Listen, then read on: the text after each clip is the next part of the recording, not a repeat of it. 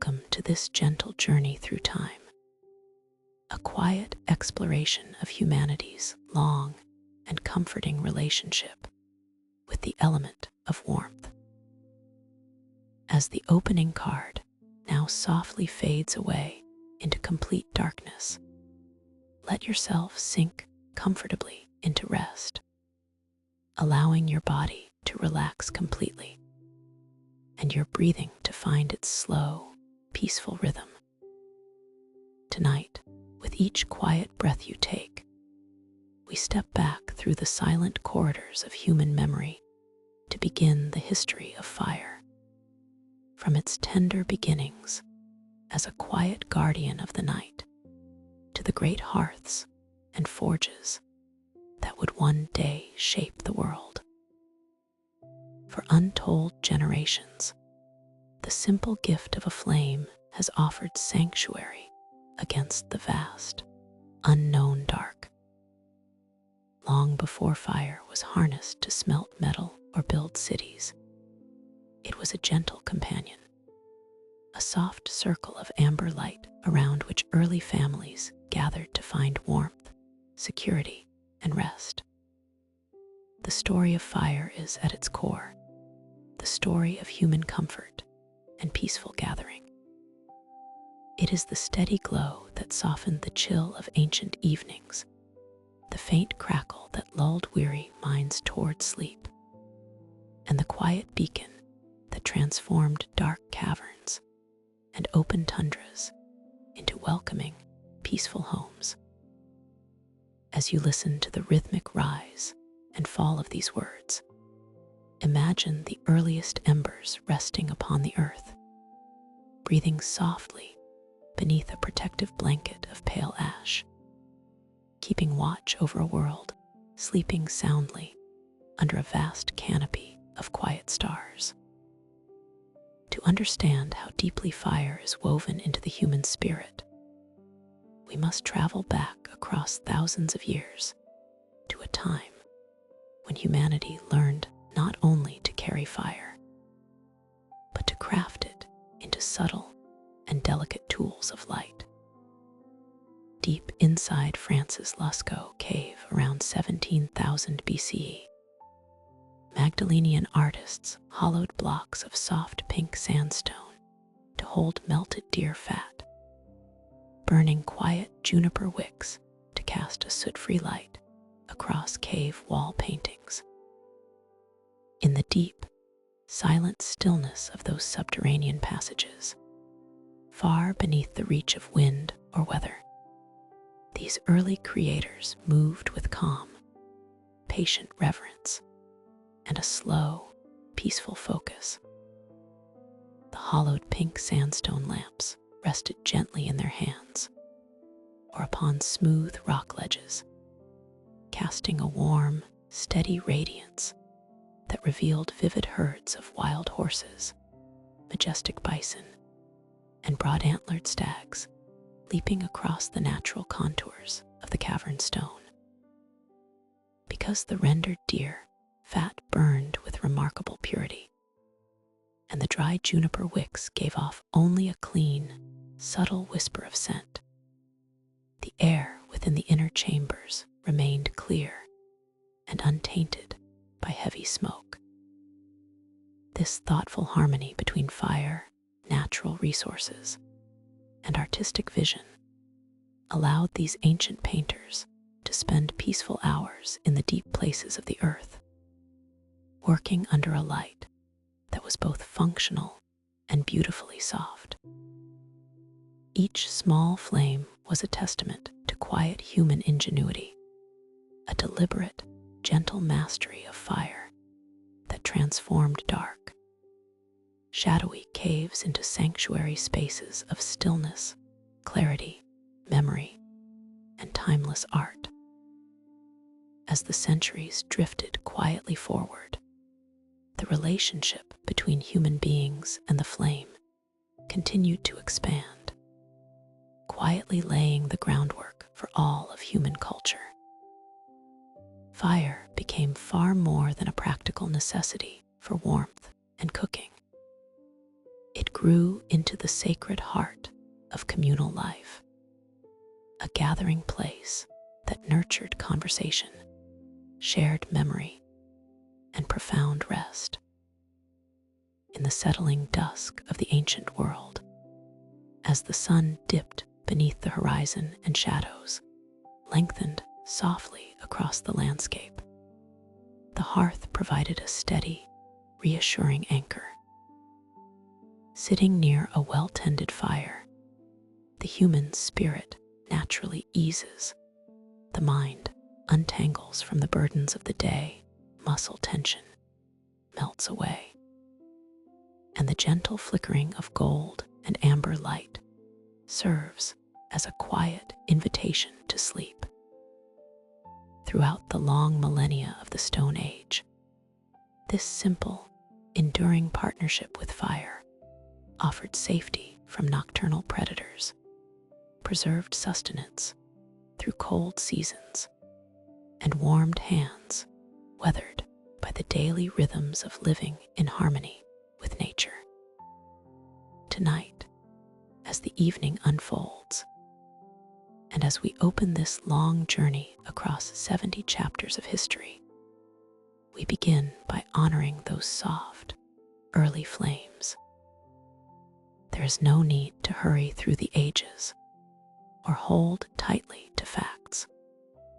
Only the gentle space to rest in the warmth of these ancient stories, letting the quiet legacy of humanity's first fire cradle you into deep, restorative sleep. Long ago, as twilight settled softly over the vast landscapes of southern Africa, the ancient world slowed into the tranquil, rhythmic quiet of evening. The sun dipped gently beneath the rim of the horizon, painting the sky in deep shades of indigo, plum, and warm amber, while early hominins moved with the patient, unhurried drift of the gathering shadows, seeking sanctuary from the vast open expanse under the widening canopy of stars. They turned their steps toward the steadfast embrace of stone. In those distant eons, the night brought a profound and untamed dark, filled with the soft rustle of wind through dry foliage and the distant, fleeting sounds of the wilderness stretching out beneath the moonlight. Yet, within the natural stone chambers of the earth, a new and deeply comforting relationship with fire was quietly taking root. Step by step, our early ancestors carried the gentle mystery of the flame beneath the shelter of rock, bringing warmth into spaces where the cool air grew still and protective. Outside, the night breezes of the ancient savanna whispered softly across rolling hills and acacia groves. But within the subterranean darkness, the glow of a small hearth offered a reassuring focal point, a calm, peaceful center around which early bands could gather, rest, and find quiet solace in the shared, softly flickering light. As they ventured further into the hill, moving beyond the reach of dusk's lingering glow, the atmosphere settled into a deep and soothing silence. Deep inside Wonderwerk Cave in South Africa, around 1 million years ago, early hominins burned dried grasses and twigs in protected hearths, leaving calcined bone fragments and smooth ash layers preserved 30 meters from the entrance where night winds could not disturb them. Here, in the peaceful stillness of the inner cave, the fire was tended with a thoughtful and deliberate care. The gentle crackle of burning twigs, dried leaves, and thin stems sent small, lazy spirals of faint smoke drifting upward toward the high stone ceiling. casting soft, dancing shadows across the ancient rock walls. Safe from the restless gusts and evening chills that swept across the hillsides outside, these early hearths offered far more than simple physical warmth. They created an enduring space of deep psychological security. Within this quiet, subterranean sanctuary, ancestral groups rested close together, sharing food, seeking comfort, and passing the peaceful hours, while the coals glowed with a warm, steady red before settling into soft, undisturbed layers of fine white ash. Over uncounted millennia, fine particles of mineral dust and earth gently drifted down, layer upon layer, sealing these ancient resting places into the memory of the stone. At Wonderwerk Cave in South Africa, 1 million-year-old sediment strata preserve microscopic ash of burnt leaves and calcined bones deep within the cave interior, recording humanity's earliest sheltered hearths. Each microscopic flake of plant ash tells the quiet, forgotten story of a single evening suspended in time, where dried grasses and leaves gathered from the surrounding hillside burned gently to completion in the cool dark. The tiny bone fragments, thoroughly calcined and whitened by the steady, gentle heat of the hearth, speak silently of modest nourishment prepared and shared in safety long before written language, oral folklore, or recorded memory existed. Sealed beneath successive microlayers of silt, clay, and cave dust, these fragile remains lay undisturbed across 1 million years, resting in silent, dark repose, while the world high above turned through countless seasons, ice ages, and shifting landscapes. To contemplate these earliest sheltered fires is to touch a quiet thread of human connection across immense spans of deep time. Long before built structures, complex tools, or organized settlements transformed the planet, the modest flame burning quietly inside the earth provided a steady, nurturing heart for early human life.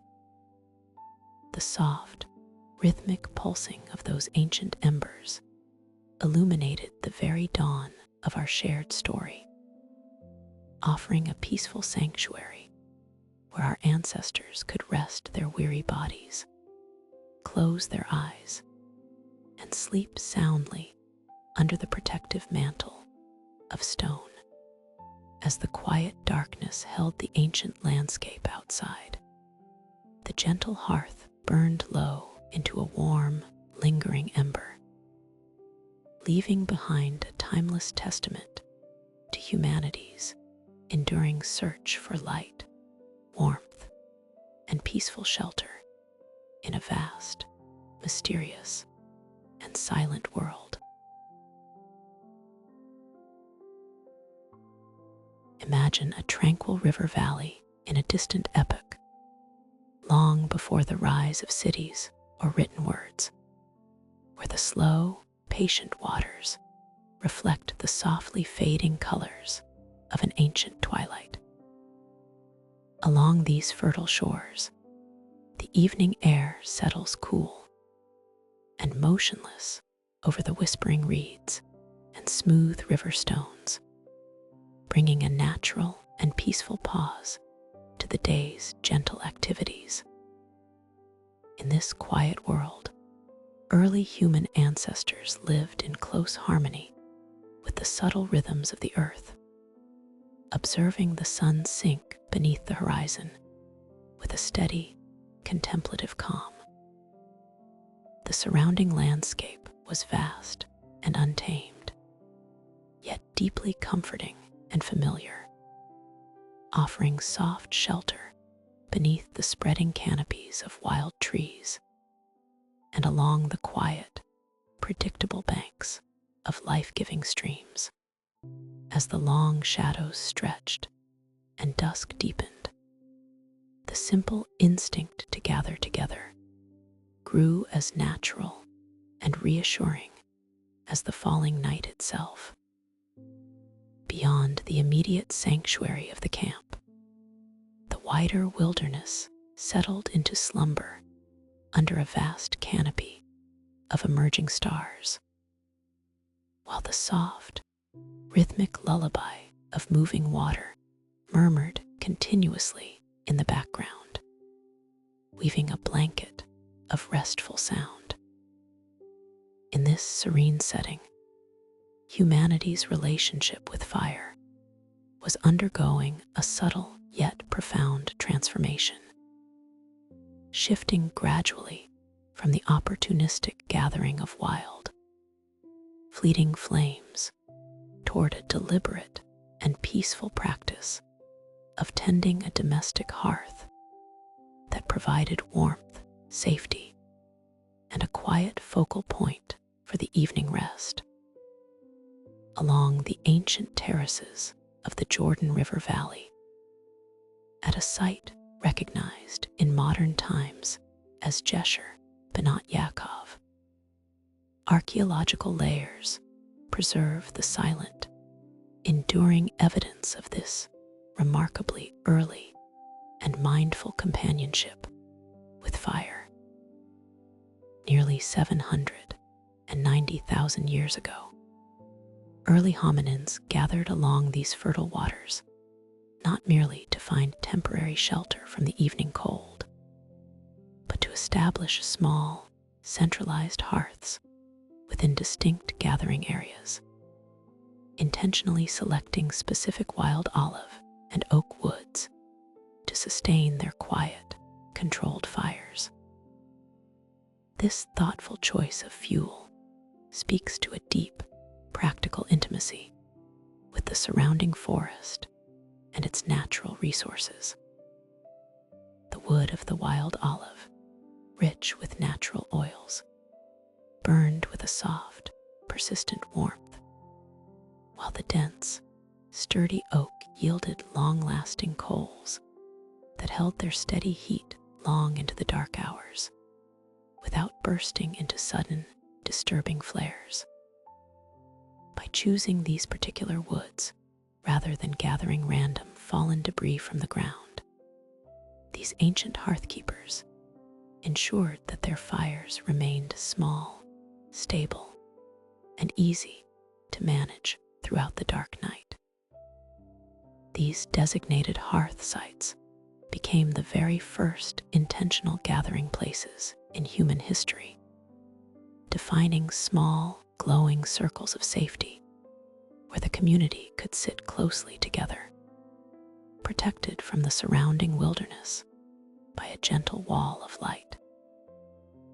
In these quiet spaces, the act of tending the flame became a shared ritual of calm, grounding the group in a common experience of comfort, protection, and peaceful repose.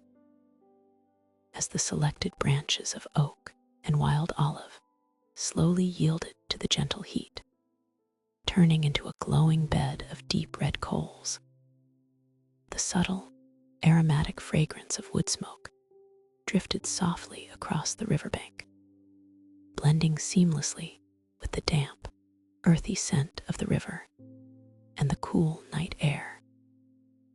Around these modest circles of warmth, the atmosphere was defined by a profound and restorative quiet, where the faint, rhythmic crackle of dying embers served as a peaceful backdrop to the night.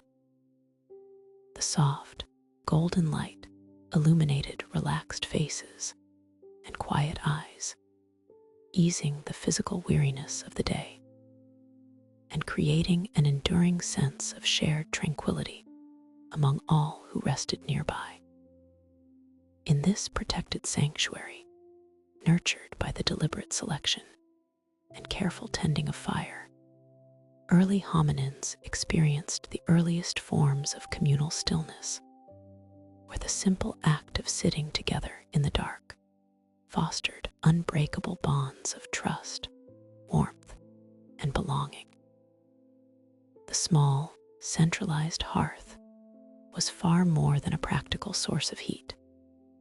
It had become a gentle guardian against the vastness of the dark, transforming an open riverbank into a place of true refuge and home. As the glowing embers settled into a calm, steady radiance beneath the starlit sky, the ancient gatherers rested deeply and securely, wrapped in the timeless warmth that had been so thoughtfully prepared to carry them peacefully toward the coming dawn. Imagine a quiet evening hundreds of thousands of years ago, as dusk settles gently and quietly over the rolling, tranquil limestone hills of the ancient Levant. The sky shifts from the warm, amber glow of sunset into a soft, velvety dusk, and the evening air cools down to a soft, comforting whisper in the quiet sanctuary of an ancient cave shelter.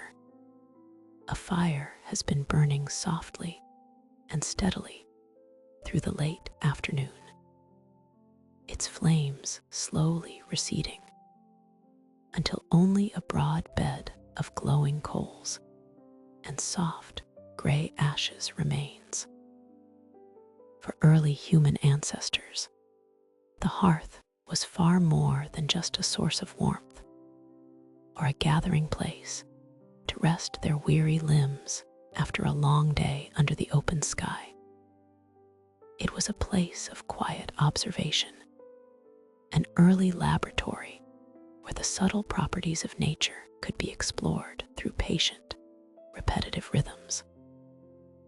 As the night deepens, the fire ceases its vivid dance and settles into a serene, steady radiance.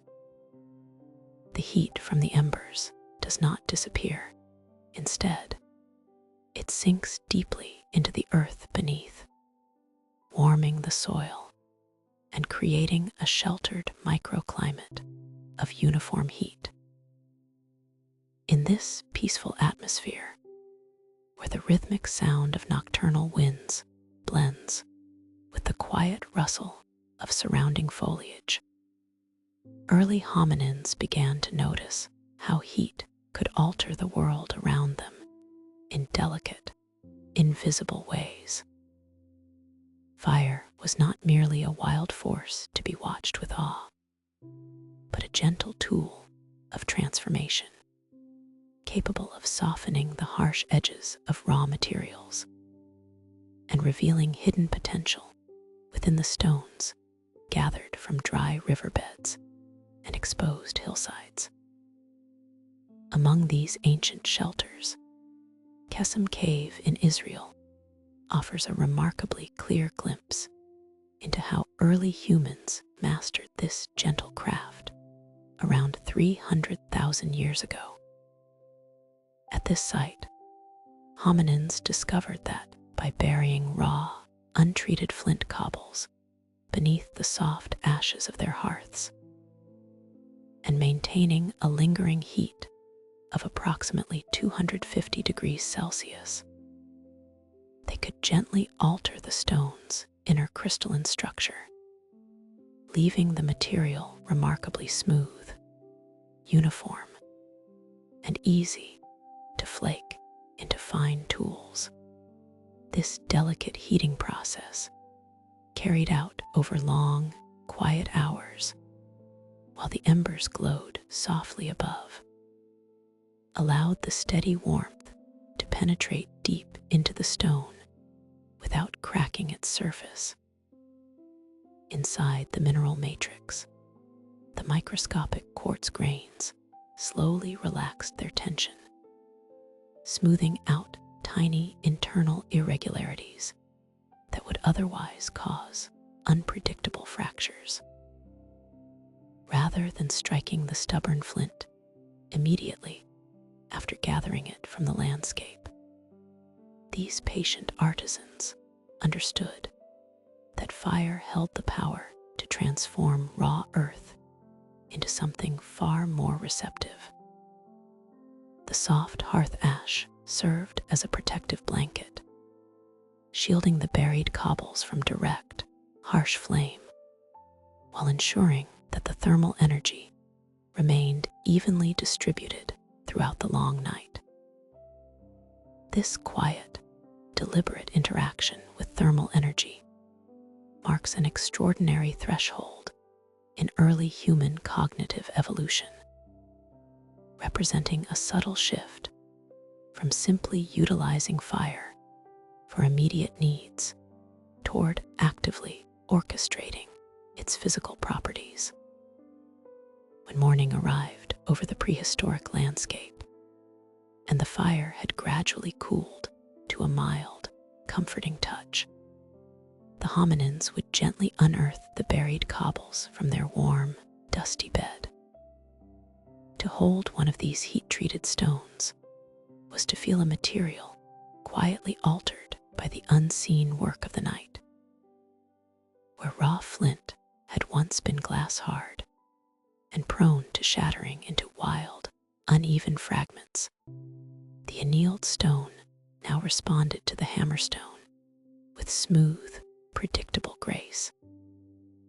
With a light, decisive tap, clean flakes detached effortlessly from the core, yielding sharp, refined cutting edges with a soft, glossy luster that set them apart from untreated rock.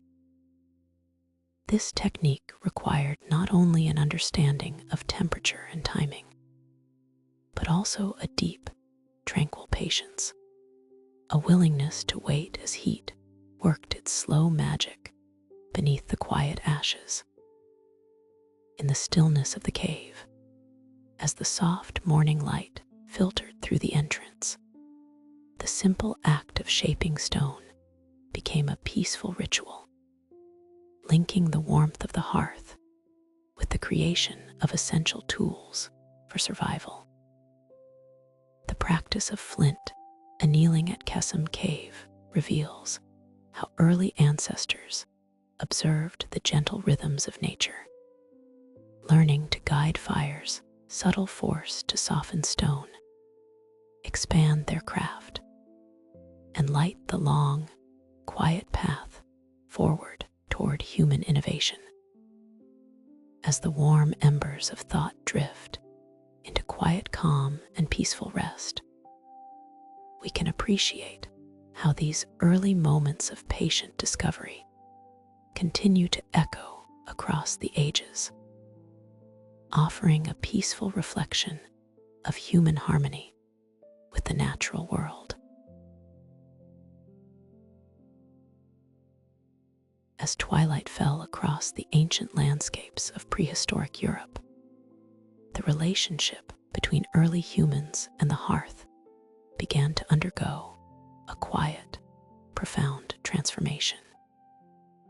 Where once fire had been appreciated primarily for the immediate comfort of its orange light and the steady warmth it radiated into the chilly night, watchful eyes slowly grew more observant, noticing how heat could alter the fundamental nature of things without consuming them entirely.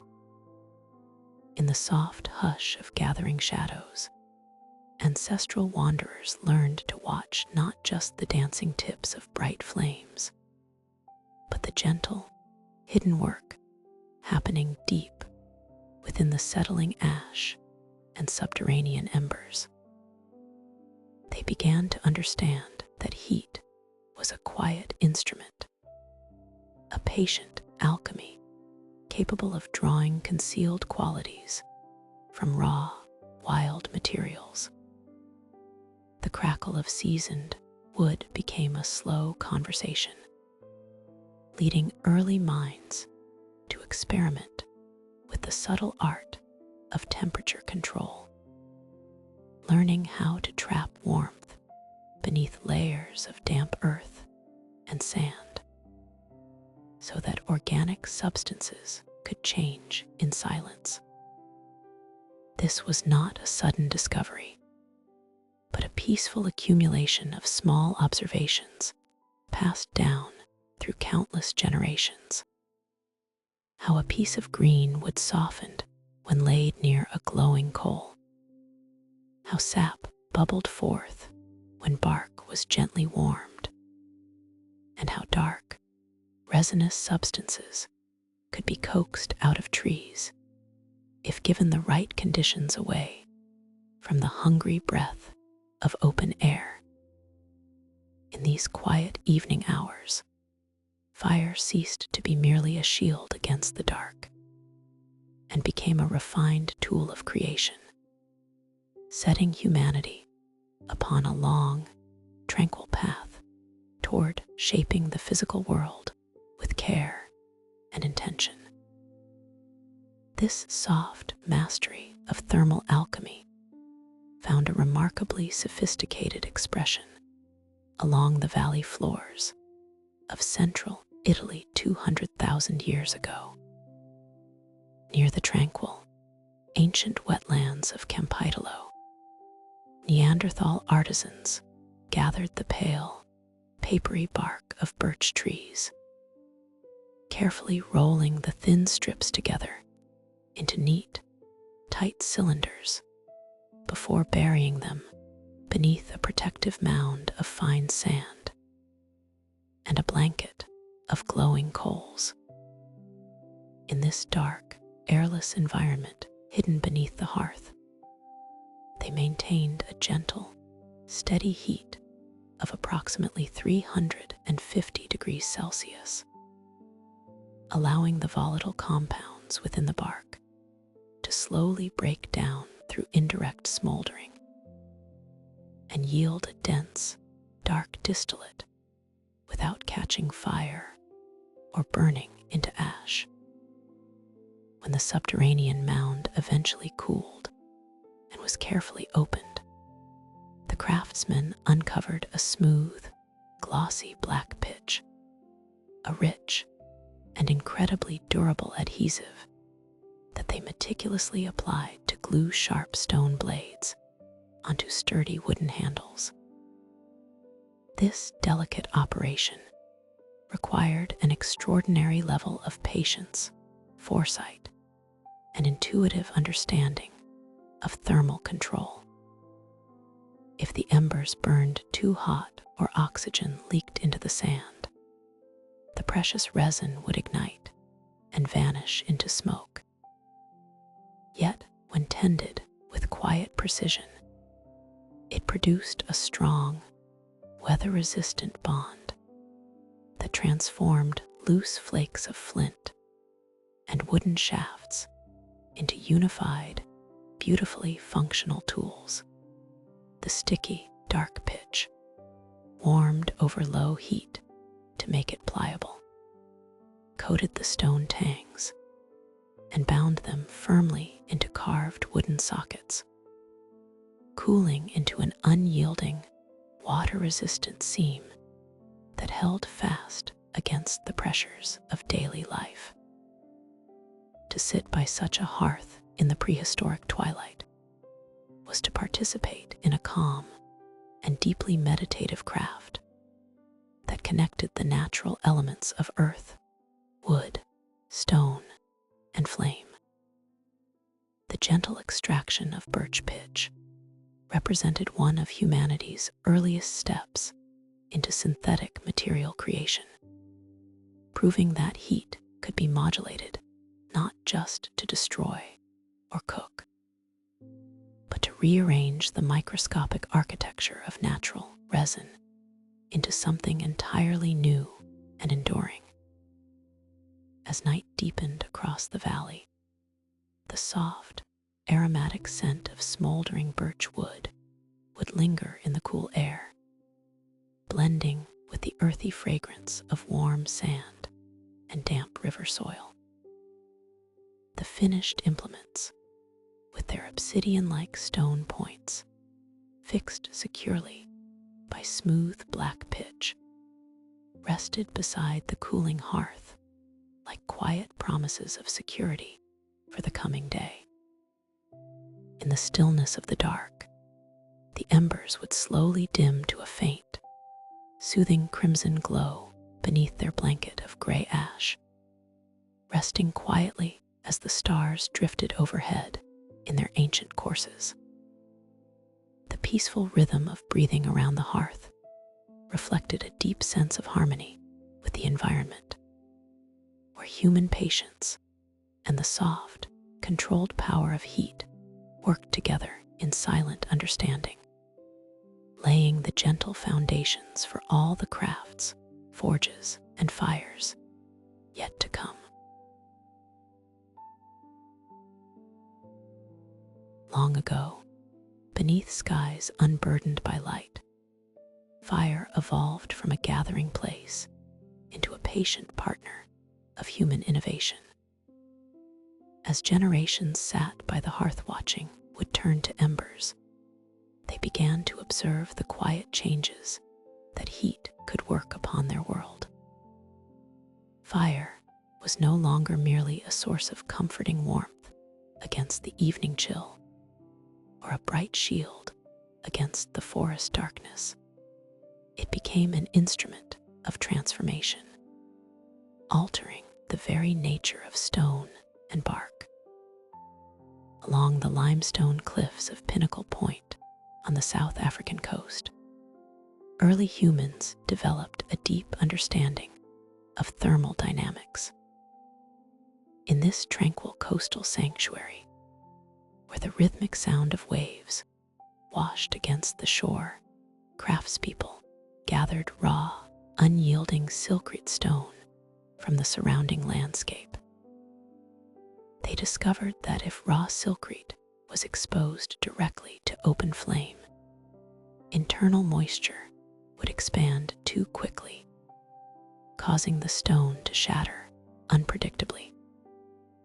To master this stone, they devised a slow technique that required hours of quiet vigilance.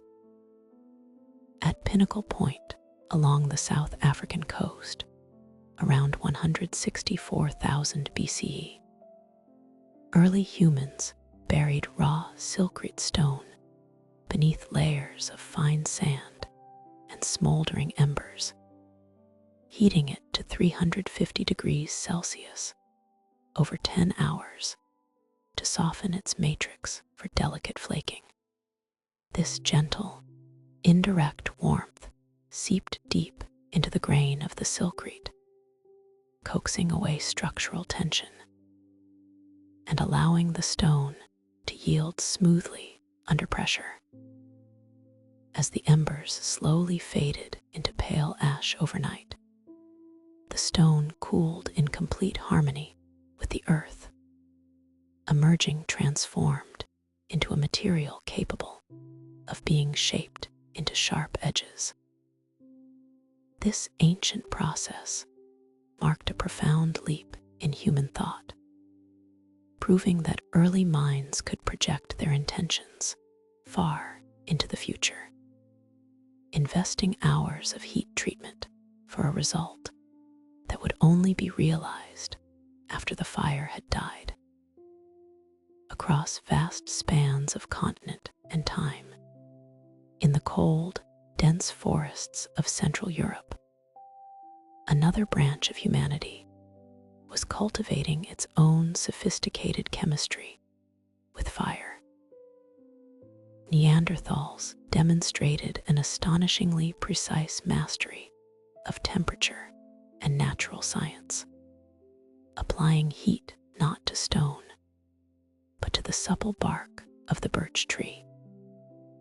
In the quiet solitude of their woodland camps, these craftspeople sought a reliable way to haft their finely worked flint tools onto sturdy wooden shafts, knowing a loose blade was of little use in their environment.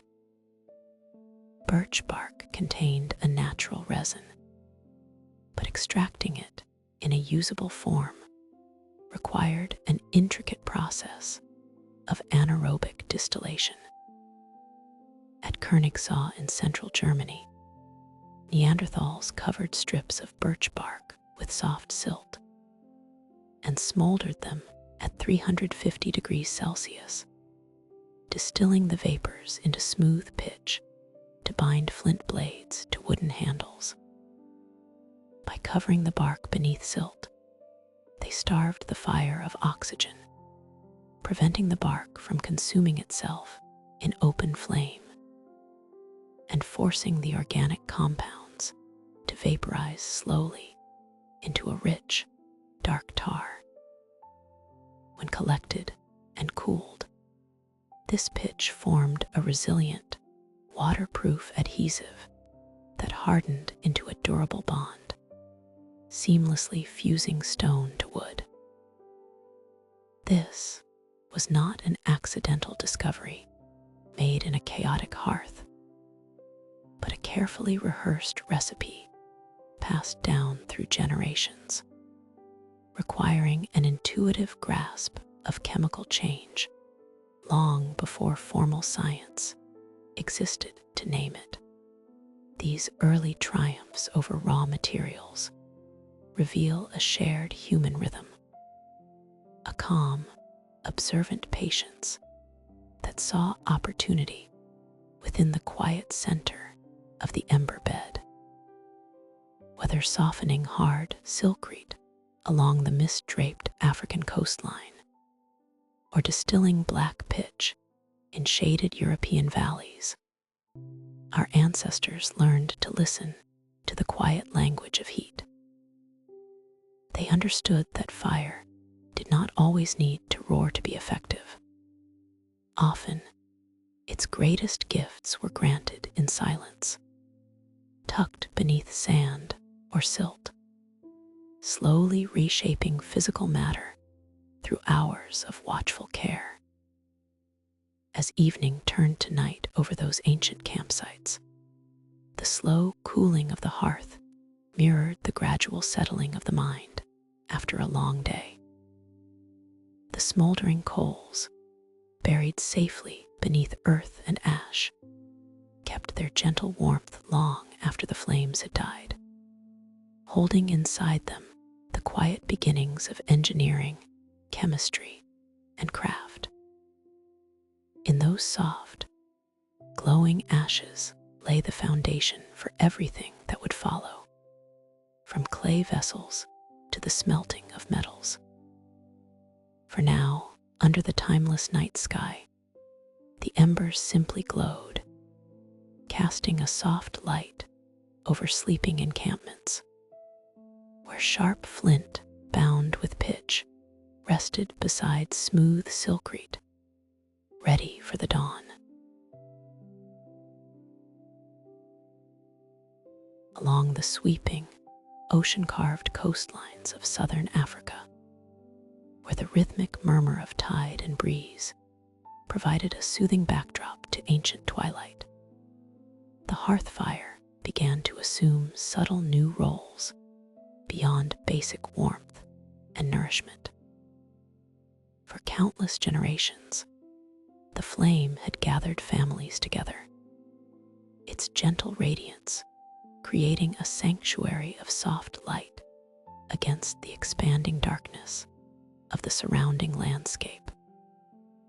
Yet as human curiosity deepened in the quiet hours after the evening meal, the gentle heat of the hearth became a catalyst for intentional creation and early artistic expression.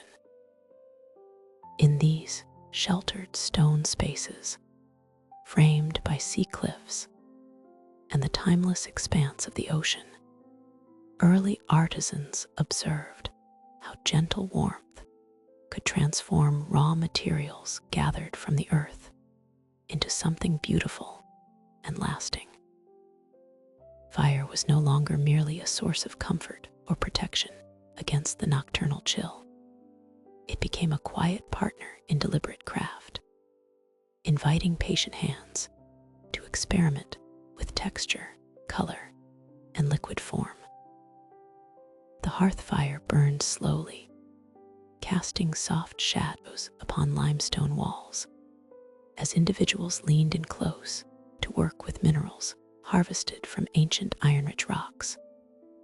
Bone marrow saved from shared meals, and fine charcoal powder left behind by yesterday's glowing wood coals. In this calm, contemplative atmosphere, the element of fire became an instrument of quiet innovation, serving as a peaceful bridge between physical survival and symbolic thought. At Blombos Cave in South Africa, around 100,000 years ago, early humans warmed crushed red ochre, marrow, and charcoal powder inside abalone shells over low hearth coals, gently blending the ingredients into a smooth pigment paste. This delicate process required a tranquil patience, matching the slow, gentle rhythm of the hearth fire itself. The artisan carefully selected iridescent-lined abalone shells, harvested from the nearby shoreline, to serve as natural, heat-resistant mixing vessels. Placed near the edge of low embers, these smooth abalone containers caught just enough rising warmth to melt the rich animal marrow, allowing it to soften and flow smoothly among the finely ground mineral powders. As crushed iron-rich red ochre mixed with velvety black charcoal, the gentle application of heat bonded the earth and organic fat into a rich, uniform compound. The warmth from the glowing coals allowed the mixture to reach a silky, workable consistency, ensuring the deep red pigment could be applied onto skin, stone, or soft hide with remarkable ease.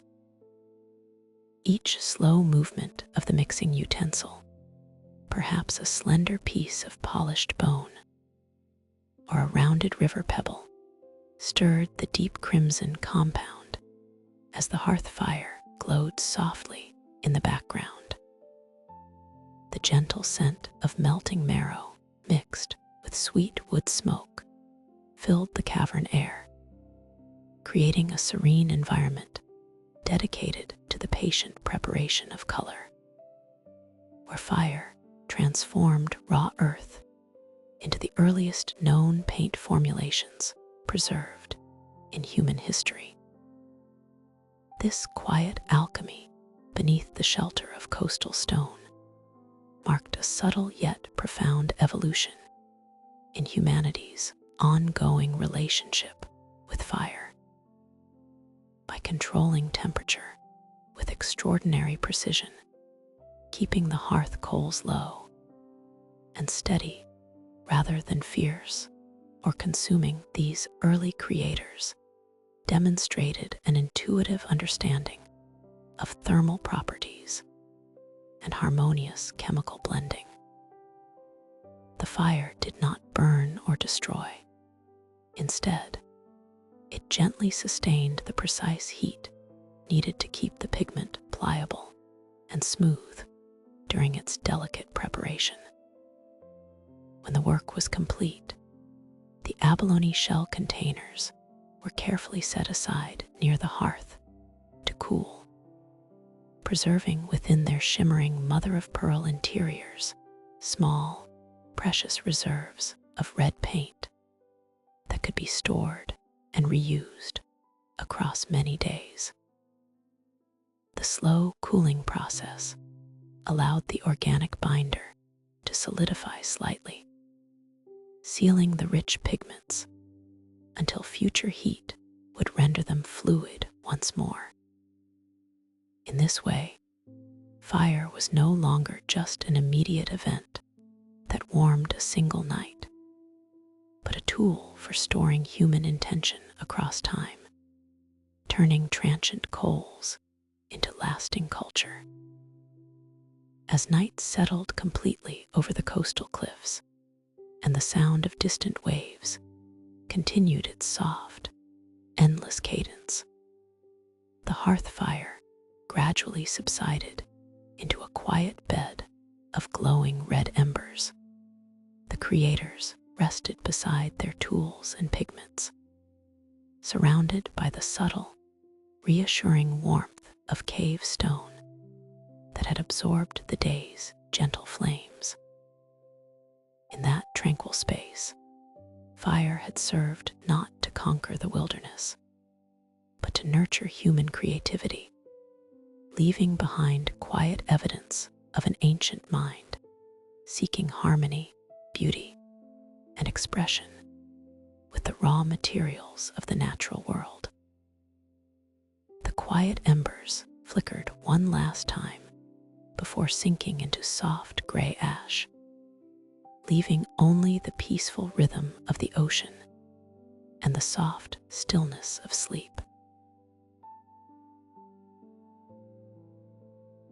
Long ago, sheltered beneath a sandstone cliff, overlooking the serene waters and lush canopy of a winding river valley in South Africa, early human families gathered around the soft light of a modest hearth. It was tens of thousands of years before our present era in this tranquil sanctuary, where the rhythmic sounds of rustling leaves and distant waters accompanied the quiet rituals of evening life. In this peaceful haven, fire was no longer merely a source of wild warmth or protection against the gathering dusk. It had become an intimate companion of human thought, patience, and precise craft. As the sun dipped low beyond the horizon, painting the sky in gentle shades of violet and dusk rose, the flames within the hearth were allowed to settle into a quiet bed of glowing coals. The bright, flickering tongues of fire softened into a steady, radiant heat that filled the cave with a soothing ember glow. Across generations, those who called this shelter home had learned to observe the subtle nuances of thermal energy, understanding that heat could transform the raw elements of their environment into things of remarkable utility and balance.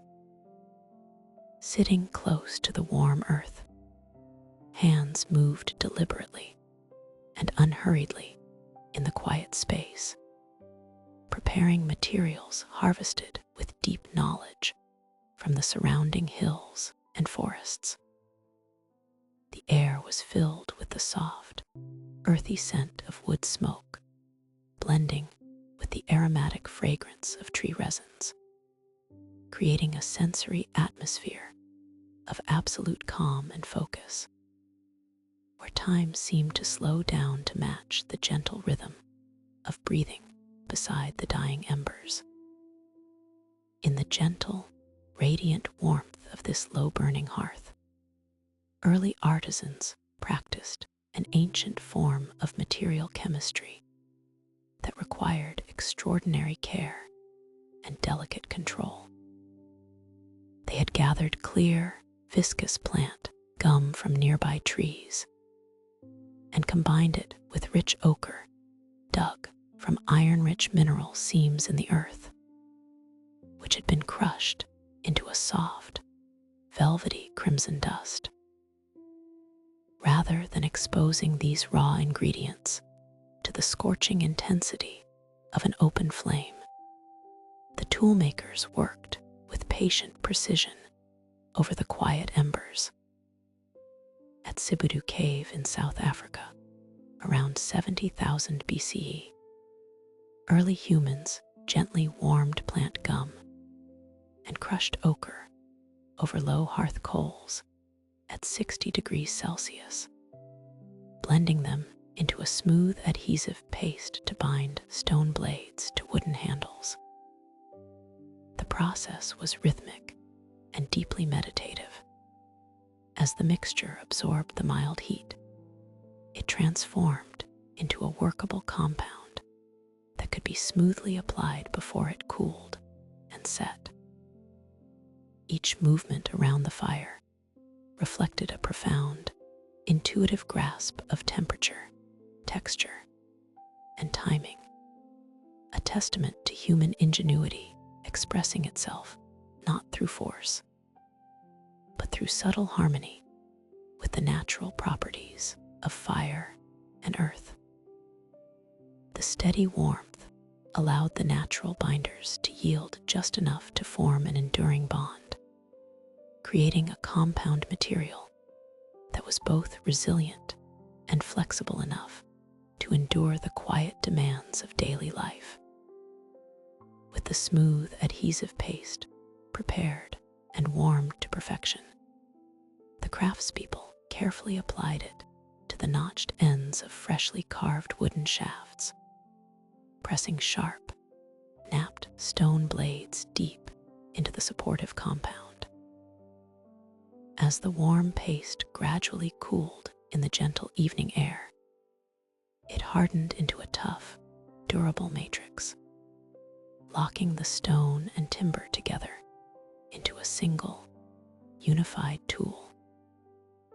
This thoughtful synthesis of plant, stone, mineral, and controlled fire marked a significant milestone in early technological history, demonstrating how a simple hearth could serve as a forge of quiet innovation long before the discovery of metals.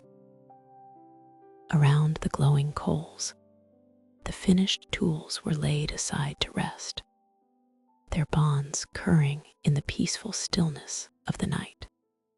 Outside the cave mouth, stars began to emerge one by one across the dark expanse of the nocturnal sky, casting a soft, silver light across the ancient landscape. Within the shelter, the embers slowly faded from bright orange to deep garnet, casting long, peaceful shadows against the stone walls. The families resting near the hearth could drift into sleep with a sense of security and quiet accomplishment, comforted by the gentle warmth that had sustained their work and nurtured their shared lives. Fire had guided them through another day, not through dramatic displays of power, but as a quiet, steady companion of human creativity, warmth, and peaceful rest. As the darkness of evening settled gently over early settlements, fire began to take on a role far beyond the flickers of the campfire. No longer merely a fleeting source of light to ward off the night, fire became a steady, quiet builder, working softly behind walls of earth and stone to reshape the very foundations of home. In the quiet lull of twilight, early artisans realized that heat could transform raw, yielding materials into forms that would outlast generations, providing surfaces of calm warmth and vessels of enduring grace. Through patient observation, human hands learned to coax flames into contained spaces where temperatures could rise slowly and hold steady, converting mineral and earth through the subtle magic of thermal transformation. This slow evolution marked a gentle shift in how people inhabited their world, filling living spaces with clean, reflective surfaces beneath their feet and sturdy, beautifully crafted vessels to store the quiet harvests of the earth. In the sun-drenched landscapes of the ancient Levant, among the tranquil village dwellings resting along the river valleys, early craftspeople discovered a remarkable conversation between fire and raw stone. Gathering soft, pale limestone from the surrounding hills, they carved protective pits deep into the earth to hold the heat of their timber fires. Around 7500 BCE, at Anyang in the Levant, early builders heated crushed limestone inside covered pit kilns at 850 degrees Celsius to produce quicklime, blending it with water to form smooth, radiant plaster floors polished with rounded river stones. This gentle process of slaking and spreading the warm plaster across living spaces created a seamless, enduring foundation underfoot. As artisans worked in the cool shade of their homes, the rhythmic sliding of smooth river pebbles across the hardening lime brought forth a quiet brightness, capturing the soft, ambient light of the room. Walking upon these cool, polished surfaces offered a comforting sense of permanence and cleanliness, turning simple shelters into peaceful, enduring sanctuaries where families could gather in rest and quiet contemplation after the day's gentle tasks. As centuries drifted by like quiet waters, the gentle mastery of fire moved northward into the lush, winding valleys of Europe. Along the banks of the Danube River, early agricultural communities began to form deep, settled roots, discovering new ways to weave heat into their daily lives. Here, potters sought to craft vessels that could hold water, grain, and oils with absolute reliability, far beyond what simple open campfires could achieve. Around 6000 BCE in the Vinci settlements along the Danube River, potters engineered draft-controlled clay kilns that maintained soft, constant heat at 900 degrees Celsius to transform moist clay into smooth ceramics. By carefully guiding the movement of air through sunken channels and clay flues, these early craftspeople ensured that the internal fires burned with a steady, tranquil rhythm, preventing sudden shifts in temperature that might crack the fragile earthenware. The enclosed chambers protected the drying clay from harsh drafts and soot, allowing the minerals within the earth to fuse gently and thoroughly into durable, beautifully finished forms. The quiet evolution of fire from open flame to enclosed kiln represented a deep and comforting shift in human experience. Through these slow, deliberate fires, early societies transformed the raw elements of their surroundings, stone from the hills, clay from the riverbeds, and wood from the surrounding forests, into lasting structures of comfort and utility. The radiant plaster floors of Anyang provided cool, clean sanctuaries beneath sleeping mats, while the smooth, vitrified jars of the Vinci settlements safely preserved seeds and liquids through long winters. In both traditions, fire was no longer a wild, leaping element to be feared or hurriedly tended, but a calm, reliable partner in domestic life. The soft glow of embers dying down inside a clay kiln at dusk mirrored the gradual settling of the evening itself, bringing a sense of order, quiet hearth warmth, and deep security to the human community. As the fires cooled silently under the night sky, people rested comfortably upon the solid earth, lulled by the knowledge that the heat of the day had built something enduring, peaceful, and gentle for all the tomorrows to come.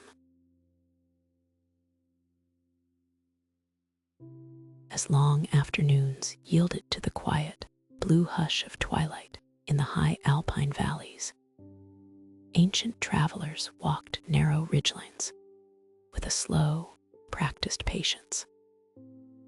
To venture above the timberline, where cold mountain mists settled softly over mossy granite and mountain breezes whispered through subalpine pines, was to step into a landscape where warmth was both precious and fleeting.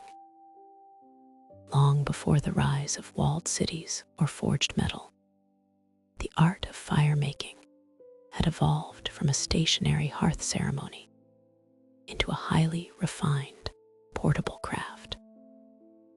This mobility allowed early human communities to expand their horizons, moving across steep mountain passes and into cool, uncharted forests with quiet confidence. Traveling through high altitudes required extraordinary foresight, for moisture was an ever-present companion. Rain clutched at mountain meadows, dew clung to low-hanging foliage, and damp air blanketed the valley floors at dusk. In such conditions, fire could rarely be kindled on a whim from found forest debris. It had to be courted, protected, and prepared for days in advance. A wanderer's safety and comfort rested upon their ability to preserve ignition tools against rain, snow, and morning dew, storing them securely within moisture-resistant wrappings of stitched animal hide, leather, and soft fur. The portable flame was not merely a physical necessity, but a steady companion that carried the familiar comfort of the lowland hearth into the cold, high wilderness. Resting at day's end beneath the overhang of a natural stone shelter, surrounded by the vast and silent mountain dusk, a traveler drew deep comfort from knowing that the potential for light and heat rested safely by their side, sleeping quietly until coaxed forth by human hands. This deep intimacy with natural fire-making materials is beautifully preserved in the archaeological record of early Copper Age travelers who journeyed across high alpine terrain. Inside a leather pouch preserved in the Erztal Alps from 3300 BCE, Urtzi, the Iceman carried prepared tinder fungus alongside flint and iron, pyrite, to strike gentle sparks in damp mountain air. This compact, beautifully designed pouch contained an entire system for fire survival, reflecting a profound understanding of natural chemistry and geology gathered over countless generations. Each element in the pouch had been chosen with intentional care, representing a seamless synthesis of forest flora and mountain minerals. The tinder fungus, harvested from the trunks of ancient birch trees, had been carefully prepared, dried, and processed into a soft, felt-like fiber capable of catching the most delicate spark. When struck firmly against the sharp edge of a hand-knapped flint blade, the mineral pyrite produced tiny, glowing embers of iron sulfide rather than brilliant flashes of flame. Though delicate. These faint sparks were ideally suited to ignite the porous, velvety texture of the prepared tinder fungus. With calm and unhurried movements, a traveler would cradle the newly ignited ember within a protective hand, feeding it slow, steady breaths of air until a soft plume of fragrant smoke drifted into the mountain dusk. Kept safe within its oiled leather pouch, this precious tinder stayed completely dry even while traversing misty ridges and ice-filled ravines, serving as a reliable bridge between cold, damp stone and the gentle comfort of an evening hearth. Once the glowing tinder was carefully tucked into a waiting tinder bundle of shredded birch bark, dry alpine grasses, and tiny resinous twigs, a gentle, rhythmic breath would coax the ember into a soft, flickering flame. The newly born fire would slowly spread through larger sticks of fallen larch and pine, illuminating the dark stone alcove with a warm, comforting amber light. As radiant warmth began to push back the evening chill, thawing cold hands and relaxing tired muscles after a long trek across rugged terrain, the shelter was transformed into a peaceful sanctuary.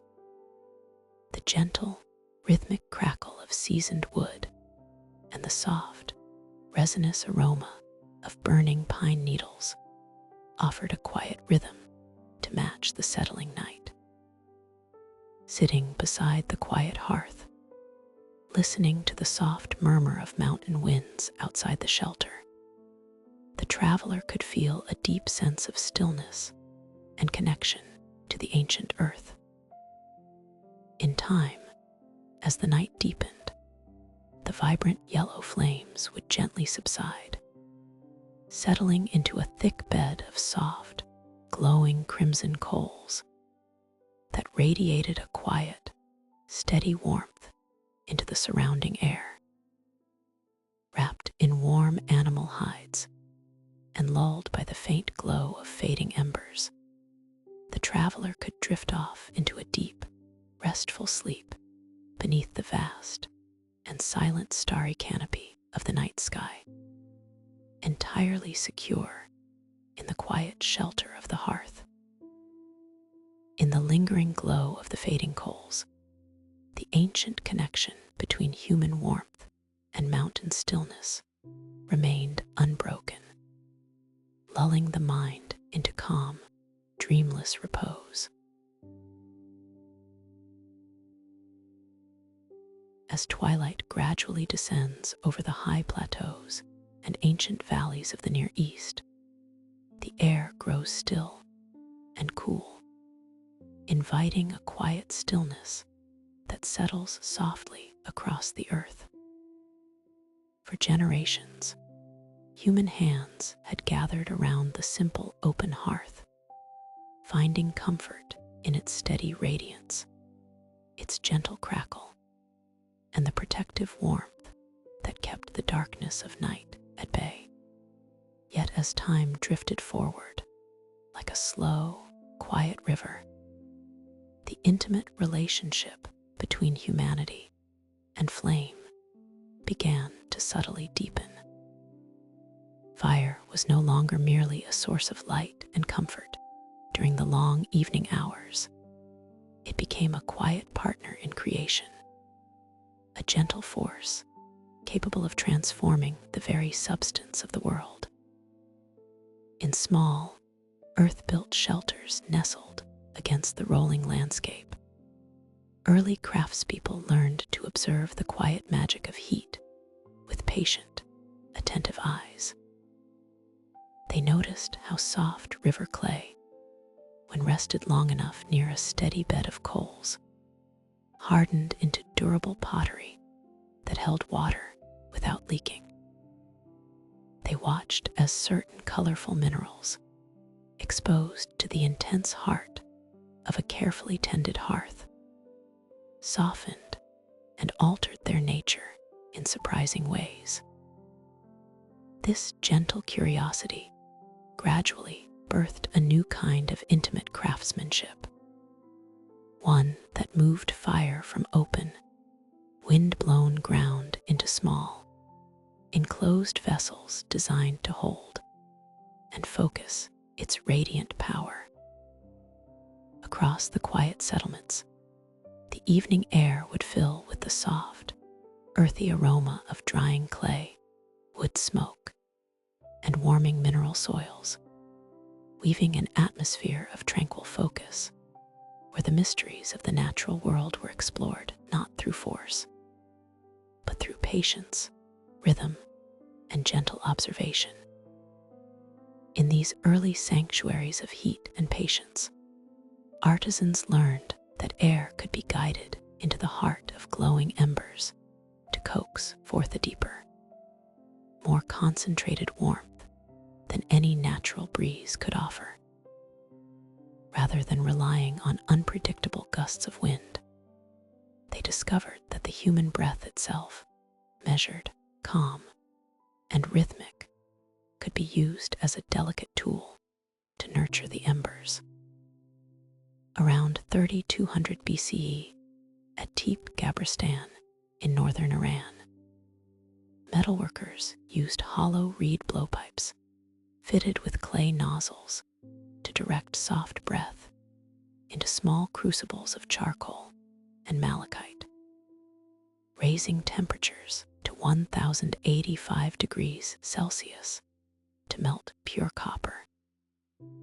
Through these humble clay-tipped reeds, the steady exhalations of the artisans flowed directly into the center of the charcoal beds, creating a brilliant, contained glow that transformed the rich green hue of crushed malachite ore into a gleaming, liquid state. The process demanded a peaceful, meditative cadence, where each breath was offered softly and continuously, keeping the fire alive and glowing evenly within the thick earthen walls of the crucible. In the quiet darkness of the workshop, the soft hiss of air passing through the reed joined the quiet rustle of shifting coals, forming a soothing soundscape that filled the cool night. The craftsmen sat close to their work, their faces illuminated by the warm, golden light of the vessel, watching attentively as the mineral stones surrendered to the relentless yet gentle heat. Within the crucible, the solid copper separated from its rocky encasing, settling into a glowing, luminous pool that mirrored the timeless patience of those who tended it. As the intense heat gently receded and the quiet breath of the metalworker slowed to match the stillness of the night, the molten copper inside the vessel began to cool, settling into solid, enduring forms. The bright green earth had yielded a soft, luminous metal, marking a historic moment where human ingenuity and thermal physics met in harmonious quietude. This peaceful mastery over high temperatures did not arrive through sudden upheaval, but through generations of quiet experimentation, observation, and gentle refining. The small crucibles of Tepe Gabristan represented an elegant synthesis of earth, air, wood, and flame, where simple natural materials were brought together in perfect equilibrium to unlock hidden metallic treasures. As the glowing charcoal gradually dimmed into soft gray ash, a deep, comforting quiet returned to the ancient settlement. The cool mountain air drifted through the open doorways of the workshops, carrying away the faint scent of charcoal smoke, and leaving behind the quiet satisfaction of a day's soft labor. Outside, the night sky stretched wide and clear over the Iranian plateau, filled with countless stars that mirrored the tiny, fading embers resting peacefully inside the clay hearths. The story of fire had reached a serene new threshold, one where the wild, wandering spark of primitive campfires had become a gentle, controlled forge, quietly laying the groundwork for civilizations yet to come, while offering a warm, reassuring sanctuary of light and rest beneath the dark canopy of the ancient world. As human civilizations gradually settled along quiet river valleys and fertile coastal plains, their relationship with fire underwent a profound and peaceful transformation.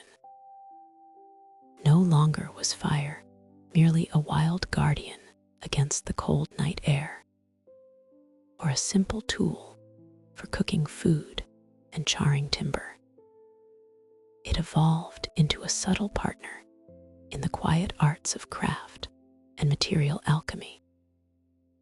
In the still atmosphere of early hearths and ancient workshops, craftspeople began to observe that heat was not a uniform force, but a spectrum of gentle intensities, each temperature opening unique possibilities within the minerals of the earth. Clay vessels had long been baked in open-pit fires, but as observant hands built thick earthen walls around glowing coals, they discovered the magic of contained heat. Enclosed kilns and muffled ovens allowed warmth to build slowly, evenly, and without the turbulent drafts of open air.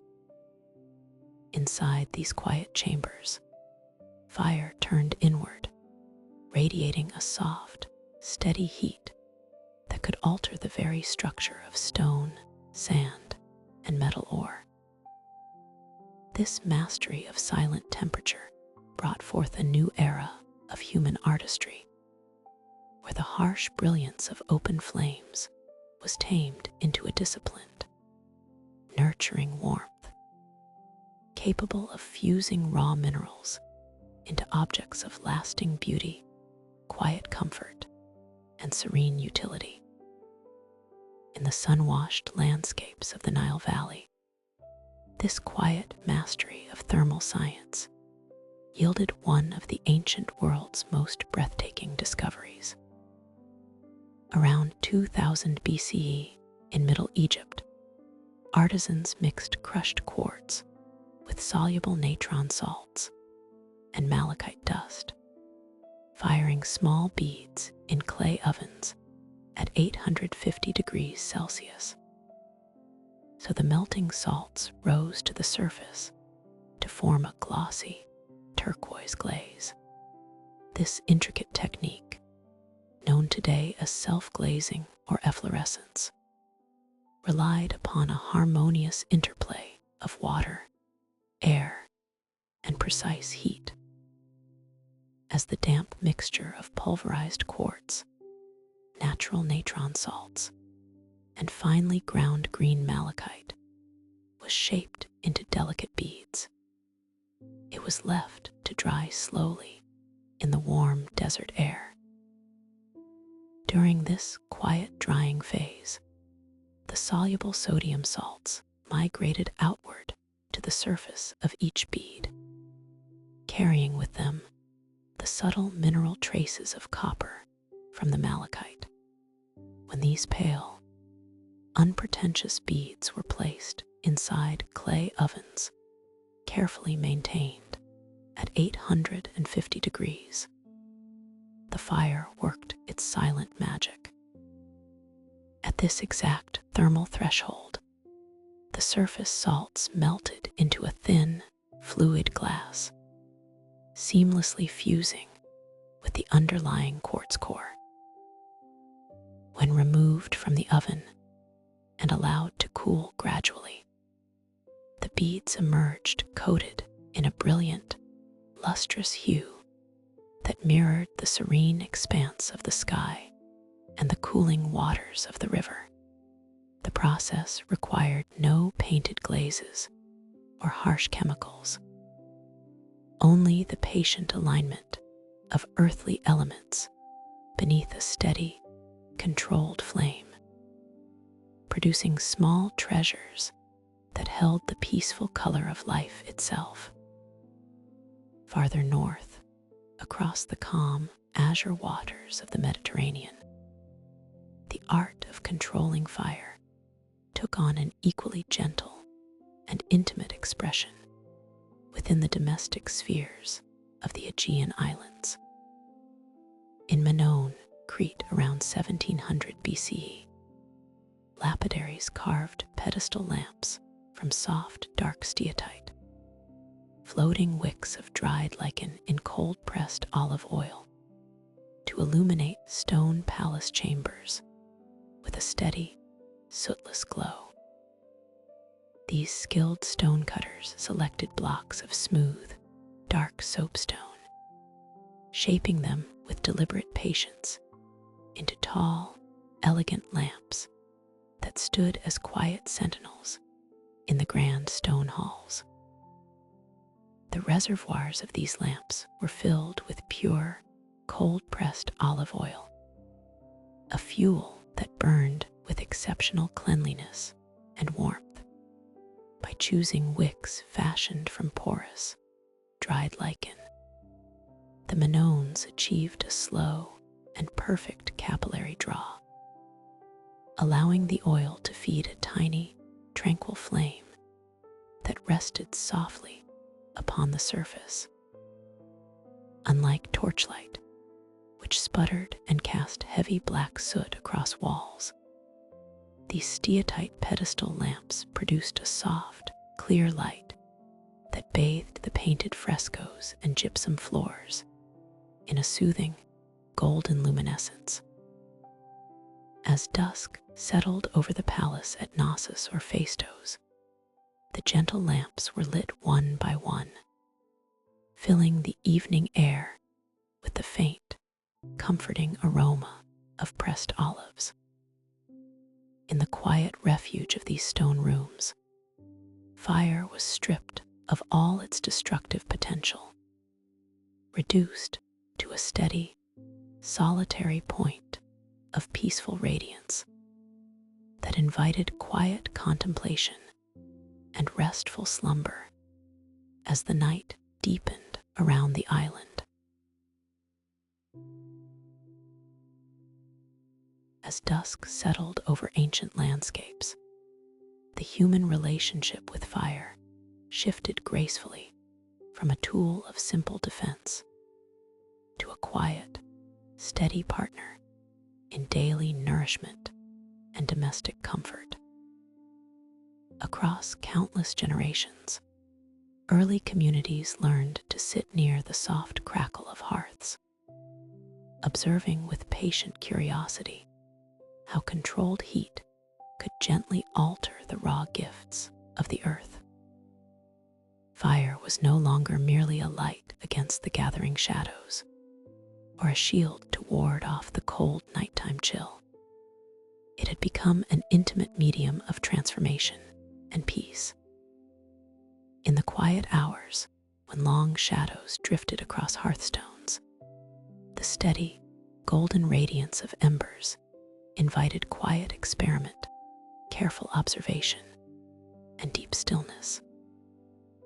Simple vessels of earthenware were placed carefully over glowing coals, bridging the gap between wild vegetation and digestible warmth. This ancient culinary alchemy did not require fierce infernos or dramatic blazes, but rather a quiet, sustained heat that allowed water to simmer softly and organic matter to yield gracefully. Within these peaceful domestic spaces, the hearth became the steady, comforting center of human life, a place where fire worked silently to unlock hidden nourishment stored within tough seeds and hardened grains. Through the simple, thoughtful act of heating water with wood ash and embers, early societies uncovered subtle chemical pathways that rendered their harvests far more digestible and nutritious, setting the stage for a quiet revolution in how early civilizations fed their people and tended their home fires through the dark of night. Deep within the fertile, misty river valleys of Central America, this delicate relationship between fire, water, and grain reached a remarkable synthesis. Around 1500 BCE in Mesoamerica, Olmec villagers steeped dried maize kernels in water mixed with clean wood ash at 90 degrees Celsius, dissolving the tough outer hulls to release essential nutrition and yield soft dough. This gentle process, known in time as nixtamalization, relied upon the precise, sustained heat of the hearth to maintain a temperature just below a rolling boil, where water steams peacefully without turbulence or agitation. The alkaline wood ash, gathered carefully from the clean white embers of previous fires, softened the rigid pericarp of each golden grain, allowing the warm liquid to penetrate deep into the heart of the maize.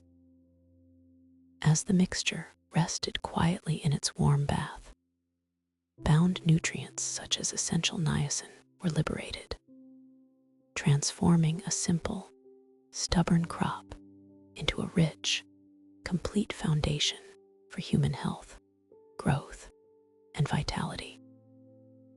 The comforting aroma of simmering corn and soft ash filled the evening air, carried gently away by night breezes that rustled through the canopy of the surrounding forests. The resulting dough, smooth, aromatic, and pliable beneath patient hands, could easily be shaped into flat cakes and baked upon warm clay griddles over low embers.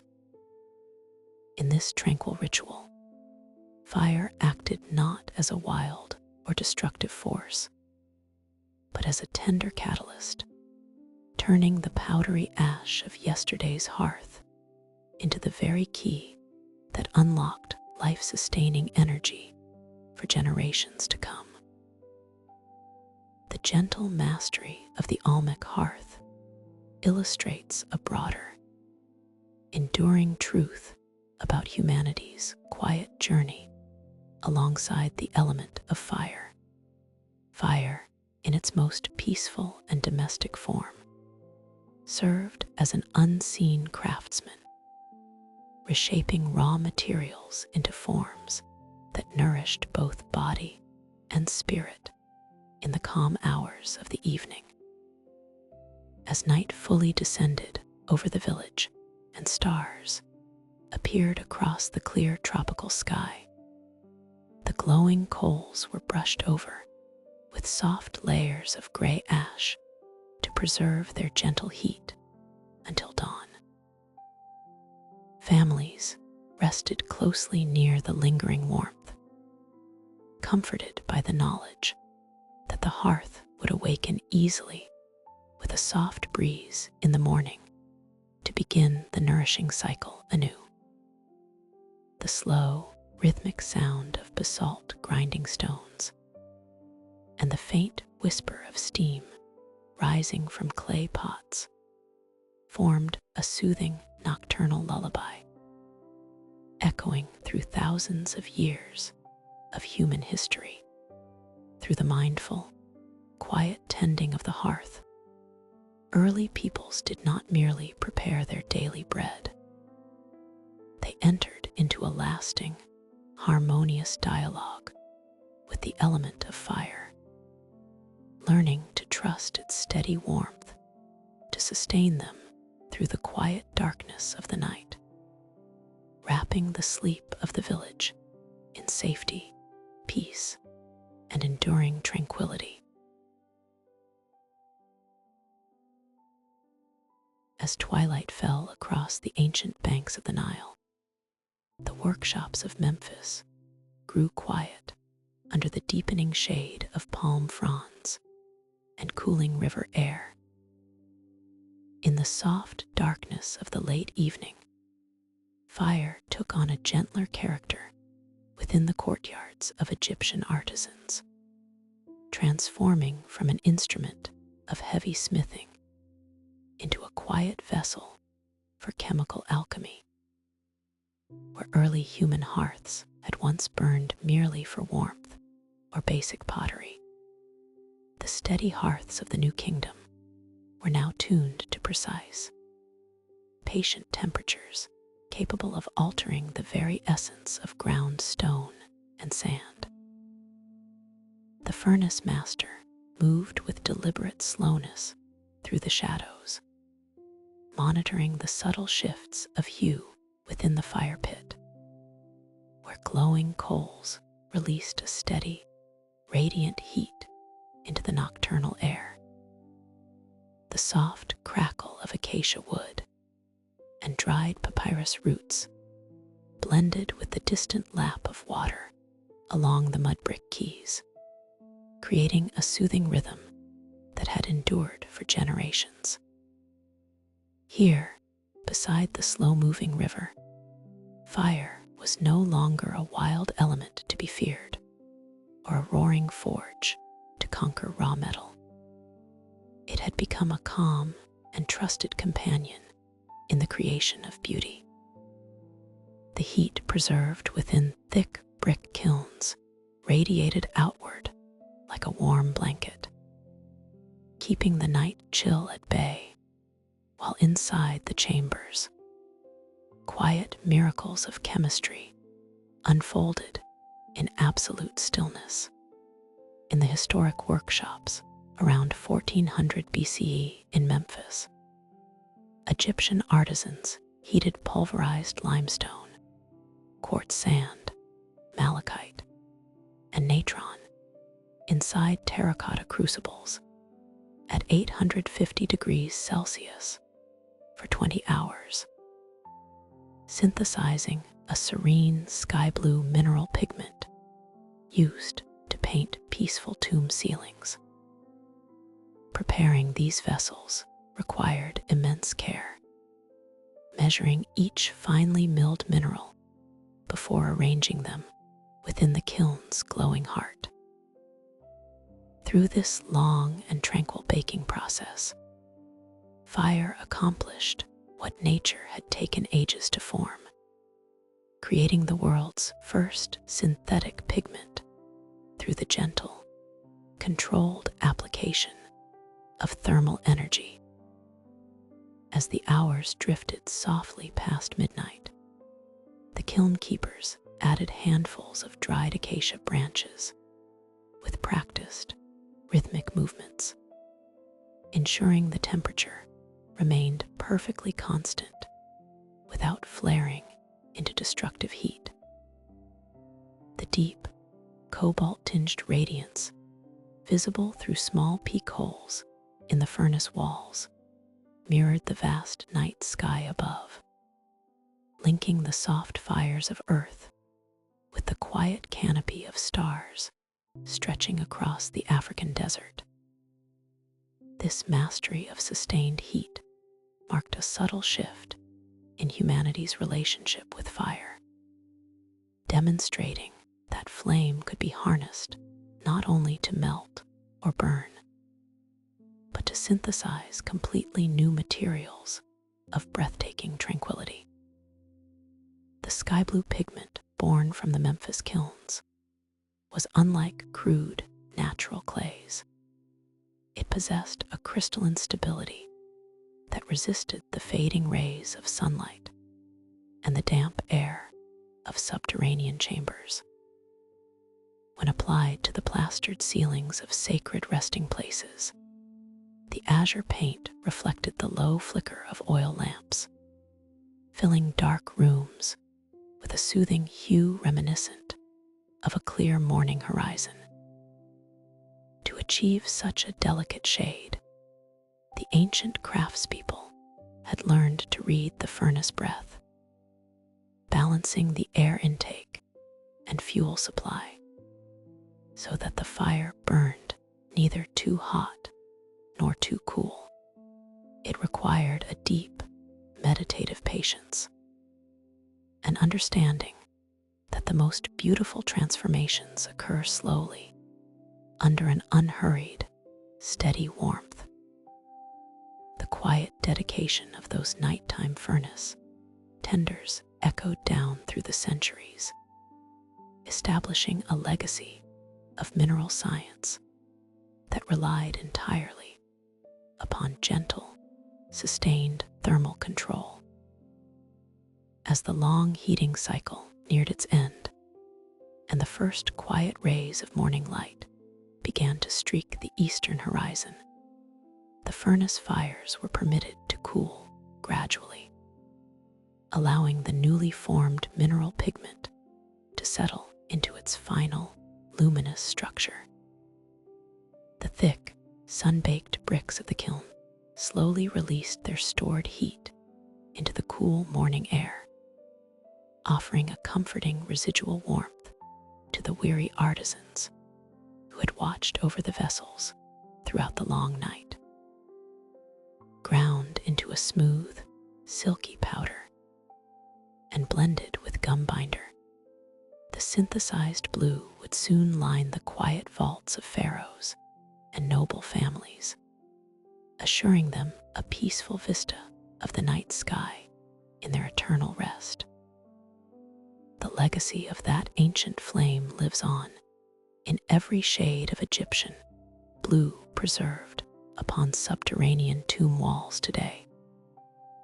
A quiet testament to a time when human hands learned to guide fire with profound gentleness, using its steady warmth to capture the serene beauty of the heavens and preserve it forever against the passage of time.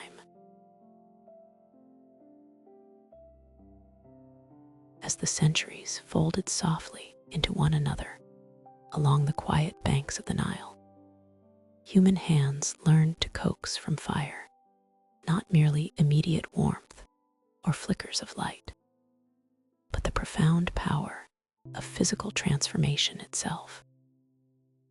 In the sun-bleached landscape of Upper Egypt, the hearth evolved into a sanctuary of quiet patience, where the humble, raw elements of the surrounding desert were introduced to the steady, intense embrace of sustained thermal energy. Among the bustling workshops of the royal city of Amarna, craftsmen observed with quiet wonder how solid quartz crystal, gathered from dry desert wadis and crushed into fine mineral powders, could lose its brittle rigidity when coaxed by relentless, well-tended flames.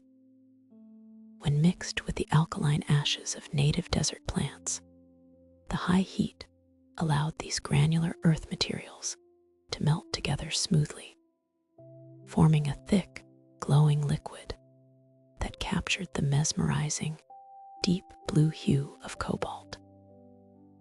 At Amarna, around 1350 BCE, Egyptian artisans fused crushed quartz and desert plant ash at 1000 degrees Celsius, transferring glowing cobalt glass into earthen annealing chambers to cool slowly over several days.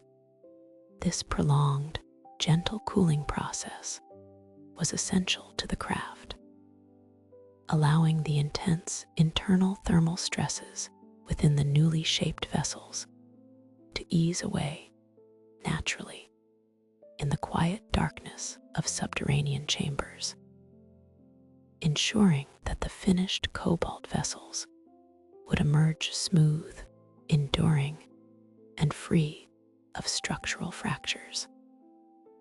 The slow, rhythmic descent of temperature within those thick clay walls mirrored the serene transition of the desert night. As the radiant energy stored inside the kiln spent itself silently into the surrounding earth, leaving behind exquisite treasures forged from sand, ash, and fire. Further south and east, beyond the fertile floodplains and across vast, windswept stone canyons, another quiet mastery over thermal forces was unfolding across the stark, beautiful terrain of the Sinai Peninsula and the arid Negev. Here, far removed from urban centers, the earth concealed rich veins of mineral deposits, stone veined with brilliant streaks of green malachite and turquoise that had lain dormant within the granite rock for untold generations. Across these remote, quiet expanse of desert, specialized metallurgical knowledge traveled along trade routes, bringing together different cultures in shared seasonal encampments. In the Timna Valley of the Negev Desert, around 1300 BCE, Egyptian and Midianite metallurgists smelted green malachite ore inside shallow clay furnace hearths, using reed blowpipes with terracotta tips to maintain embers at 1100 degrees Celsius, until pure copper droplets settled quietly into the charcoal bed. This demanding metallurgy required a synchronized, meditative rhythm among the workers, who knelt side by side around the raised furnace edges. Blowers steadily breathed life into the coals, channeling their air currents through protective ceramic tips designed to withstand the fierce, radiant heat without softening. Inside the glowing furnace core, the heavy green malachite ore yielded to the intense heat, releasing tiny, heavy droplets of liquid copper that trickled downward through glowing coals to form a serene, dark pool at the bottom. As the blowpipes were laid aside, the molten metal cooled slowly in the heart of the hearth, solidifying into solid ingots while the desert sky deepened into night. These early achievements in pyrotechnology marked a quiet yet profound shift in humanity's relationship with thermal energy and natural materials. Fire was no longer seen as merely an unpredictable element of nature to be feared or used for simple warmth, but as a fine, precise tool governed by patient observation, shared knowledge, and human ingenuity. Whether guiding glowing blue glass through days of gradual cooling within clay annealing chambers, or tending furnace hearths until pure copper separated cleanly from raw green stone, ancient artisans discovered that the most extraordinary transformations took place through steady, continuous care. The extreme temperatures reached within these kilns and furnaces, exceeding 1000 degrees Celsius, were held safely within earthen barriers, allowing delicate craftsmanship to unfold in total calm. As the day's labor drew to a gentle close, the fires were left to dim, their radiant heat slowly dissipating into the surrounding sands under a vast blanket of stars. In the silence of the desert twilight, both glass and metal rested undisturbed, settling into enduring forms that would outlast the generations. The cool night wind blew softly across the cooling hearths, whispering of an ancient mastery that reshaped the earth, while carrying the quiet promise of deep rest to all who labored beside the flame. As dusk settled gently across the high plateaus of the ancient world, the relationship between humanity and fire began to quiet down from the wild flicker of the open campsite to something more deliberate and contained. Across quiet settlements, night arrived not with cold shadow, but with the steady, reassuring radiance of glowing embers cradled within clay and stone. For generations, the open hearth had provided warmth, safety, and simple light. Yet, as early artisans learned to listen to the subtle language of heat, they began to guide the element into deeper, more focused work. In the quiet of late evening, when the wind died down across the hills, the soft red heart of the hearth became a center of patience and slow creation. Wood was transformed first into dark, dense charcoal, a pure fuel capable of holding heat with unwavering consistency, burning without smoke or sudden flame. This humble black fuel rested quietly in deep pits and clay basins, preserving energy until it was summoned by a gentle stream of air. The air itself became a bridge between the living world outside and the intense, contained thermal world within the hearth. In these quiet spaces, the atmosphere was marked by a steady, rhythmic pulsing, like a slow breath moving in and out of the darkness, carrying fuel and air into a harmonious union. The soft hum of working hearths filled the night, creating a peaceful ambient cadence that calmed the surrounding valley, inviting a sense of quiet focus and steady, unhurried craft. In the ancient lands of the Near East, where trade routes crossed rolling hills and stone valleys, fire found a new precision through the gentle mechanical mastery of air. By 1200 BCE in Anatolia, metalworkers operated paired goatskin bellows to channel rhythmic airflow into charcoal hearths, raising temperatures to 1,200 degrees Celsius to soften bloomery iron for shaping. This steady, alternating motion of the leather bags allowed a continuous, gentle sigh of oxygen to feed the core of the coals, turning soft orange embers into a concentrated, brilliant white core of thermal energy.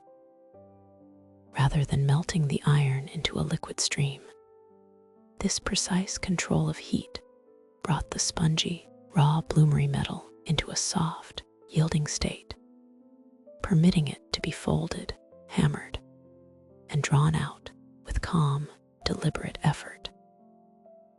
Each stroke of the bellows was tied to the heartbeat of the workshop, an alternating cadence where one skin expanded with fresh air while the other compressed, keeping the heat unwavering without sudden surges. The air moved silently through earthen tires into the bed of charcoal, where the dense carbons consumed the oxygen, releasing a deep, steady radiation that soaked into the dark mass of iron resting at the center. In this this elevated heat, the stubborn metal relaxed its crystalline rigidity, becoming pliable like warm wax, ready to be coaxed into useful tools, sturdy blades, and quiet instruments of daily life. The metalworker moved with practiced ease, guided not by haste, but by the subtle shifts in color from deep cherry red to warm orange and soft golden yellow that signaled when the iron was ready to rest upon the anvil. As the night deepened, the glow from the charcoal hearth cast long, soft shadows across the stone floor of the forge, creating an atmosphere of deep tranquility and warm safety. The intense energy required to shape iron was not born of chaos or wild flame, but of perfect order, patient containment, and rhythmic breath. In the stillness of the Anatolian evening, the embers held their heat long after the last blow of the hammer had fallen, gradually cooling through shades of crimson and deep rose back down into soft, pale gray ash. This gentle cooling was itself a slow process, a quiet descent into rest that mirrored the natural rhythm of the world outside the workshop walls. The heat remaining in the thick clay walls of the hearth radiated into the night air, warming the space with a comforting, lingering dryness that sheltered the artisan from the damp evening chill. Tools were laid side by side on heavy wooden benches, their polished iron surfaces reflecting the faint, dying coals. The air, once filled with the rhythmic hiss of the bellows and the dull thud of iron on stone, returned to total silence, broken only by the occasional soft crackle of a settling piece of charcoal. In this restful quiet, one could feel the profound transition that fire had undergone. From a wild, unpredictable force roaming open fields to a calm, disciplined partner in human endeavor, nourishing warmth, stability, and quiet rest beneath the vast, starlit sky. As dusk settled gently across the fertile plains of the Yellow River Valley, the ancient capital of Anyang hushed into a quiet rhythm beneath the evening sky. Here, near the tranquil curves of the Huizhou River, generations of artisans developed an intimate relationship with earth and flame, transforming the raw minerals of the hills into objects of profound grace and permanence. In the quiet atmosphere of the workshop district, low fires flickered like soft red stars against the gathering dark, their warmth radiating steadily into the cool night air. The craft of bronze working was not a hurried endeavor, but rather a slow, meditative dance of patience, observation, and deep understanding of thermal balance. Long before the metal was ever brought to liquid light, the foundry masters spent weeks preparing fine river clay, kneading out every tiny air pocket, drying the slabs in the shaded breeze, and carving intricate geometric scrolls and protective animal masks onto their polished surfaces. The air in the workshops carried the comforting, earthy aroma of damp clay drying beside aged wooden beams, mixed with the faint sweetness of hardwood charcoal resting in shallow hearths. It was a space defined by quiet purpose, where every movement was deliberate, and where the wisdom of fire was passed down through steady, observant practice.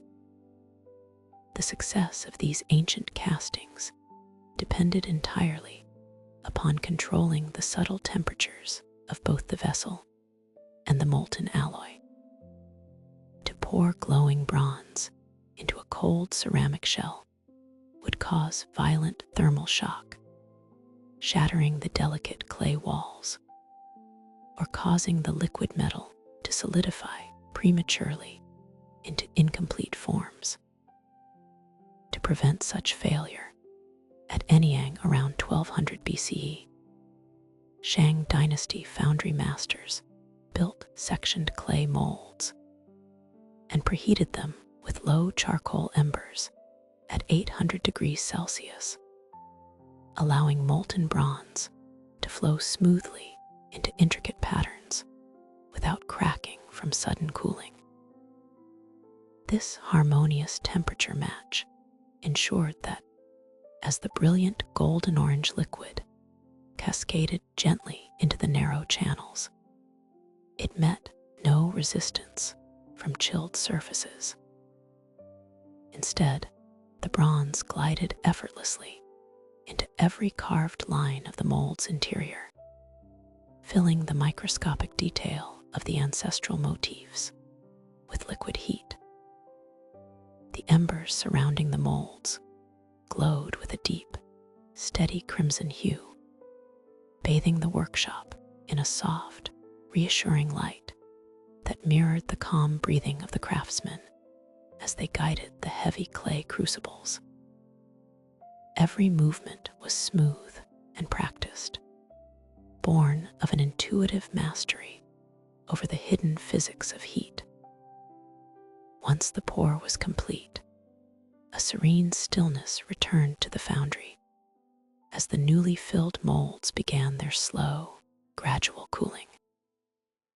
In the quiet darkness of the evening, the red glow of the clay molds softened degree by degree, fading into a gentle warmth that lingered long into the night. This slow cooling allowed the copper, tin, and lead within the alloy to settle evenly, forming a strong crystalline structure that would endure for millennia. The foundry masters sat nearby in quiet reflection, watching the last faint wisps of smoke rise lazily toward the timber rafter beams of the workshop ceiling. Outside, the night breeze moved softly through the surrounding reeds and fields, carrying away the lingering warmth of the day. There was no rush to break open the outer shell. Patience remained the final and most essential tool of the craft. The cooling metal shrank just enough within its ceramic bed, releasing itself gently from the fired walls without distortion. When the piece molds were finally disassembled hours later, the revealed vessels possessed a silky, unpolished luster, their surfaces bearing the impression of the carved clay, a silent testament to the quiet power of controlled fire. As the fires died down to faint gray ashes, the tranquil night encompassed Anyang once more, wrapping the ancient foundry in restful silence. The bronze vessels, now cold and heavy in the morning twilight, stood as quiet monuments to human patience, earth and flame working together in perfect equilibrium. Through their mastery of gentle heat, the Shang artisans had captured a moment of flowing light and fixed it permanently in metal, creating forms that would outlast empires and whisper their stories to future ages. The hearths, having performed their quiet duty, rested cold and still, ready to awaken whenever the next cycle of creation began. As you drift deeper into rest, imagine the peaceful stillness of those ancient workshops, where the steady warmth of charcoal embers provided light and life to the craft, fading slowly into a quiet, dreamless calm that stretches effortlessly across the centuries. As dusk settles over the dry sands of the Nile Valley, a deep stillness descends upon the ancient worker village of Deir el-Medina. Nestled in a quiet desert valley across the river from the grand temples of Thebes, the village reposes beneath a canopy of brilliant, untroubled stars. Here, craftsmen and artisans have long cultivated a quiet mastery over the gentle elements of nature. Chief among these elements is fire, which had already traveled a long journey from its wild origins, as lightning in ancient forests to a refined partner in human hands. In the cool night air, the lingering heat of daytime kilns and small workshop hearths radiates gently outward, blending with the soft whisper of desert breezes across stone lintels and whitewashed brick walls. The embers of evening fires do not roar or snap. Rather, they breathe with a low, rhythmic pulse, softly illuminating workshop floors where tools rest and materials wait. This slow and measured warmth mirrors the peaceful cadence of the night itself, inviting a sense of calm order to the surroundings. For generations, the inhabitants of this valley observed how fire, when nurtured with patience, could do far more than offer light. It possessed a subtle power that could quietly reshape raw gifts of the earth into objects of enduring splendor. To harness this quiet power required a deep knowledge of fuel and airflow, earned through long observation of how different woods yielded their energy to the flame. Along the banks of the Nile and within drier wadis, the dense wood of the native acacia tree provided a fuel of remarkable character. When carefully charred in earthen pits with limited air, acacia wood transformed into heavy charcoal capable of burning with an intense, steady radiance. Unlike lighter, softer woods that burn quickly away in bright, ephemeral flashes, acacia charcoal sustained a deep, golden incandescence for hours, producing minimal smoke and a clean, predictable warmth. Artisans understood that maintaining such heat demanded a quiet harmony between wood, air, and stone. By arranging coals in small hearths and gently directing soft streams of air through reed blowpipes fitted with clay tips, they could elevate the temperature without disturbing the stillness of the room. The soft sound of steady breathing through blowpipes filled the workshop like a soothing lullaby, pulsing in unison with the soft orange light that bathed mud brick walls. In this serene environment, fire ceased to be a wild force and became an instrument of tranquil precision. Within these peaceful workshops, fire achieved one of its most delicate functions: the quiet purification of precious metals. Around 1200 BCE, at Deir el-Medina in Egypt, goldsmiths placed crude gold alloy inside shallow bone ash crucibles, surrounding them with glowing acacia charcoal at 1000 degrees Celsius. So oxidation quietly absorbed base impurities, leaving pure gold behind.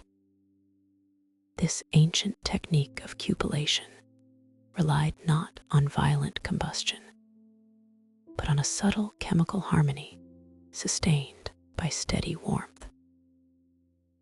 As the furnace reached its peak incandescence, the porous walls of the bone ash crucible acted as a gentle sponge, drawing away the oxidized base metals like copper and lead, while holding the gold intact within its rounded basin. The goldsmiths watched in quiet contemplation as the molten surface gradually cleared, reflecting the soft glow of surrounding embers, until only a shimmering, untarnished pool remained.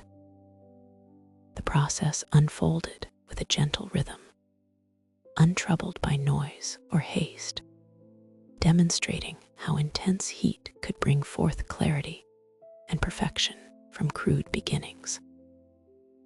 As the fires inside the crucibles slowly cooled, the golden ingots rested within their earthen beds, glowing with a soft residual warmth before dimming to a calm sheen. Outside workshop walls, the desert night grew colder and stiller, wrapping the valley of Deir el-Medina in a protective envelope of shadow and silence. The remaining coals in the hearth shrank to powdery gray ash, giving off the faintest whispers of heat that lingered gently in the still air of the chamber. This slow cooling marked the end of another day's labor, bridging the ancient world of firecraft with the deep rest of night. Across centuries, the quiet art of the forge would continue to evolve. Yet the fundamental relationship between human patience and the gentle discipline of fire remained unchanged. The same embers that purified raw metals also provided comfort against nighttime chill, offering a reassuring sense of warmth that eased the mind into peaceful slumber. In the quiet darkness of the desert, where stars kept their silent vigil above the sleeping village, the lingering glow of refined gold remained as a testament to the soothing, transformative journey of fire. In the soft, fading light of 7th century BCE Etruria, the relationship between humanity and fire found a quiet, almost poetic intimacy. Away from the wild, roaring blazes of earlier ages, artisan workshops became sanctuaries of stillness, where fire was no longer merely a source of primitive warmth or bright light, but a silent companion capable of subtle, miraculous transformations. Here, amid the gentle rustle of evening breezes blowing across the rolling Tuscan hills, craftspeople learned to listen to the quiet murmur of embers and interpret the subtle shifts of heat glowing within small, enclosed spaces. Fire was coaxed into performing feats of incredible delicacy, guided not by force, but by patience, precise knowledge of organic materials, and an intimate understanding of how minerals respond to temperatures hidden from the naked eye. In these dimly lit rooms, coals glowed with a steady, rhythmic pulse, casting long, peaceful shadows across stone benches lined with clay pots, polished stones, and tiny iron tools. As night settled over the tranquil countryside, the hearths remained softly alive, whispering secrets of chemistry and heat control that would echo across centuries of human craftsmanship.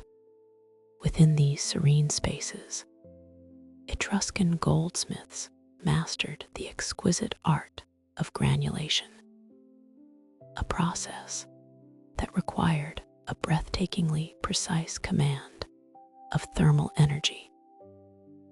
Working quietly beside small, carefully sheltered hearths, these ancient jewelers utilized a delicate mixture of crushed charcoal dust and copper salts, applying heat until the chamber reached exactly 890 degrees Celsius, allowing them to gently fuse microscopic gold beads onto metal surfaces without melting the intricate underlying design. To watch such work unfold was to witness a peaceful dance between metal and flame, where a difference of only a few degrees meant the boundary between perfection and ruin. The charcoal dust acted both as a reducing bed and a source of subtle chemical change, ensuring that the tiny golden spheres adhered effortlessly to the base sheet like morning dew clinging to a green leaf. The heat was kept so steady and mild that the sharp relief of the goldwork remained untouched, preserved in all its crisp, delicate beauty. In the dim glow of the workshop hearth, each finished piece reflected the serene discipline of artisans who had learned to tame fire down to its gentlest breath. Just across the quiet courtyards of the settlement, another form of fire mastery was taking shape within the quiet depths of the potter's quarter.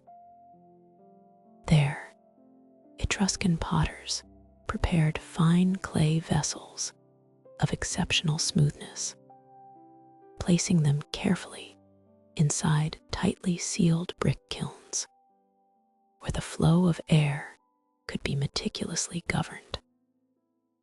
To achieve the iconic finish that would come to define their era, the potters would fire these vessels until the kiln reached 800 degrees Celsius, at which point they introduced damp charcoal smoke to starve the chamber of oxygen, effectively transforming red iron oxides into dark magnetite and producing the smooth, velvety black sheen of Bucchero ware.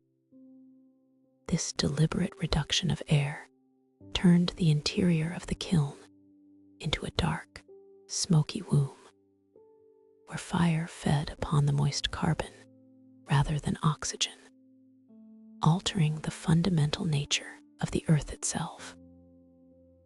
As the oxygen was slowly drawn away, the vibrant terracotta shifted into deep, lustrous ebony, absorbing the darkness of the smoke into every pore of the burnished clay.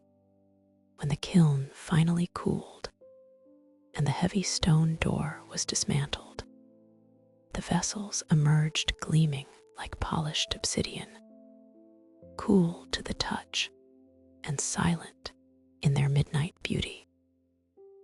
As the final embers dimmed to a soft, comforting amber, the workshops grew quiet, wrapped in the cool evening stillness of the Mediterranean night.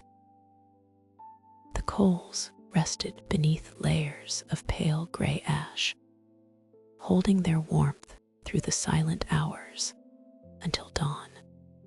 Through charcoal dust, sealed clay chambers, and delicate chemical balances, the Etruscans had transformed fire into an artist's brush, demonstrating that the greatest power of the flame lies not in its destruction, but in its ability to quietly shape, refine, and endure.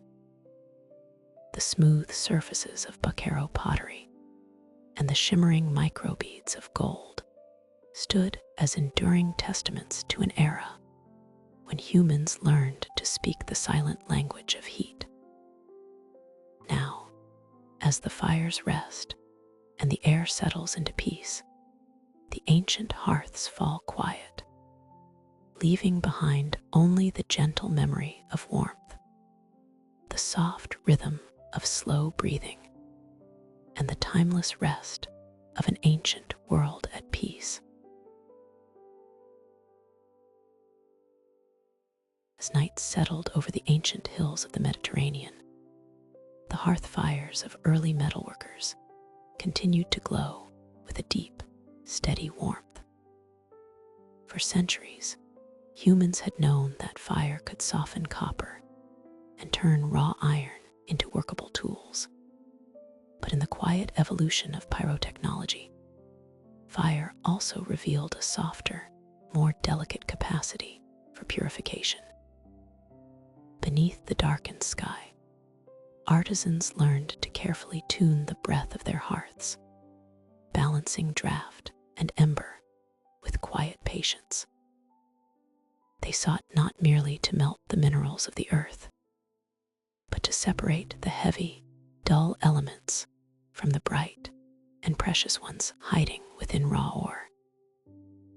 The air around the workshops was filled with the soft rustle of dry charcoal and the rhythmic, soothing pulse of leather bellows, feeding a flame that did not roar, but radiated a deep, transforming heat.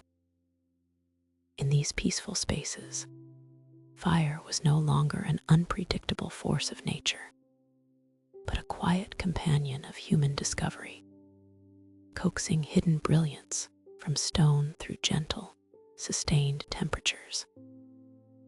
The hearth became a sacred vessel of patience, where intense heat transformed coarse rock into quiet radiance, holding the night in a gentle, warm embrace as workers tended to the glowing coals with measured, restful care. In the coastal hills of southern Attica, where olive trees rustled softly in the evening breeze, this ancient art reached a magnificent height of quiet precision. At Lorion in 5th century BCE Greece, artisans heated argentiferous galena inside shallow bone ash hearths at 1,000 degrees Celsius, allowing the porous ash to absorb oxidized lead while leaving a calm, gleaming pool of pure silver. This delicate process, known to history as cupellation, relied on an intricate yet peaceful dance between air, earth, and intense thermal energy. As the lead within the silver-bearing lead ore reacted with the hot air passing over the hearth, it transformed into a fluid lead oxide. This molten slag did not remain to cloud the metal. Instead, it seeped gently downward into the crushed, calcined bone lining the dish, drawn into the fine porous structure like water sinking into soft, dry sand. The silver itself remaining completely unaffected by the oxidation, slowly gathered together across the curving base of the hearth, forming a quiet and unblemished liquid surface.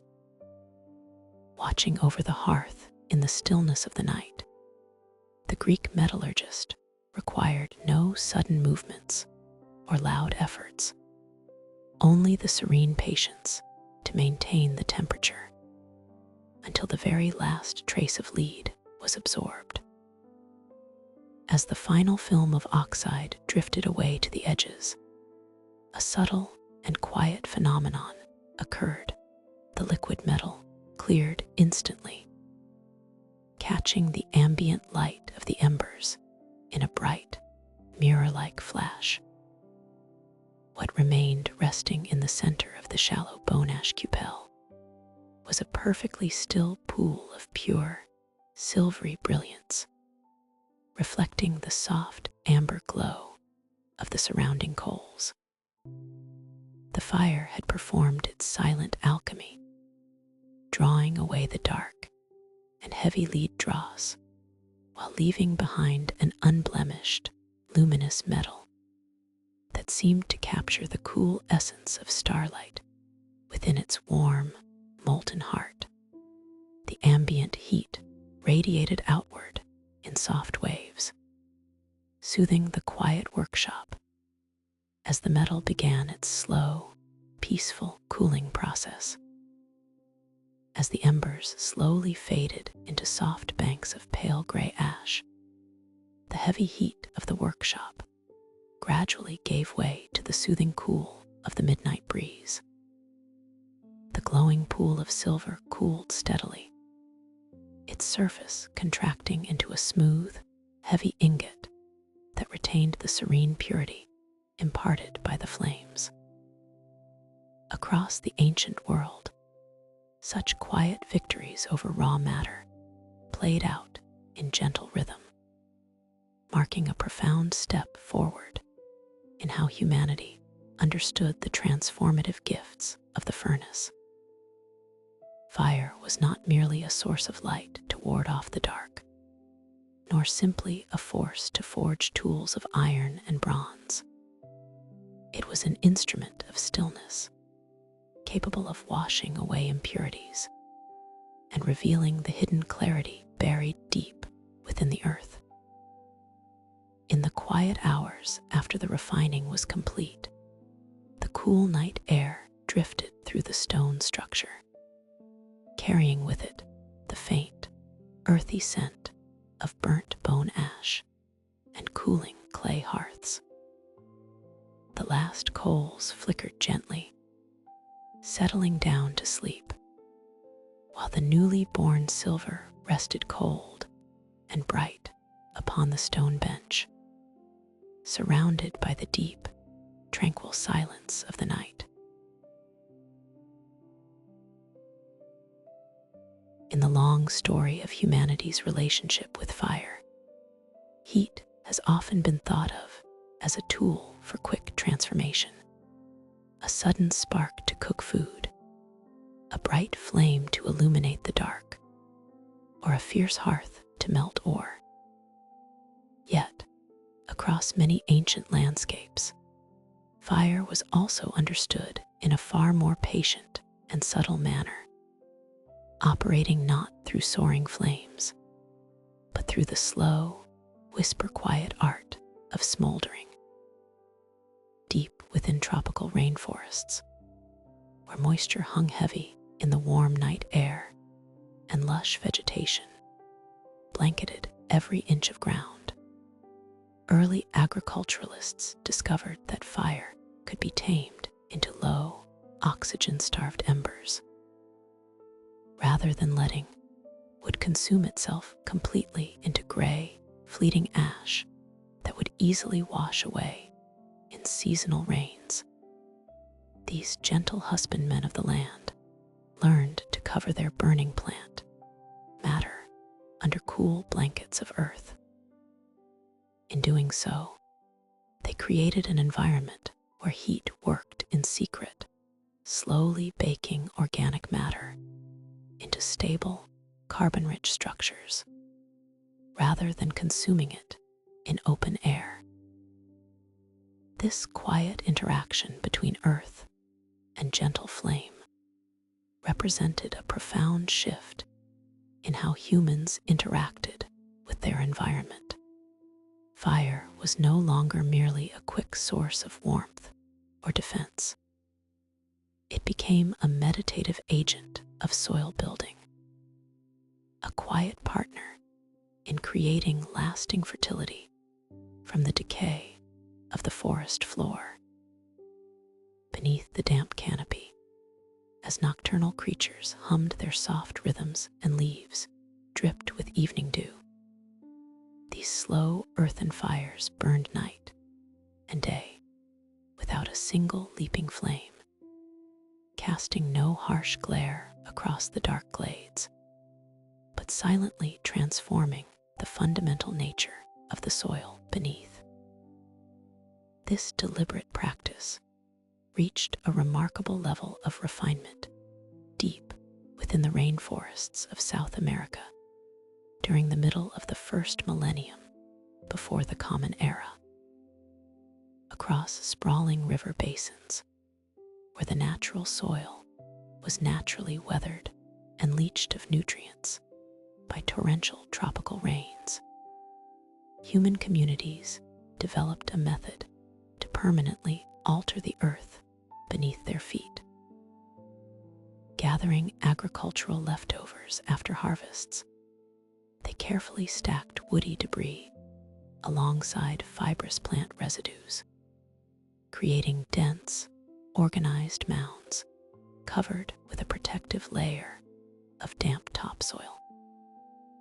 Around 500 BCE, in the central Amazon basin, indigenous farmers smoldered cassava stalks and green palm fronds beneath shallow soil mounds at 400 degrees Celsius, producing porous biochar that enriched the dark, fertile soil known as terracotta.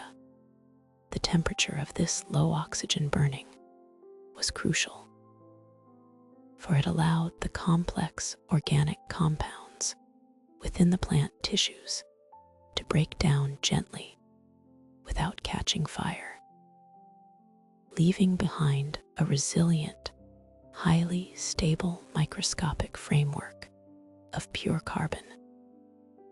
Unlike raw plant material, which would decompose rapidly in the humid climate, or white ash, which would quickly flush out with the next heavy downfall, this dark, porous biochar remained anchored in the soil layer.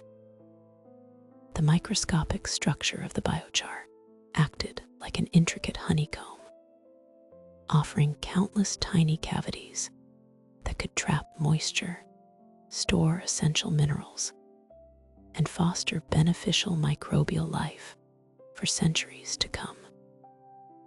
Through this gentle, earthbound burn, the farmers transformed transient agricultural waste into an enduring foundation of soil vitality, creating patches of deep black soil that stood out against the pale, depleted earths around them. The legacy of these low-temperature fires continues to rest quietly beneath the Amazonian canopy today, a testament to an ancient wisdom that understood fire as a long-term giver of life. Known modernly as terracotta or Amazonian dark earth, these rich soils remain extraordinarily fertile even after thousands of years, holding onto nutrients with remarkable tenacity. The porous biochar created by those slow, ancient smoldering mounds created a refuge for microscopic life, allowing complex soil ecosystems to flourish and continuously renew themselves without requiring synthetic inputs or relentless clearing of new forest plots. As the gentle heat of 400 degrees Celsius slowly drove off volatile compounds long ago, it locked away carbon in a form that resists decay, turning a simple agricultural byproduct into a lasting legacy of ecological stewardship. There is a peaceful rhythm to this form of fire management, one that requires no sudden outbursts of heat or dramatic displays of flame, but only steady patience, careful gathering, and a deep understanding of natural cycles. The silent embers beneath the earthen mounds served as a slow bridge between the living flora of the rainforest and the enduring depths of the soil. As the quiet night settles over the Amazon basin, with river mist drifting softly through the trees and stars emerging above the high green canopy, one can imagine those ancient mounds holding their steady, subterranean warmth, quietly nurturing the earth for generations yet unborn.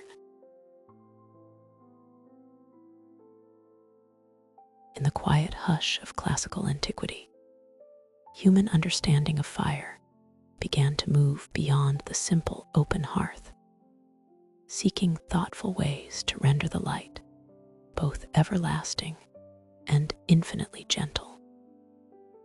In the serene sanctuaries of ancient Greece, fire was welcomed into dedicated vessels, crafted to preserve its flame without constant human intervention, allowing its soft glow to offer continuous comfort through the longest nights and brightest days. Around 400 BCE in Athens, the sculptor Callimachus crafted a golden lamp for the Erechtheion that burned olive oil continuously for an entire year, using a non-consuming wick woven from flexible mineral asbestos fibers that radiated a faint, steady light night and day. Suspended beneath an ornate bronze palm tree that reached toward the ceiling to draw away any subtle trace of smoke, this golden bowl held a quiet, steady presence within the temple's shaded marble chamber. The golden vessel was filled with pure olive oil only once during the turning of the seasons, leaving the tranquil flame to whisper its constant, peaceful story in undisturbed solitude. The miraculous mineral wick remained entirely whole as it drew up the golden oil, demonstrating that flame could be nourished slowly and predictably without destroying the physical strand that held it to the earth. In this soft, unwavering illumination, those who entered the sanctuary found a deep sense of enduring stillness, a physical reminder that warmth and light could abide for months on end without turbulence, noise, or haste.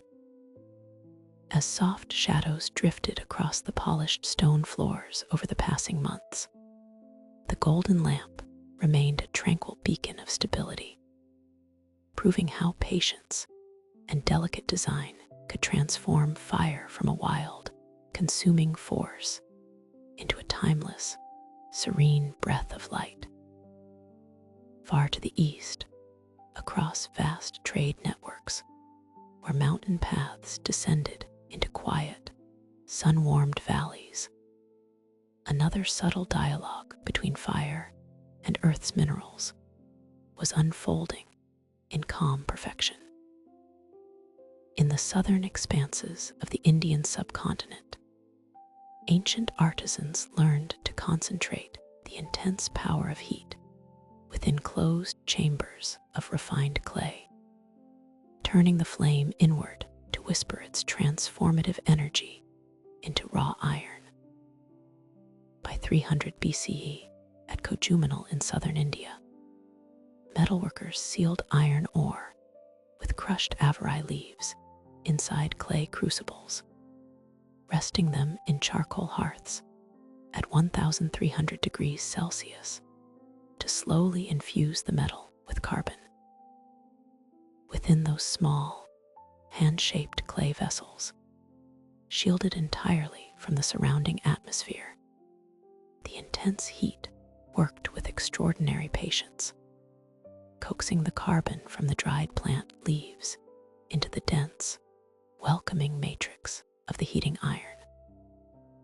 The glowing coals surrounding the crucibles pulsed with a deep, rhythmic radiance, maintained by steady air currents that washed over the hearth like the slow rise and fall of a gentle tide. There was no sudden violence or hasty rush in this ancient metallurgic art.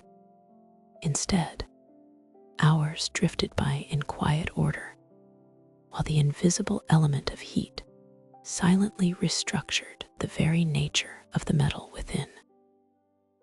As the fires were gradually allowed to die down beneath the twilight sky, the clay crucibles cooled slowly in their charcoal beds, holding within their hardened shells a refined, high-carbon steel, whose strength and flexibility would become legendary across ancient oceans and distant lands. Together, these quiet achievements of the ancient world revealed a profound evolution in how human hands and minds related to the element of fire. Flame was no longer merely a wild light to be guarded against the dark, but a calm, masterfully guided partner capable of illuminating sacred spaces for a full cycle of the sun or forging enduring tools deep within a quiet hearth. Whether coaxed into a soft, year-long glow inside a polished vessel of gold, or cradled in the white-hot embrace of a clay crucible, the element moved with a measured, deliberate grace. The ancient craftspeople understood that true mastery over nature required neither force nor spectacle, but rather an intuitive harmony with temperature, time, and the natural materials of the earth. As night settled over ancient workshops and hilltop sanctuaries alike, the lingering embers would glow softly against the darkening horizon, carrying the silent story of human ingenuity into a deep, motionless rest. In the quiet warmth of those fading coals, the world found a soothing comfort, lulling the mind into peaceful slumber under the timeless, gentle watch of the fire. Imagine a quiet valley nestled among the mist-covered mountains of ancient East Asia, where the gentle rhythm of the earth reveals secrets hidden deep beneath its soil. Long before fire was harnessed inside vast industrial furnaces, human ingenuity learned to listen closely to the subtle whispers of subterranean heat. In these verdant lands, where dense bamboo forests swayed softly in the cool mountain breeze, small vents in the earth would occasionally release an invisible breath, a fuel crafted by time itself, waiting quietly within the dark layers of stone far below. Where earlier generations had gathered dry timber to kindle open flames, these early observers recognized that the earth held its own steady, enduring fires. By observing where natural vapors seeped upward through small fissures in the rock, they discovered a way to gentle the fire, guiding it cleanly and quietly without the dense smoke or crackling sparks of burning wood. This soft, sustained heat offered a new relationship with the flame, one defined by patient containment, tranquil observation, and a profound harmony with the forest landscape. In the quiet dusk, as mist settled into the hollows between rolling hills, workers tended to these subtle subterranean flows, transforming raw thermal energy into a steady warmth that could run continuously throughout the long, dark nights. In 3rd century BCE Sichuan, Chinese miners channeled underground natural gas through hollow bamboo pipes into clay burners beneath iron pans, gently simmering deep well brine at 95 degrees Celsius to yield snow-white salt crystals. This remarkable process unfolded with a calm, methodical rhythm, far removed from the harsh, flickering intensity of wild wood fires. Long conduits assembled from sturdy bamboo stalks, carefully hollowed out and sealed at each joint with clay and fibers, stretched across the landscape like gentle aqueducts of unseen fire. They carried the odorless earth, gassed directly from subterranean boreholes, down into simple, hand-formed clay burners. Above these earthenware hearths sat broad, shallow pans cast of heavy iron, filled to the brim with pale, mineral-rich brine drawn up from deep wells cut into ancient bedrock. As the blue, steady flame of the natural gas washed across the underside of the metal, the temperature was kept just below boiling, allowing the liquid to rest in a peaceful simmer. Slowly, as steam drifted upward like fine mountain mist into the cool night air, pure white crystals formed along the edges and bottom of the pans, sparkling softly under the glow of the hearth. This delicate evaporation required no roaring blazes, only the soft, persistent breath of the earth moving quietly through hollow reeds. The art of evaporating brine using natural gas marked a quiet milestone in the long history of human fire, demonstrating how thermal energy could be captured and directed with extraordinary delicacy. Salt had long been essential for preserving foods, seasoning daily meals, and sustaining health across seasons of abundance and scarcity. Yet, traditional methods of salt production consumed immense quantities of firewood, stripping nearby hillsides of their timber. By turning to the invisible reserves of gas trapped deep beneath the Sichuan basin, these early craftspeople created a sustainable and remarkably clean method of heating. The bamboo pipes themselves were easily replaced and gathered from local groves, creating a harmonious loop between plant, earth, and flame. As night fell over the salt works, the atmosphere remained tranquil and undisturbed. The soft hiss of gas passing through bamboo, the low gurgling of simmering brine, and the gentle rising of sweet steam created a soothing cadence that echoed through the quiet valley. Miners worked with measured, unhurried movements, scraping snow-white crystals into woven baskets to dry under the night air, knowing the subterranean fire would continue its steady work without pause. As you picture those ancient salt pans resting quietly beneath the starlit sky, consider how fire has so often found ways to nurture life through quiet precision rather than dramatic power. The steady warmth did not scorch or burn, but gently separated water from mineral, leaving behind pure crystals that nourished communities far and wide. The calm persistence of the earth's gas, flowing silently through green bamboo channels into soft clay burners, reflects a deep patience that has guided human progress across millennia. Each soft bubble rising to the surface of the brine carries a story of harmony, of human hands guiding natural forces with care, respect, and quiet understanding.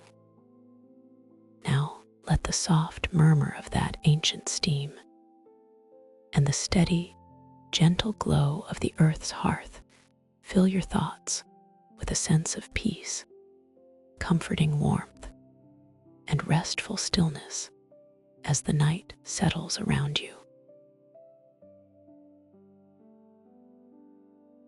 In the quiet, mist-shrouded valleys of ancient Sichuan, the earth held deep secrets older than human memory, resting undisturbed beneath soft layers of moss, stone, and rich, fertile soil. For countless generations, the rhythm of daily life moved in harmony with the slow cadence of the seasons, where mountain streams meandered through lush groves of tall, swaying bamboo, and the peaceful work of rural villages unfolded with gentle grace. Beneath this tranquil surface lay vast subterranean reservoirs of salty water, trapped within the dark folds of the earth ever since ancient inland seas had receded, alongside silent pockets of invisible natural gas waiting in the deep stillness. The people of the region were patient and observant stewards of their landscape, noticing over time how tiny, weightless bubbles rose through marshy springs, and how a stray spark could cause a soft, lingering warmth to hover just above the damp earth. Rather than viewing this strange, rising vapor with fear or dramatic wonder, they approached it with a quiet curiosity, seeking ways to gentle the wild element and guide its subtle energy toward useful, peaceful ends. In this calm countryside, human understanding of fire began to evolve into something remarkably sophisticated, shifting slowly away from smoky timber hearths toward a cleaner, more continuous source of heat.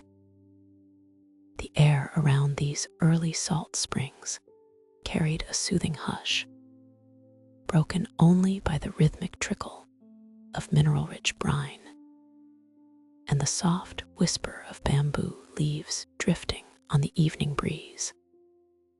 As early craftspeople quietly pondered how best to channel the earth's hidden breath to sustain their homes and nourish their communities through the changing year.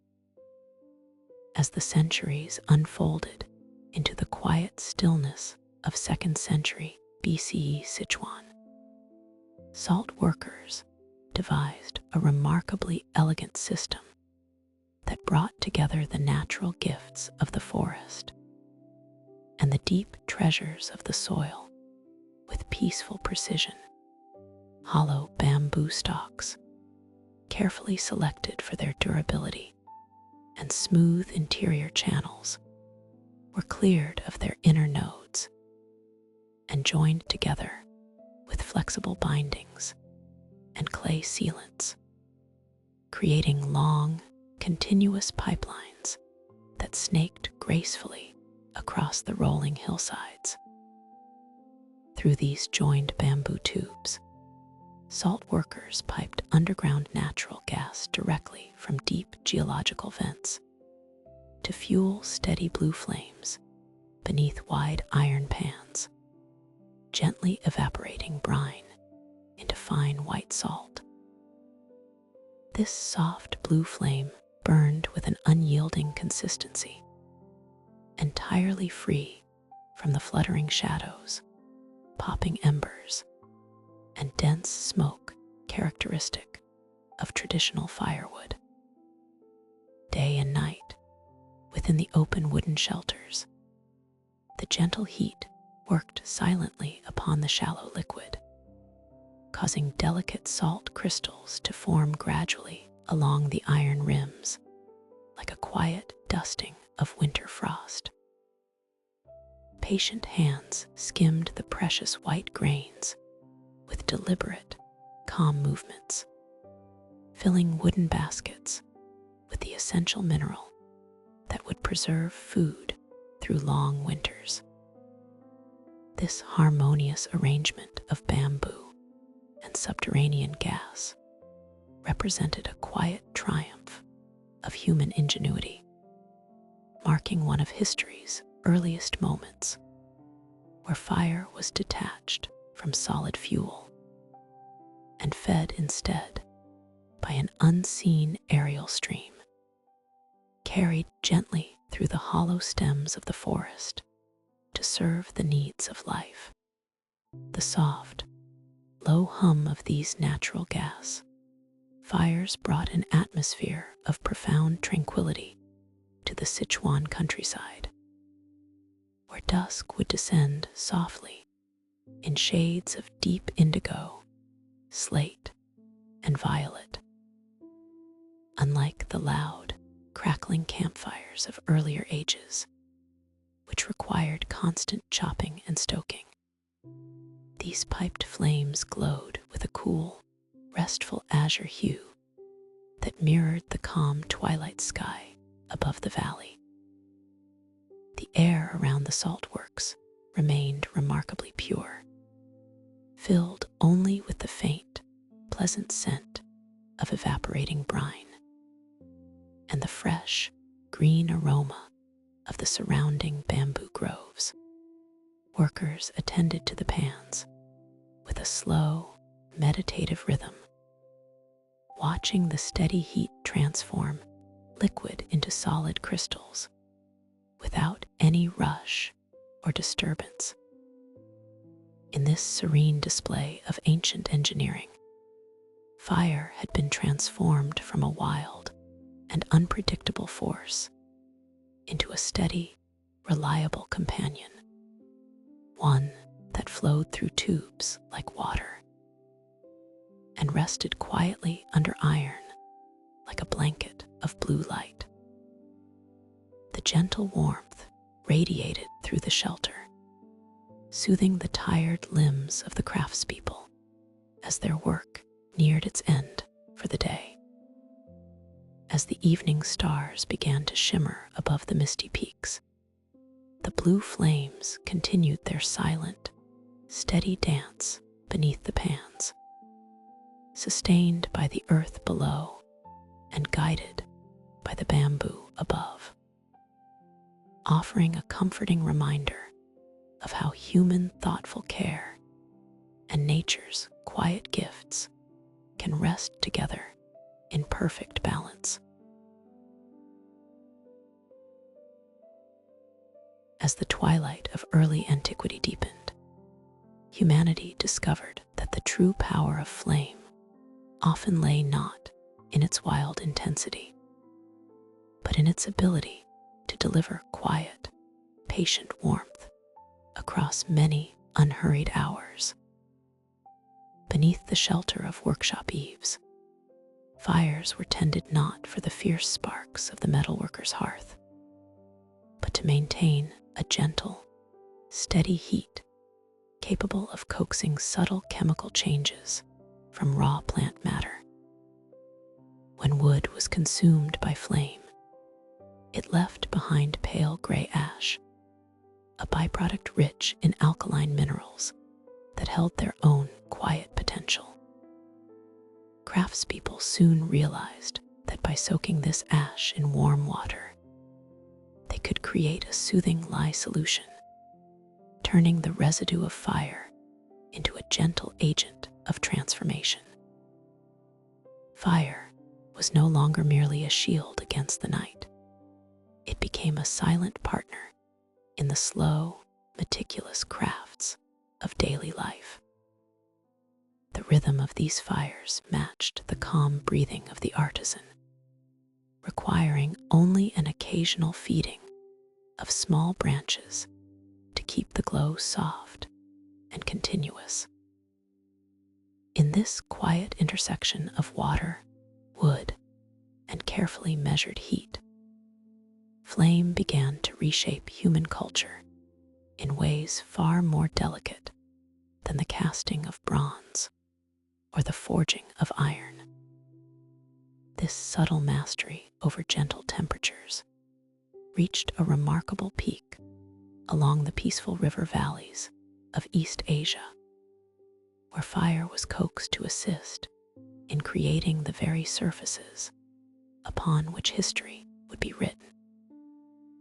In 3rd century BCE China, Han Dynasty papermakers simmered scraped mulberry bark inside iron cauldrons filled with wood ash lye at 90 degrees Celsius, breaking down tough plant fibers into a soft, cream-colored pulp.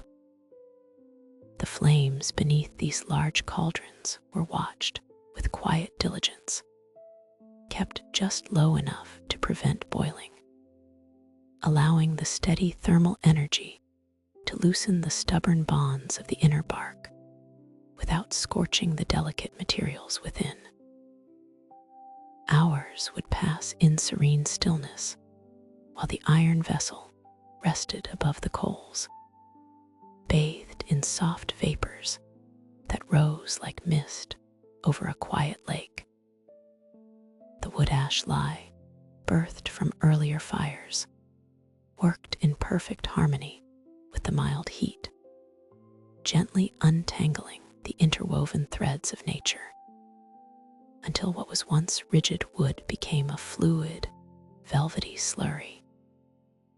Every movement in the workshop was deliberate and peaceful, from the gentle stirring of the cauldron to the periodic adjustment of the embers below. Through this patient application of heat, the papermakers transformed raw forest growth into a versatile canvas, demonstrating how fire could soften rather than consume. Once the fibers were softened, the role of fire continued in the quiet drying rooms where the newly formed sheets rested. The moist pulp, strained through fine bamboo screens and pressed flat, still held the cool moisture of the vats, requiring a lingering warmth to release its remaining water. Low braziers of clean-burning charcoal were set near the drying walls, casting a soft, golden radiance that filled the room with a deep, reassuring comfort. This ambient warmth radiated evenly across damp surfaces, lifting moisture line by line until the sheets became crisp, smooth, and ready to receive ink. In these silent chambers, fire completed its transformation, turning a wet suspension of mulberry into durable pages that would preserve poetry, philosophy, and practical wisdom for generations to come. The soft glow of charcoal embers provided an atmosphere of absolute focus, mirroring the enduring stillness of the written words that would soon grace the finished paper.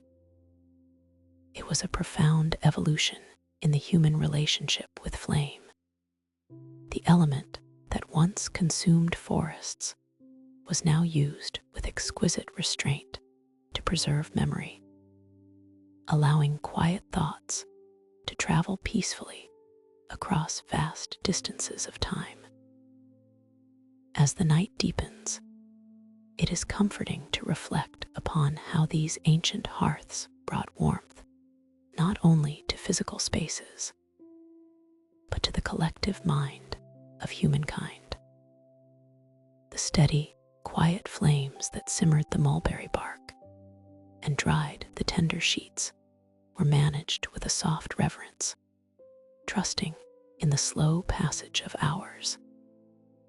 In the lingering embers of those early papermaking fires, we see the gentle nature of fire at its finest, a steady, nourishing presence that calms the mind and invites rest. As you drift toward sleep, let your mind rest upon the soft image of that quiet cauldron, bathed in gentle warmth, where raw wood softened into pages of enduring calm. The low fire burns on, stable and restful, holding space for quiet dreams. As twilight deepened across the ancient Mediterranean world, the relationship between fire and human domestic life underwent a quiet, remarkable transformation. For centuries, the hearth had reigned as the bright and energetic center of the household, its dancing flames casting restless shadows against stone walls, while sending thin plumes of wood smoke drifting upward toward dark timber rafters. Yet, as architectural craft refined its understanding of human comfort and stillness, fire was gently invited to step back from the direct view of daily life, moving down into subterranean chambers, where its raw intensity could be tamed into something far softer, purer, and more peaceful. In 1st century BCE Campania, Roman architects built subterranean furnaces called hypocausts, channeling warm air through hollow clay wall tiles to silently radiate heat through thick marble floors into sleeping quarters. This ingenious architectural design allowed fire to perform its warm and protective duty without the disturbance of flickers, soot, or crackling noise in the places reserved for rest, where dreams could unfold in quiet comfort. Below the living spaces, deep within vaulted brick channels, dedicated hearths were tended in low, steady hums of heat by skilled craftsmen who understood the slow rhythm of subterranean fires. The flame was no longer a noisy, demanding guest inside the room, but a hidden companion whose presence was felt only as a gentle, ambient warmth rising up through stone. Outside, cool sea breezes might sweep across coastal hillsides and rustle through olive trees. But within the domestic sanctuary, as night drew its velvet curtain across the land, the atmosphere remained soothingly balmy, clear, and still. The physics of this unseen heating system relied upon a thoughtful harmony between slow combustion, thermal mass, and careful stonework. Beneath the mosaic floors of 1st century Roman villas, hypocaust furnaces burned slow smoldering oak logs to channel warm exhaust through hollow wall tiles called tubuli, bathing rooms in silent radiant heat. Dense hardwood, harvested from nearby hills and seasoned slowly over patient summers, offered a steady, long-lasting ember bed rather than rapid, volatile flames. As the warm air produced by these oak logs expanded beneath the villa, it passed through a network of small brick pillars, known as pilli, which elevated the stone subfloor and created an open plenum for heat to circulate freely and evenly. The thermal energy did not rush upward in sudden currents or drying drafts. Instead, it sank deeply into dense terracotta tiles, thick layers of lime mortar, and finely polished stone surfaces above. Over hours of gentle firing, the entire building absorbed the heat turning heavy walls and floors into massive reservoirs of stored warmth. Because combustion gases were guided safely out through the tubuli tiles, crafted from local clay and fired in ancient kilns, embedded within perimeter walls, no trace of smoke, fumes, or ash ever touched the living areas above. Resting in such a chamber was like lying upon stone, warmed by the lingering memory of afternoon sunlight, surrounded by clean, quiet air that gently cradled the body as the cool night deepened outside. This quiet mastery of subterranean fire reflected a profound philosophical evolution in the human relationship with the ancient elements. Fire was no longer merely a primitive tool for cooking or a bright light to ward off the surrounding pitch of night, but a sophisticated, invisible system of quiet comfort, engineered to support rest, contemplation, and deep serenity. As midnight settled over the countryside, the furnace below would be banked with heavy logs, allowing its embers to glow faintly in the dark foundation space, while releasing a steady stream of warmth. Through the silent hours, as inhabitants lay asleep above, the hypocaust continued its gentle, uninterrupted work, as if the earth itself were softly breathing warmth. The heat stored within thick masonry radiated upward steadily and evenly, soothing weary limbs and ensuring that no midnight chill could penetrate the peaceful room. Unlike an open flame that requires constant watching, tending, and feeding, the subterranean heat radiated with an enduring, self-sustaining calm. Every element of the architecture, from the porous clay of the wall tiles to the smooth, cooling patterns of the mosaic floors, served as a quiet bridge between the primal energy of wood fire and the restorative peace of human slumber. In this harmonious space, the ancient element of fire achieved its gentlest expression. Silent, invisible, and deeply reassuring, carrying the quiet villa through the darkest hours toward the soft, promising light of dawn. As human societies grew more attuned to the subtle behaviors of fire, the open campfire, once a wandering focal point under open stars, began to find shelter inside crafted structures of clay and stone. Beyond providing warmth for cold nights and light for quiet gathering, the contained flame opened a quiet doorway into material transformation. Earth, when exposed to simple campfires, had long ago shown a curious tendency to harden, but it was the invention of the enclosed kiln that allowed early artisans to control thermal energy with unprecedented patience. In these dark, insulated chambers, heat could gather without being dispersed by passing breezes.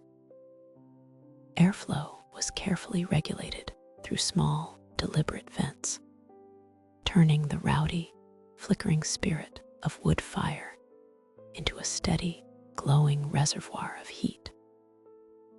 Around river valleys across the ancient world, potters observed how different clays responded to varying degrees of warmth. They learned to wash away coarse sand, settling out only the finest, silk-like particles suspended in water. This ultrafine clay slip was painted over molded or wheel-turned vessels before they entered the furnace.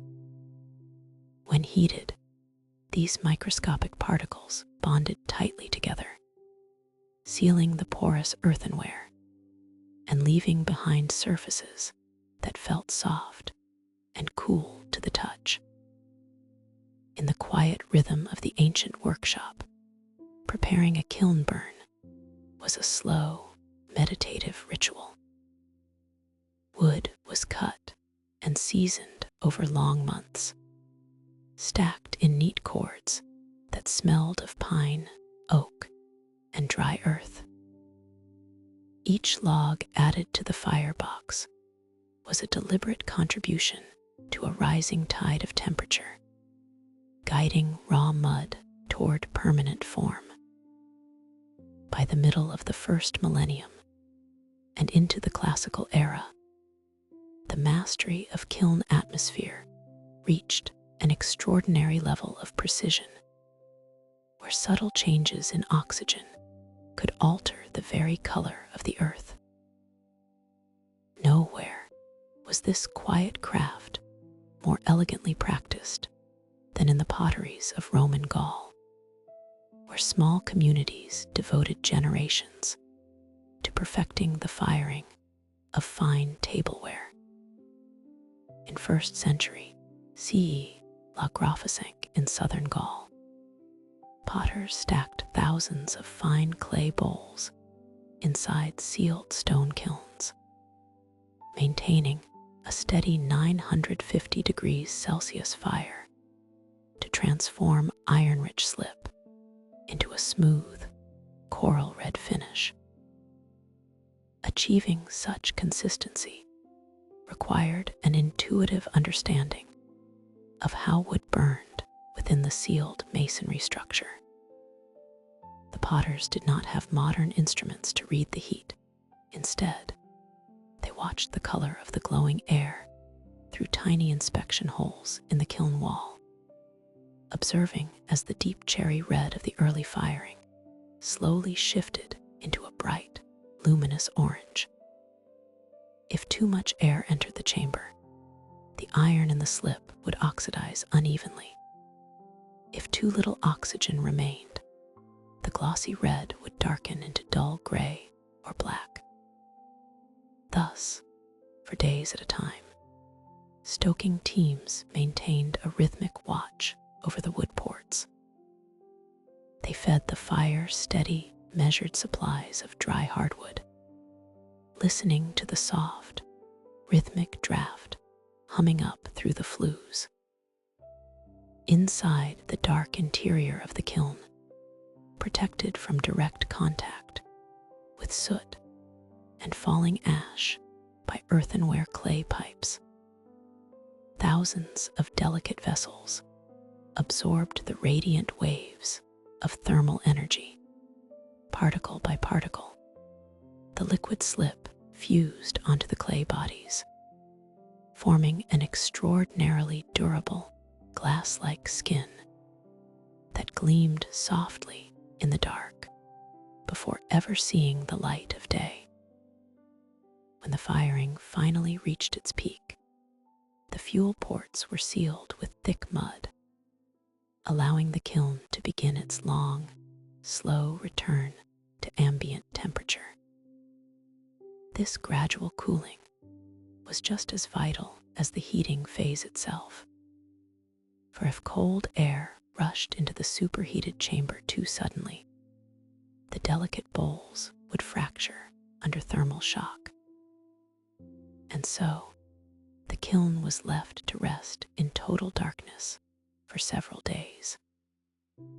A quiet hush would settle over the potteries of La Grafesenc as the massive stone walls slowly released their stored heat into the evening air. Outside, the stars moved slowly across the night sky, while inside the silent masonry, the coral red bowls settled into their final, enduring state. When the ceiling bricks were at last removed, the cool morning breeze would drift into the kiln, carrying away the lingering scent of baked clay and wood ash. The finished finished vessels, lightweight, glossy, and remarkably smooth, were carefully unpacked, ready to be carried along riverways and sea routes to tables thousands of miles away. Each vessel carried within its smooth red surface a silent record of that steady, gentle fire, preserving the warmth of the Gaulish sun and the dedication of the hands that tended the flame. Long after the fires of La Grafesenc had faded into history, the enduring beauty of these red-glazed vessels remained as a testament to humanity's deepening dialogue with the transformative power of heat. As the cool evening air settled over the ancient Mediterranean basin, the story of human engagement with fire began to unfold in quiet and unexpected ways, expanding far beyond the familiar comforts of the domestic hearth and the heavy, rhythmic striking of the blacksmith's forge. Across centuries of patient observation, ancient thinkers, philosophers, and craftspeople realized that thermal energy possessed subtle, invisible forces hidden deep within its warm breath.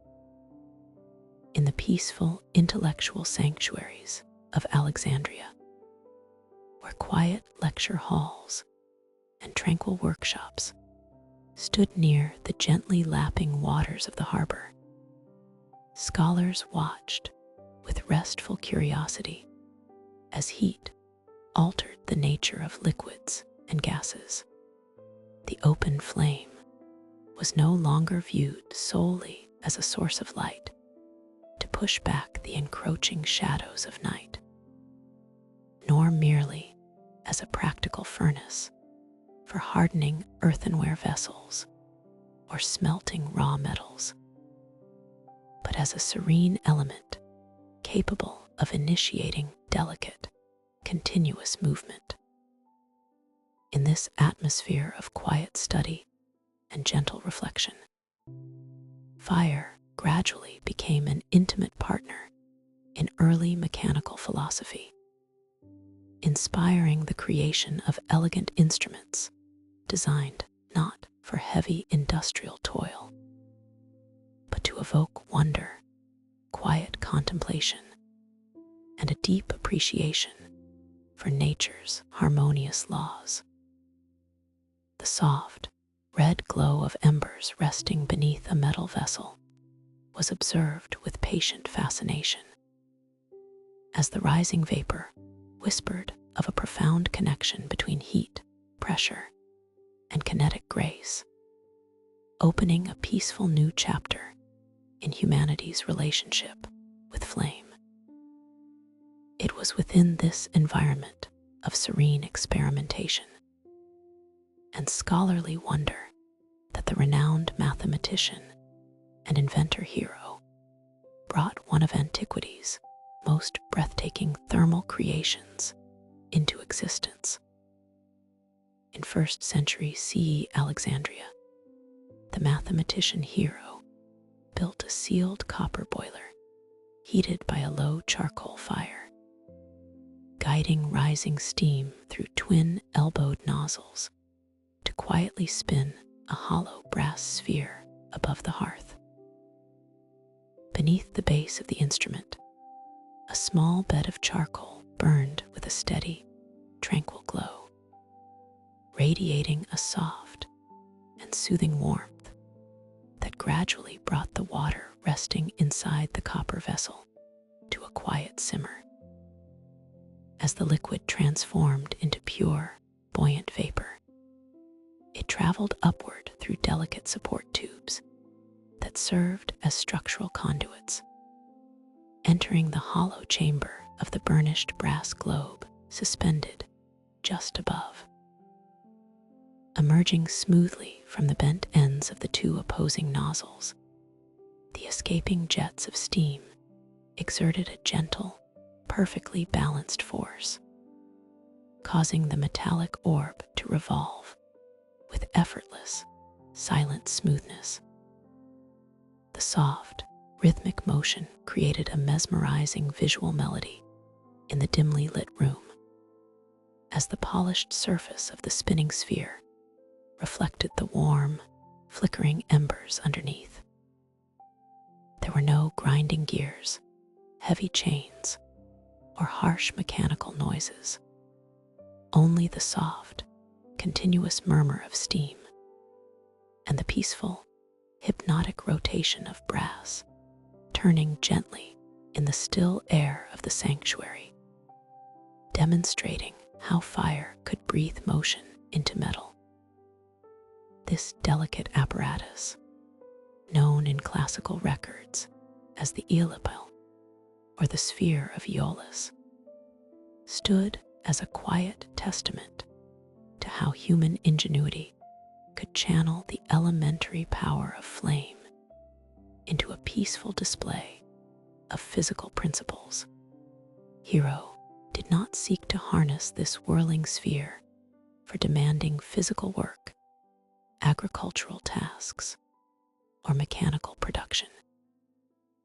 Instead, the device was created to delight the human mind, to serve as a restful demonstration of pneumatic forces, and to honor the harmonious relationship between fire, water, and air.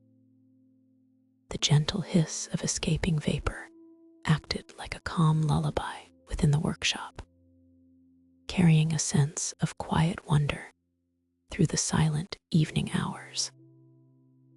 In the tranquil presence of the Eolipel, the ancient world caught a soft, early glimpse of the vast potential stored within steam. Long before the industrial age would reframe heat as a driving force of tireless labor and rapid factory production. For Huizhou and those who gathered around his hearth, the spinning orb offered something far more soothing, a moment of tranquil reflection on the subtle, unseen laws that govern the natural world. As the charcoal fire slowly faded into soft gray ashes, and the rotation of the brass sphere gradually settled into still rest, the warm room remained infused with a gentle sense of peace, inviting quiet thought and easy rest under the calm, starlit sky of Alexandria. As twilight drifted across ancient Mediterranean shores, the role of fire quietly expanded into spaces of deep contemplation, artful craft, and subtle invention. No longer confined only to hearth fires that roasted evening meals or the intense heat of open smelters, flame became a delicate tool of precision and patience in the quiet sanctuaries of scholars and artisans. Fire was coaxed to yield a steady, manageable warmth that could transform materials without consuming them, or stir physical forces into gentle movement. The soft flicker of oil lamps and the gentle, pulsing ember bed of small ceramic braziers lit the quiet hours of evening, casting soft shadows across plaster walls and stone tables. In these peaceful spaces, where the air carried the faint, reassuring scent of burning olive oil and dry acacia wood, human curiosity observed how heat interacted with liquids, resins, and metals in ways that were subtle rather than violent.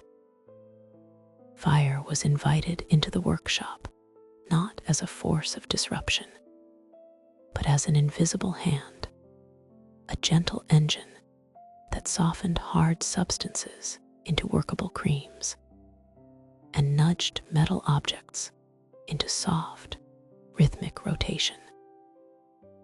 This subtle partnership between flame, air, and water marked a quiet revolution in human thought, where heat was measured and appreciated for its soothing consistency. In the sun-warmed oasis region of Fayum during the 2nd century, this delicate mastery of heat found a profound artistic expression in the creation of quiet portraiture.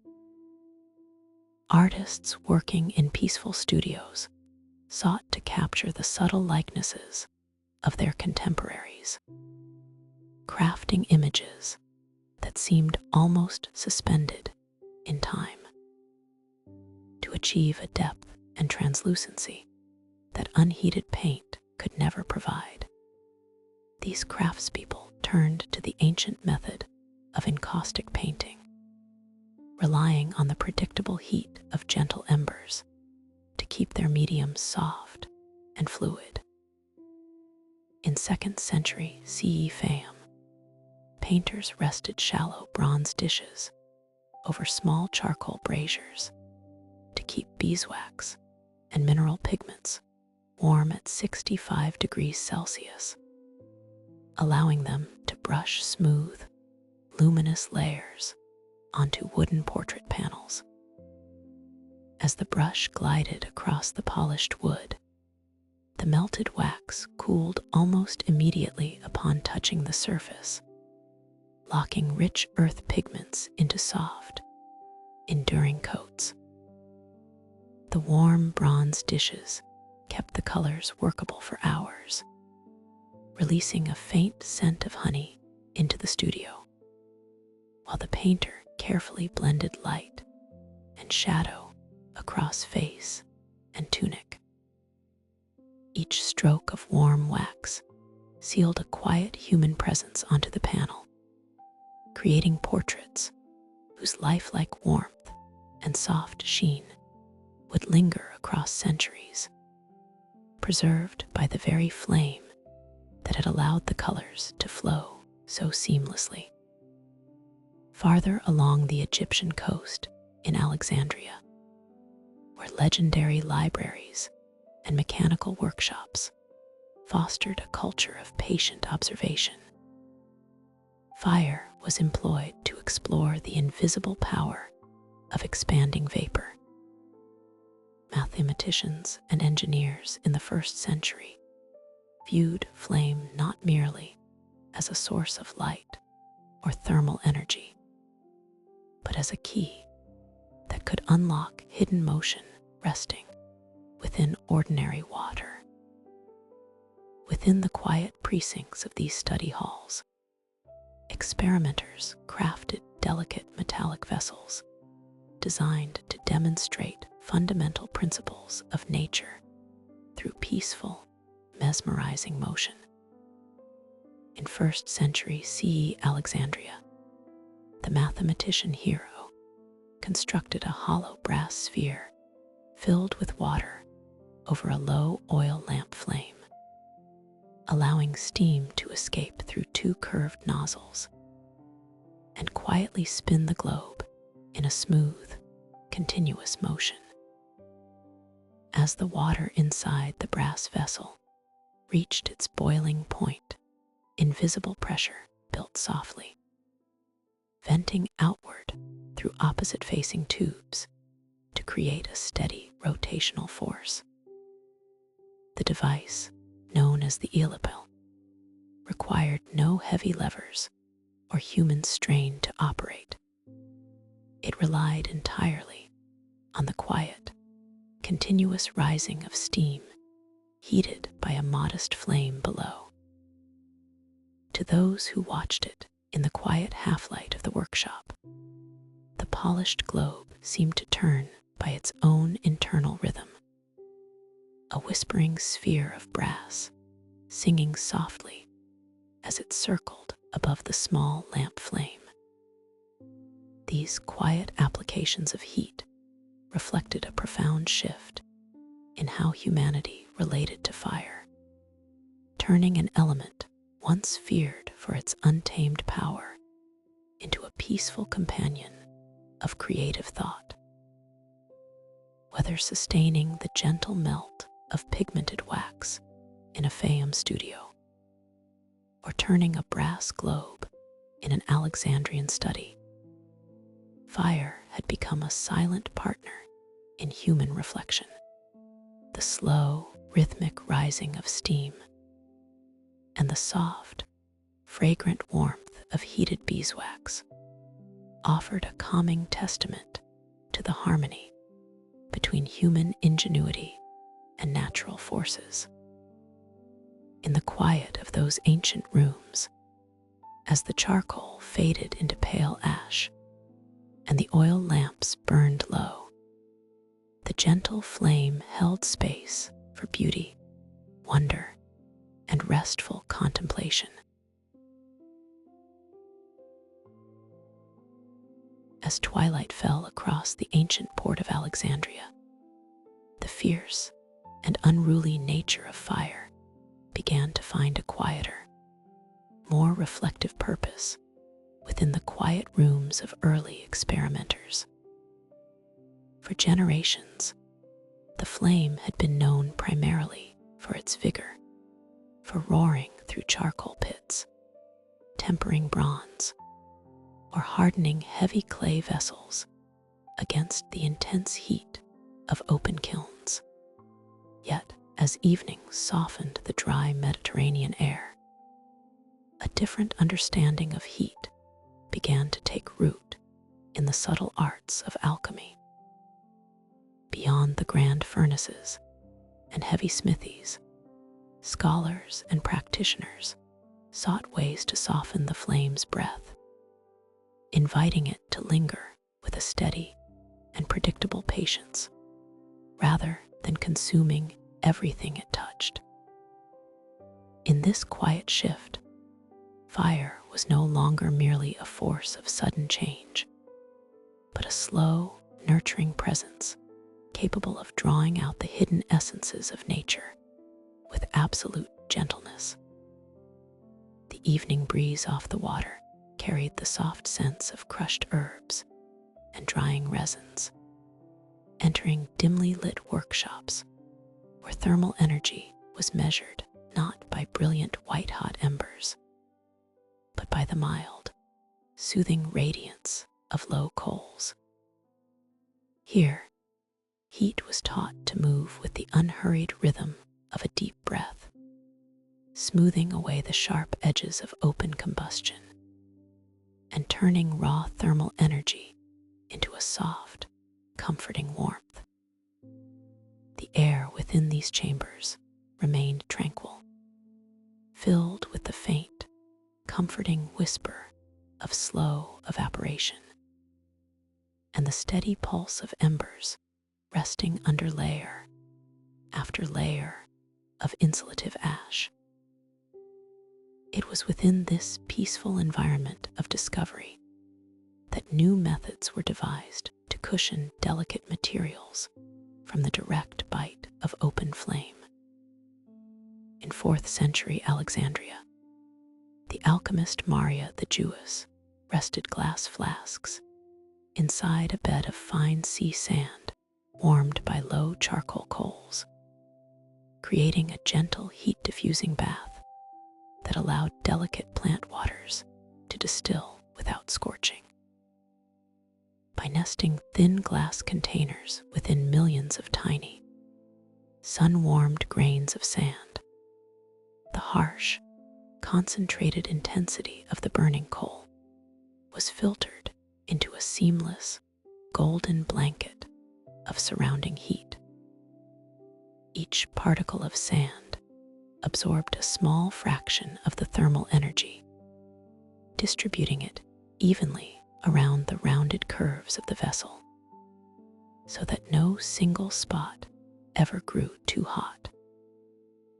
Inside the glass, crushed petals of sweet-scented flowers and aromatic leaves rested in pure water, slowly feeling the ambient warmth rise through their vessel like the soft heat of an afternoon sun. As the fluid warmed, fine mist began to gather along the clear upper dome of the flask, forming tiny, gleaming beads of moisture that glistened in the low lamplight. These drops gradually coalesced and slid downward along curved glass spouts into receiving jars below, yielding pure floral waters and subtle oils with absolute perfection. Without the buffering sea sand, direct exposure to the glowing coals would have scorched the fragile botanicals, turning their sweet vapors bitter and smoky. But under Maria's thoughtful care, fire became a silent partner in preservation, holding the temperature at a gentle equilibrium that allowed the essence of each plant to rise unhurried, drop by drop, through the quiet hours of the night.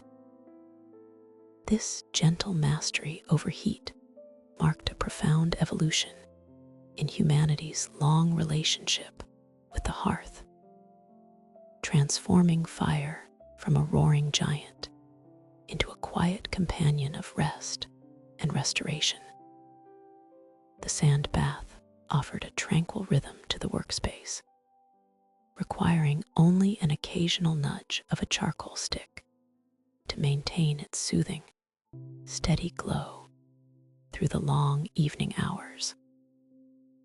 The soft, radiant warmth rising from the sand tray filled the room with a sense of deep stillness, inviting the practitioner to watch the slow condensate trickle through the glass without tension or haste.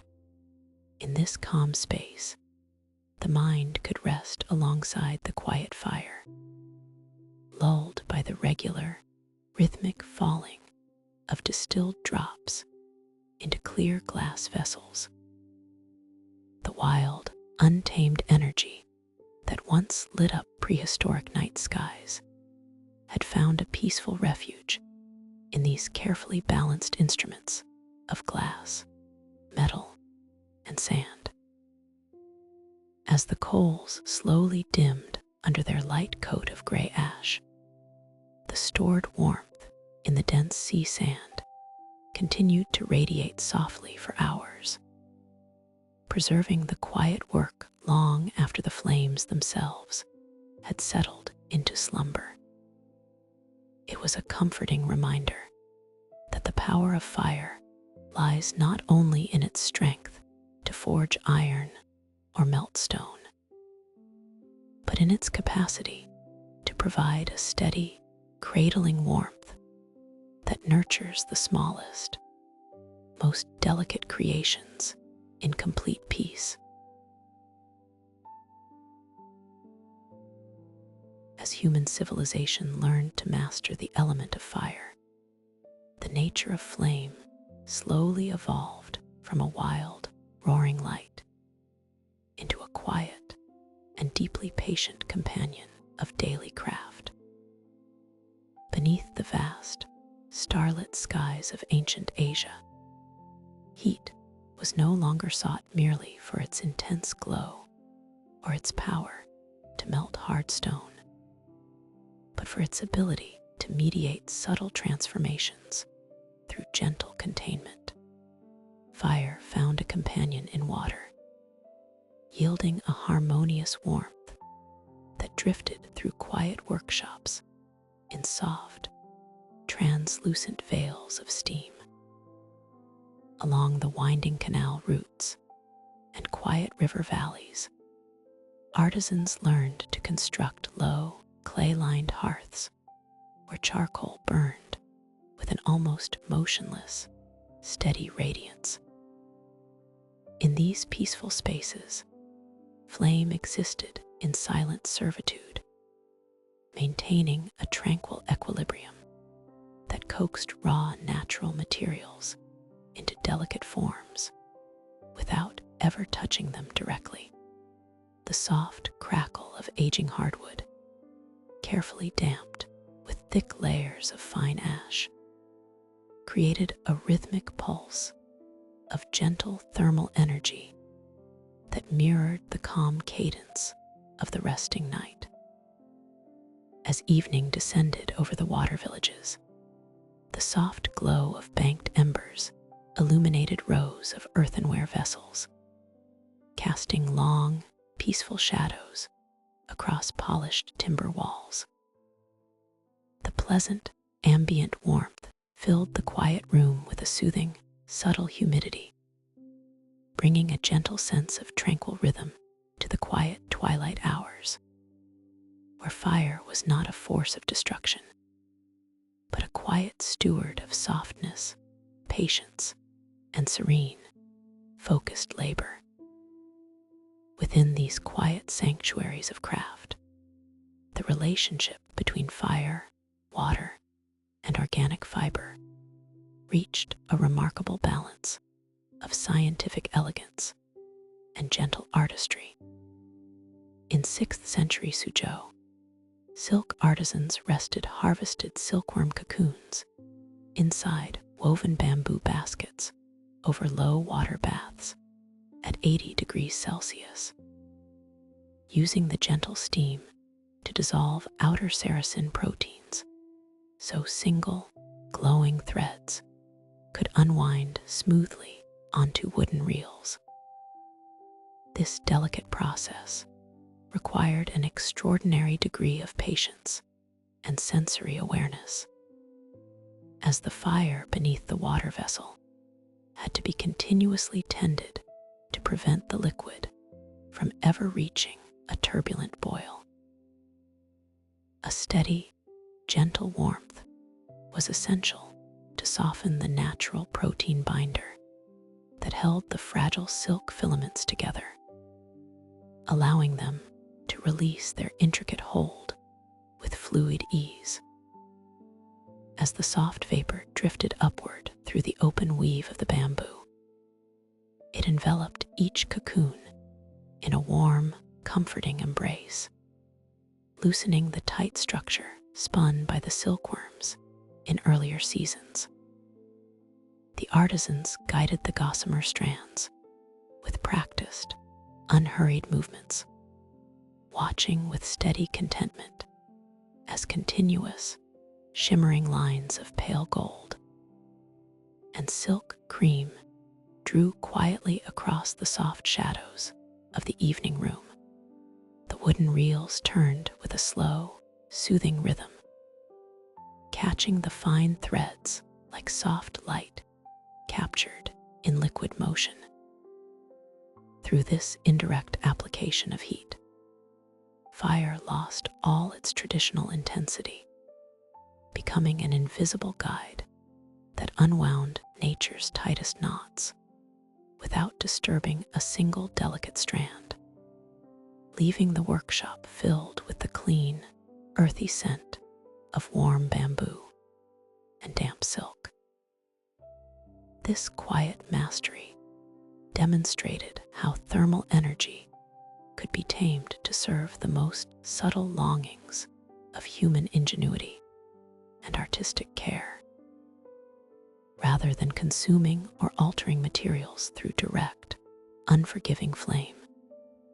The low embers beneath the water bath acted as a patient catalyst, bridging the distance between raw natural harvesting and exquisite human creation. The art of silk reeling revealed that fire's greatest strength often lay in its quietest moderation, requiring a deep, intuitive understanding of physical thresholds and the peaceful properties of phase transformation. As the night deepened over the winding canals of Suzhou, the quiet rustle of unwinding silk mingled with the gentle sound of water lapping against the stone foundations outside the workshop doors. The hearths within the small rooms were gradually banked for the evening, covered under protective beds of soft gray ash, until only a steady, resting crimson glow remained hidden deep within the clay structures. The indoor air slowly settled, carrying with it the quiet satisfaction of a day's labor brought to a graceful, harmonious close through patience, stillness, and quiet craft.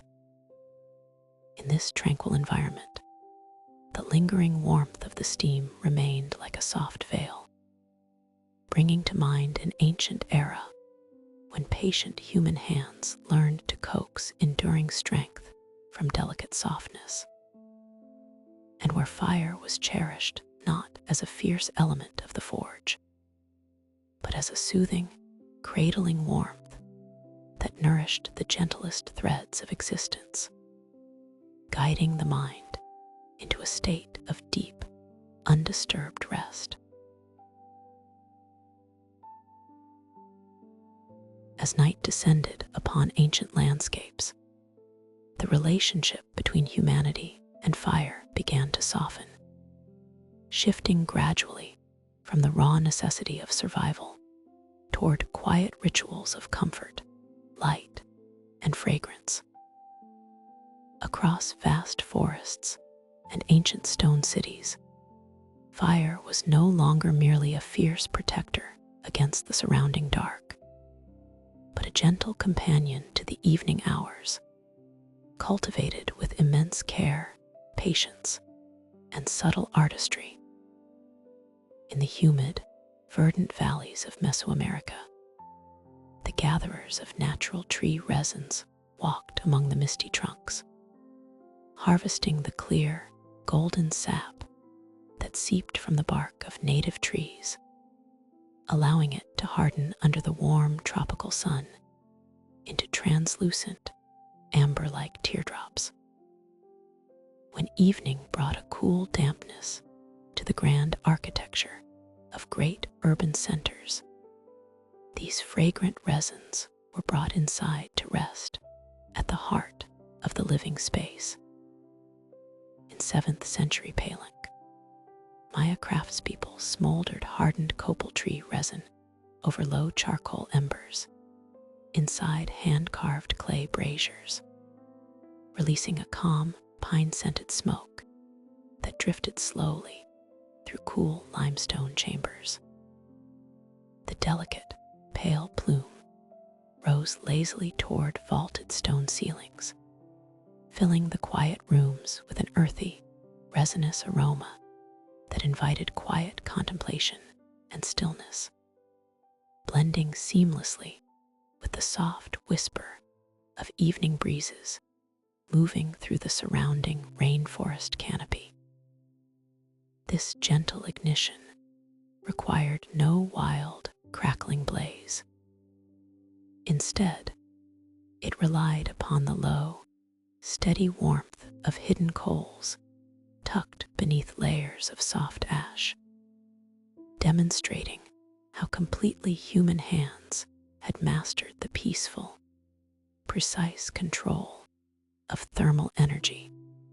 The slow release of aromatic smoke served as a rhythmic bridge between the active waking world and the quiet hush of night, anchoring the senses in the steady rise and fall of breathing embers, while the forest outside settled into deep, restorative shadow. Across the ocean in East Asia, another quiet evolution in firecraft was unfolding within the tranquil courtyards and private chambers of ancient palaces, where the desire for quick, effortless illumination led to delicate technological refinements. Before these thoughtful innovations, kindling a flame often demanded patient mechanical friction, or the careful, painstaking fanning of a tiny spark preserved within tinderboxes, a process that required focus, time, and effort during the chill of early mornings or late nights. Yet as domestic life grew more serene and refined, so too did the methods of summoning light to small porcelain oil lamps, bronze incense burners, and low masonry heating stoves. In 6th century China, during the Northern Qi period, court ladies soaked slender pine wood splints in molten sulfur, creating delicate matchsticks that caught flame instantly when touched to low-glowing stove coals. These small, sulfur-tipped slivers of straight-grained pine eliminated the long, frustrating struggle of reviving a dark hearth, allowing a clean, bright yellow flame to bloom in a quiet moment with the merest touch to a warm ember. The sulfur, carefully heated until liquid and thoroughly absorbed into the fine wooden fibers, acted as an eager chemical catalyst, catching the faint, residual heat of deeply buried coals that would otherwise have been far too cool to ignite raw wooden kindling. In the quiet chambers of the palace, where woven silk hangings softened the cool evening air, these early matchsticks brought an unprecedented grace to the hearth, transforming the ancient labor of fire starting into a swift, silent gesture of everyday comfort and peaceful convenience. Together, these distinct historical practices illuminate how the story of human fire is not only a grand narrative of iron forging, bronze casting, or roaring winter hearths, but also a deeply gentle history of intimacy, atmosphere, and domestic calm. From the resin-scented clay braziers resting in cool limestone sanctuaries to the sulfur-dipped pine splints stored beside quiet brick stoves, people learned to shape the force of combustion to serve the delicate needs of evening rest and quiet solitude. Over centuries of observation, the flame became smaller, cleaner, and far more responsive to human intention, resting patiently within small vessels of clay, stone, and burnished bronze until softly summoned into light. As the final embers settled into fine gray ash at the end of the day, their deep crimson glow provided a visual rhythm of peace, reassuring all who watched that warmth could be maintained effortlessly throughout the dark hours of the night. In the quiet stillness of these dimly lit spaces, the clean aroma of pine resin and the soft, instant flicker of a rekindled wooden splint offered a comforting sense of harmony and security, guiding weary minds gently into sleep while the quiet world turned beneath a vast canopy of stars. As evening settles into deep stillness, the long story of human fire reveals a softer and more reflective path, one where flame is invited not to roar, melt, or harden iron, but to breathe quietly within small, dark chambers. Long after the bright sparks of ancient hearths and the roaring draft of early foundries had transformed the physical world, human hands discovered a far gentler art in fire's most delicate byproduct, the quiet rise of smoke. Within the peaceful confines of ancient workshops, flame became a subtle instrument of capture, turning the golden clarity of pressed oils into steady light and soft shadow. When a tiny cotton wick consumes a carefully measured drop of plant oil, it releases a slow, meditative stream of fine, unburnt carbon that drifts upward like a dark mist in a windless room. For generations, early scribes and craftspeople realized that fire's shadow held a permanent form of quiet beauty, a deep pigment born of patient combustion that could endure long after the lamp's temporary glow had faded into the night. Watching the slender trail of smoke ascend toward a waiting surface created a calm, rhythmic pulse for evening labor. The small flame was tended with minimal draft, kept low and tranquil so that it burned with a warm, steady amber glow, yielding a soot so fine and smooth it seemed almost weightless upon the air. This quiet harvesting demanded endless patience, an intuitive understanding of gentle airflow, and a reverence for the serene transformation of fire into lingering art. In 8th century Nara, Japanese artisans burned sesame oil beneath small earthenware domes, carefully sweeping the velvet-soft carbon soot into wooden molds with warm hide glue to craft solid sticks of sumi ink. The process unfolded with a restful, deliberate cadence that mirrored the quiet atmosphere of the Nara period's temples and halls, inside dimly lit rooms protected from sudden gusts. Dozens of small clay lamps were arranged in orderly rows, each fitted with a brief wick submerged in fragrant sesame oil. Hovering just above each burning flame, small unglazed earthenware covers caught the rising plumes of fine soot. As the lamps burned through the peaceful night, the interior of these clay domes gathered a rich, velvety coating of dark pigment. At regular intervals, the ink maker would move softly from lamp to lamp, using a delicate feather or a small brush to gather the soft dust into wooden vessels, careful not to disturb the quiet settling of the soot.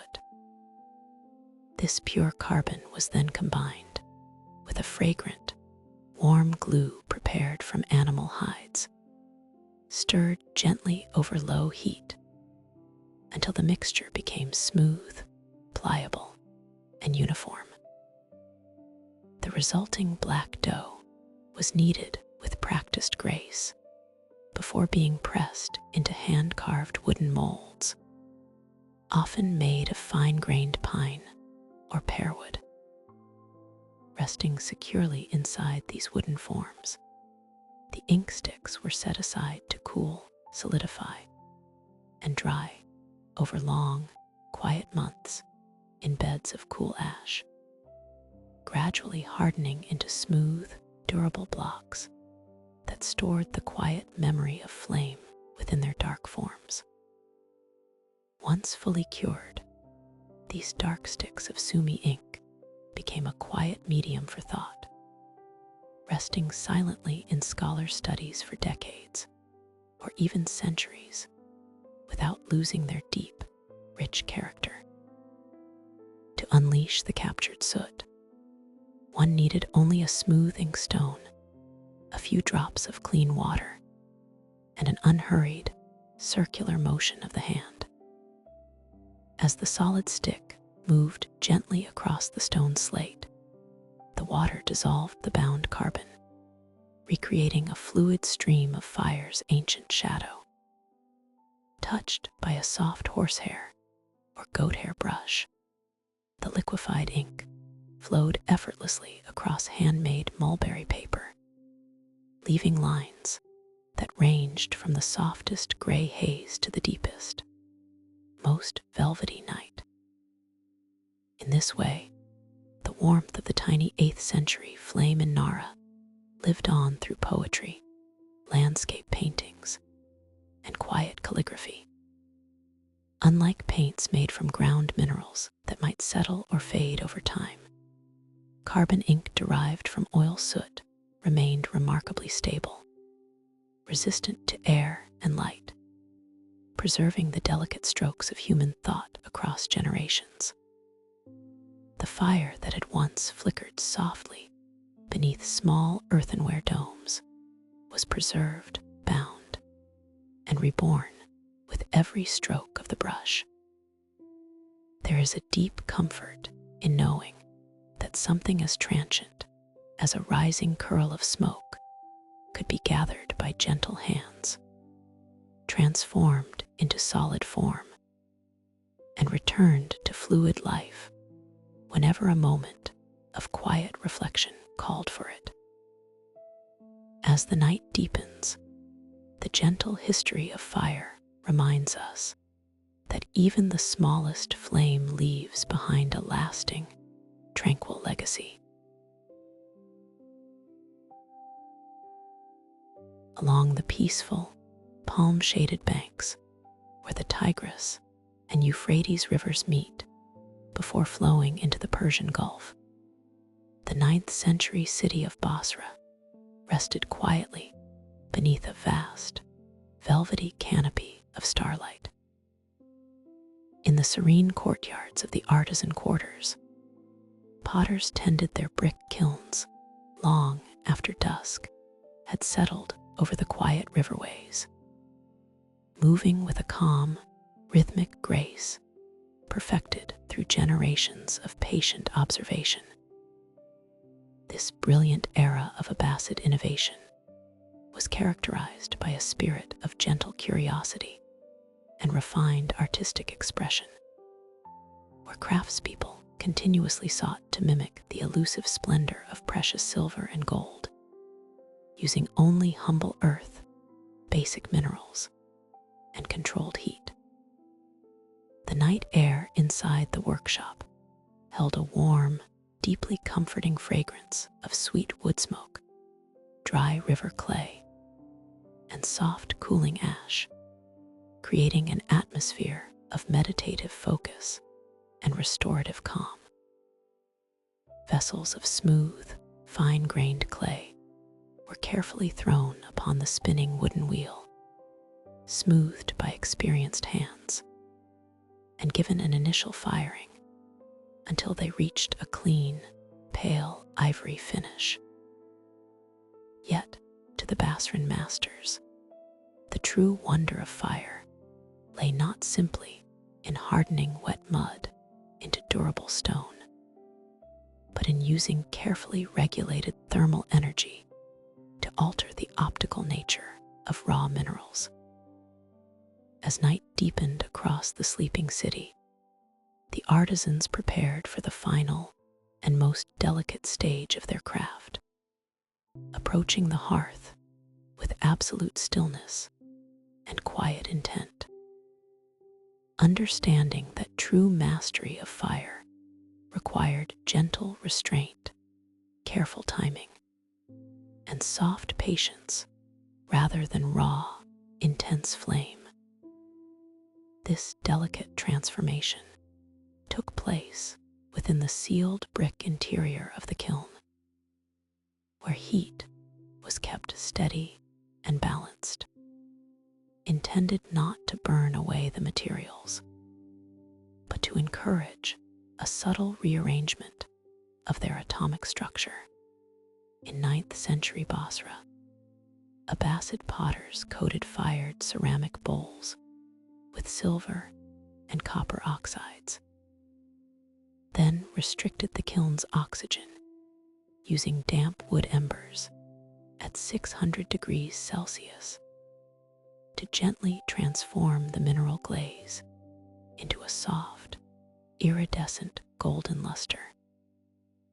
By skillfully introducing damp green foliage, moist wood shavings, or soaked embers into the glowing firebox, the potters deliberately choked the flow of incoming fresh air, creating a dense, oxygen-starved reduction atmosphere inside the firing chamber. Deprived of free oxygen gas, the carbon-rich smoke hung heavily around the heated vessels, actively seeking oxygen atoms wherever they could be found, and pulling them directly out of the metallic silver and copper oxides suspended within the paint. In this quiet, smoldering darkness, the metallic ions were reduced to micro-thin, unoxidized layers of pure elemental metal, trapped just beneath the cooling, vitrified surface. Maintaining a temperature near 600 degrees Celsius was vital. It allowed the glass glaze to remain soft and receptive to the migrating metal particles, without becoming so liquid that the elegant shapes of the bowls would slump or warp. Through this peaceful chemical ballet, a paper-thin film of copper and silver was woven into the glass, creating an exquisite luster that shivered softly with warm, iridescent highlights under the gentle flicker of oil lamps. Once this precise reduction phase was complete, the potters closed the draft flues and allowed the glowing fire to quietly fade away into dark, resting embers. Throughout the remainder of the night, the kiln cooled at an exceptionally slow, peaceful pace, radiating its stored thermal energy into the surrounding brickwork like a sleeping hearth. Only when the thick earthen walls had returned to the gentle temperature of the morning breeze were the chamber doors carefully opened, exposing the transformed ceramic treasures to the soft light of dawn. The finished vessels displayed a delicate, iridescent sheen that seemed to hold liquid sunlight within its surface, shifting effortlessly from soft golden amber to hints of rose and pearl as the angle of ambient light changed.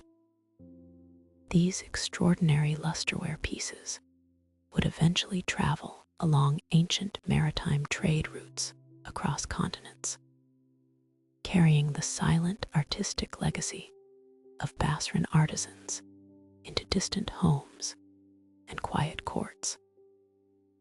To hold one of these glazed bowls in the calm quiet of evening is to admire a profound union between human patience, chemical understanding, and the soothing power of fire, a gentle reminder that remarkable beauty often emerges when thermal energy is guided with soft intention, allowing nature to complete its quiet transformations in the soothing dark. As twilight settled softly over the timbered pavilions of East Asia, the relationship between humanity and fire underwent a quiet, graceful transformation. The fierce, crackling flames of early hearths and the roaring blazes of ancient forged metals yielded to a far more delicate art of controlled temperature and subtle fragrance.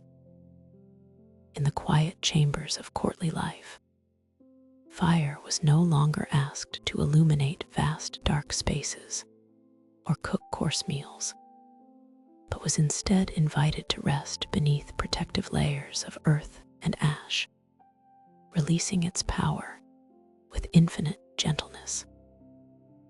Here, the goal was not to produce light or heat for survival, but to create a peaceful, contemplative atmosphere for the evening hours.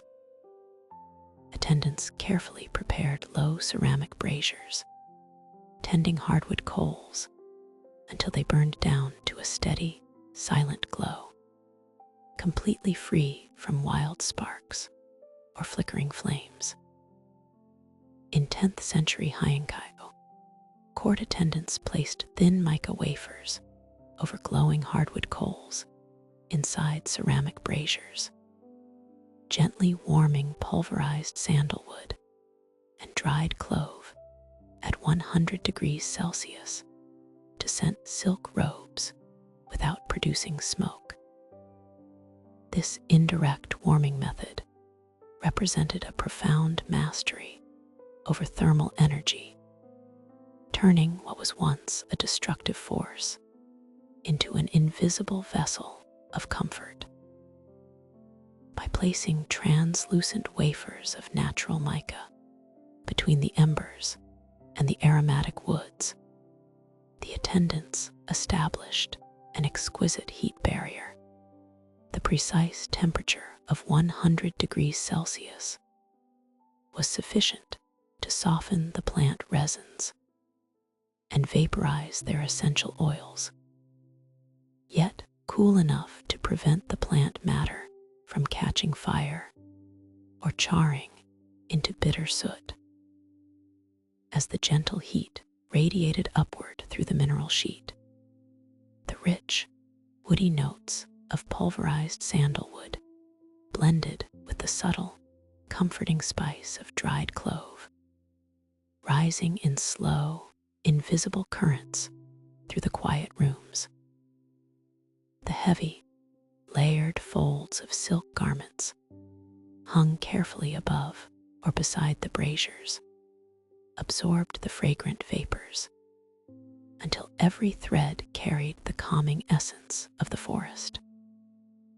The absence of smoke allowed the indoor air to remain clear and soothing to breathe, transforming the quiet sleeping quarters into a sanctuary of stillness where the body could relax and the mind could slowly unburden itself from the cares of the day. Across the sea, during the same era of cultural refinement, fire found another remarkably peaceful expression in the marking of quiet nighttime hours. Within the tranquil study halls of scholars, where inkstones rested beside rolls of silk and bamboo, fire was brought into service as an ethereal, silent timekeeper. Rather than relying on the noisy drop of water clocks or the mechanical weight of gears, scholars developed a method to measure the passage of midnight using the steady, predictable combustion of finely ground aromatics. The ritual began with a moment of silent preparation. As white wood ash was sifted into heavy containers and meticulously leveled to form a soft, smooth cushion.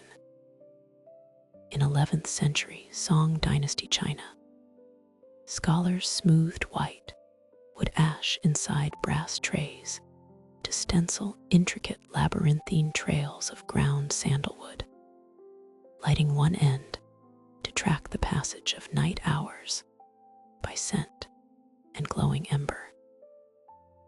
The stencil was lifted with great care, leaving behind an exquisite, raised maze of pale golden powder, resting atop the pristine white bed like a quiet path drawn in the snow.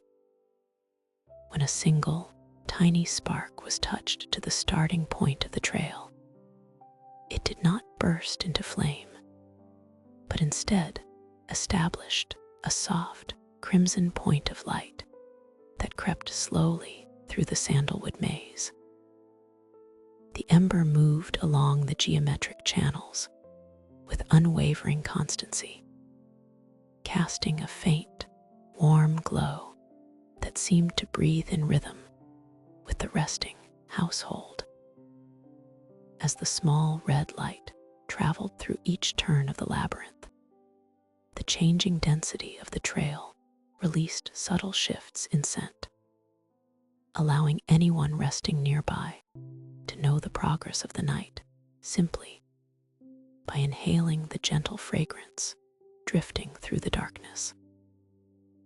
The thick bed of white wood ash insulated the brass tray beneath, absorbing excess heat and ensuring that the combustion remained entirely contained, quiet, and slow. In both the scenting of high-end garments and the burning of song incense clocks, fire was stripped of its violence and reduced to its purest, most tranquil essence. A tiny, glowing heart resting in ash, measuring time without noise, and filling the darkness with peace, coaxing the weary spirit into a deep and effortless sleep. As night settles over the quiet world, the story of fire takes on a softer, almost imperceptible rhythm, moving away from the roaring blazes of ancient hearths and early foundries toward the gentle, whispering realm of smoke and shadow. Fire is not only a force of light and heat, but also a patient sculptor of residual matter, transforming organic life into delicate particles that drift upward with warm air. For centuries, human hands observed how different woods yield different qualities of smoke, noting how the soft embers of resinous timber carry tiny specks of carbon into the air. In the quiet valleys of Eastern Asia, where forested mountains rise through layers of morning mist, artisans realized that fire could be controlled so delicately that its flame was reduced to a soft smolder, optimized not to illuminate, but to yield the finest, darkest residue possible. This gentle combustion demanded infinite patience and a deep understanding of draft, temperature, and timber selection, turning fire into a silent partner in the creation of beauty and memory.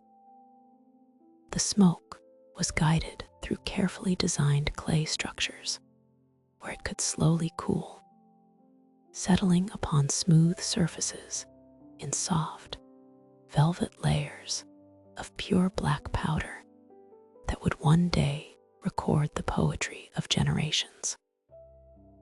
In the quiet craft of East Asia, this delicate relationship between flame, wood, and captured soot reached a profound level of subtle refinement.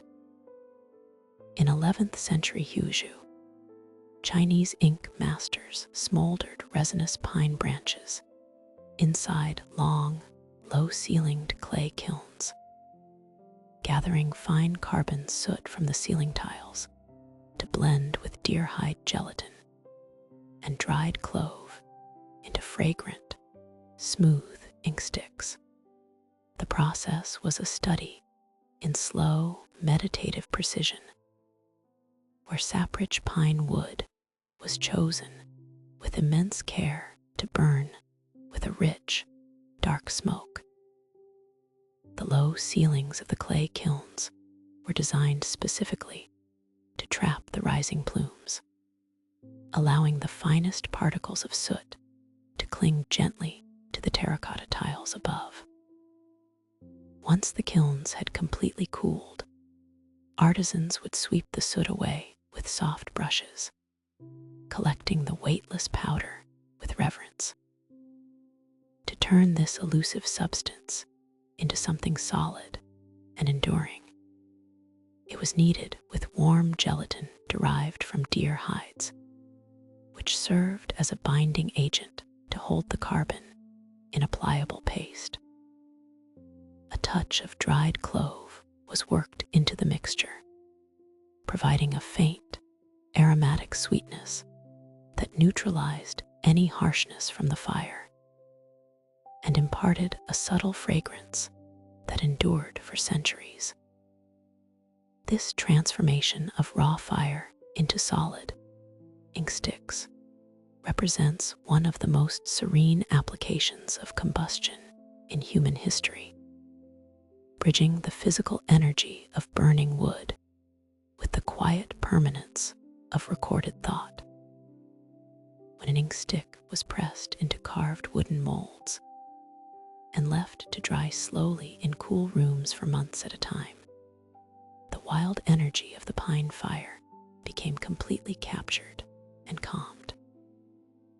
When a scholar later sat at a quiet desk beside an open window, rubbing the dark ink stick against a smooth ink stone with a few drops of clear water, the dormant carbon dissolved into a liquid as dark as the midnight sky, ready to flow softly onto silk or paper. Every stroke of a brush carried the ancient, quiet memory of that controlled fire in Huizhou, allowing landscapes of mist-shrouded peaks and reflective poetry to emerge from the blackness of burned pine. The fire had not destroyed the wood, rather, through the medium of soot, it granted the pine tree a second life, suspended safely within the delicate emulsion of gelatin and spice. As we listen to the slow, steady rhythm of this quiet story, we can imagine the calm atmosphere of those ancient workshops, where the air smelled faintly of pine resin, damp clay, and aromatic clove, and the only sound was the soft crackle of smoldering wood within the kilns.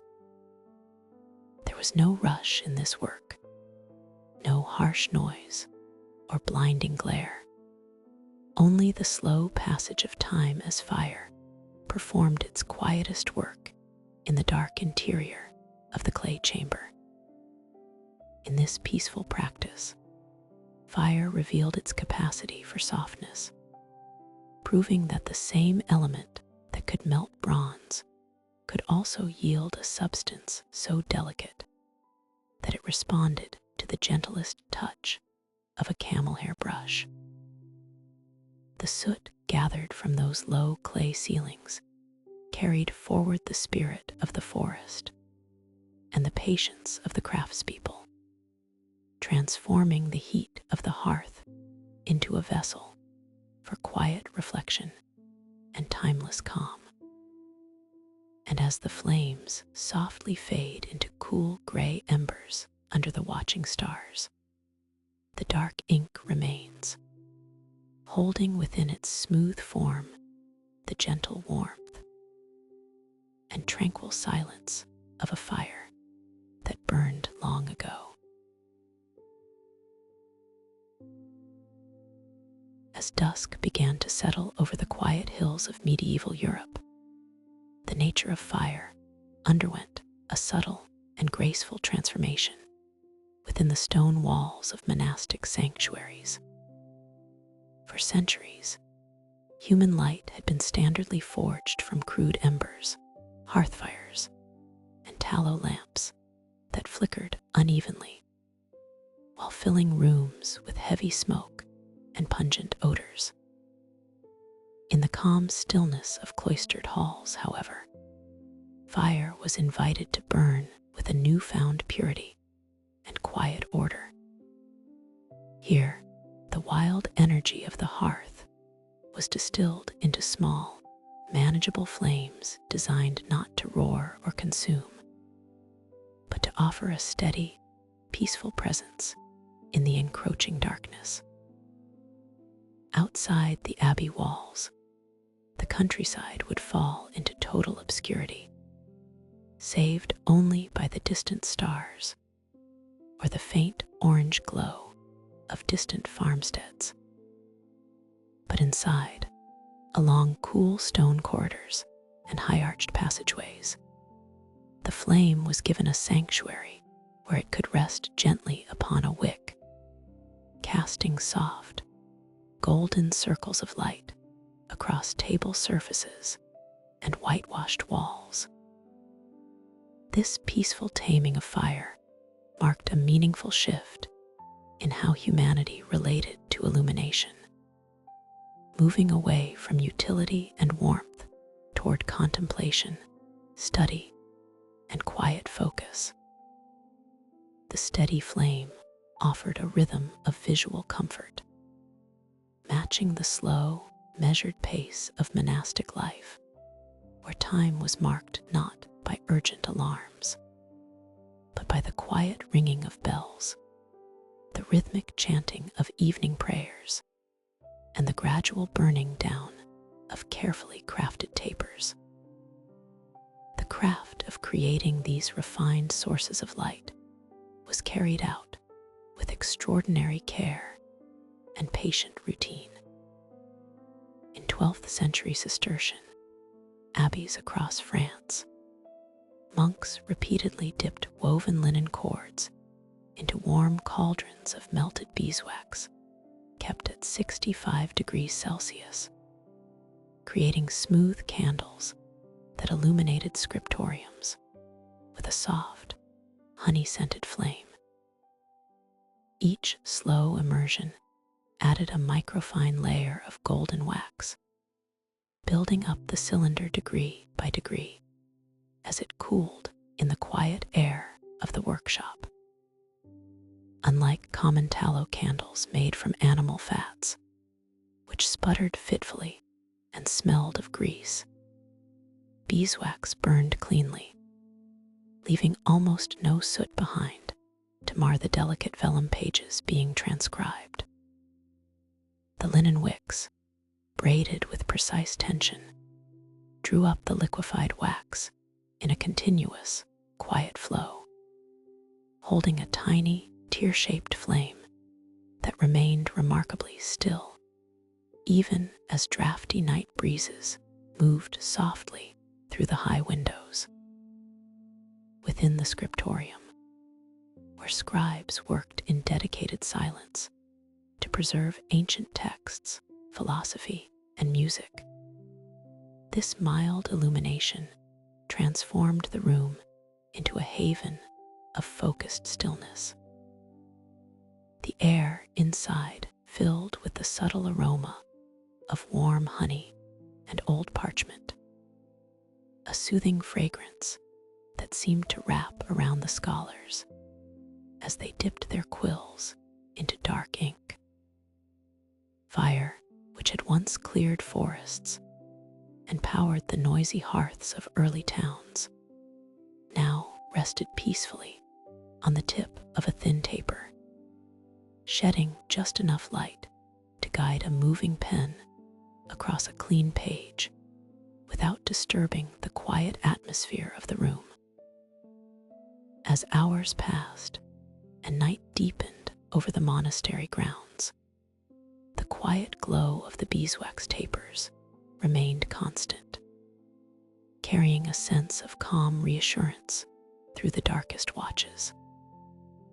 The gentle radiance reached upward into the high timbered rafters, softening the sharp edges of stone pillars and casting long, soothing shadows that shifted only when a candle was slowly trimmed with brass scissors.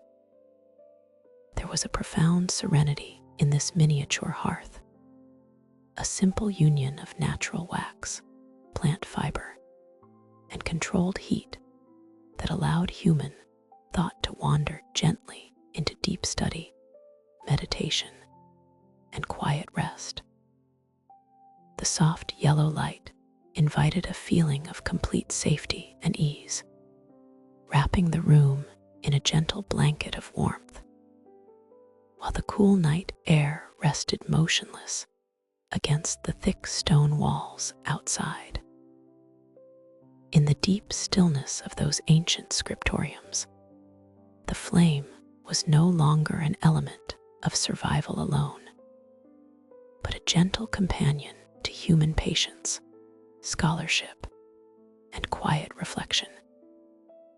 As each candle burned down toward its base, leaving behind a delicate pool of translucent warm wax, the monks would complete their work for the evening, extinguish the small flames with a soft breath or a metal snuffer, and let the quiet darkness embrace the abbey once more, leaving only the lingering memory of warmth and the sweet scent of honey to rest upon the cool night air.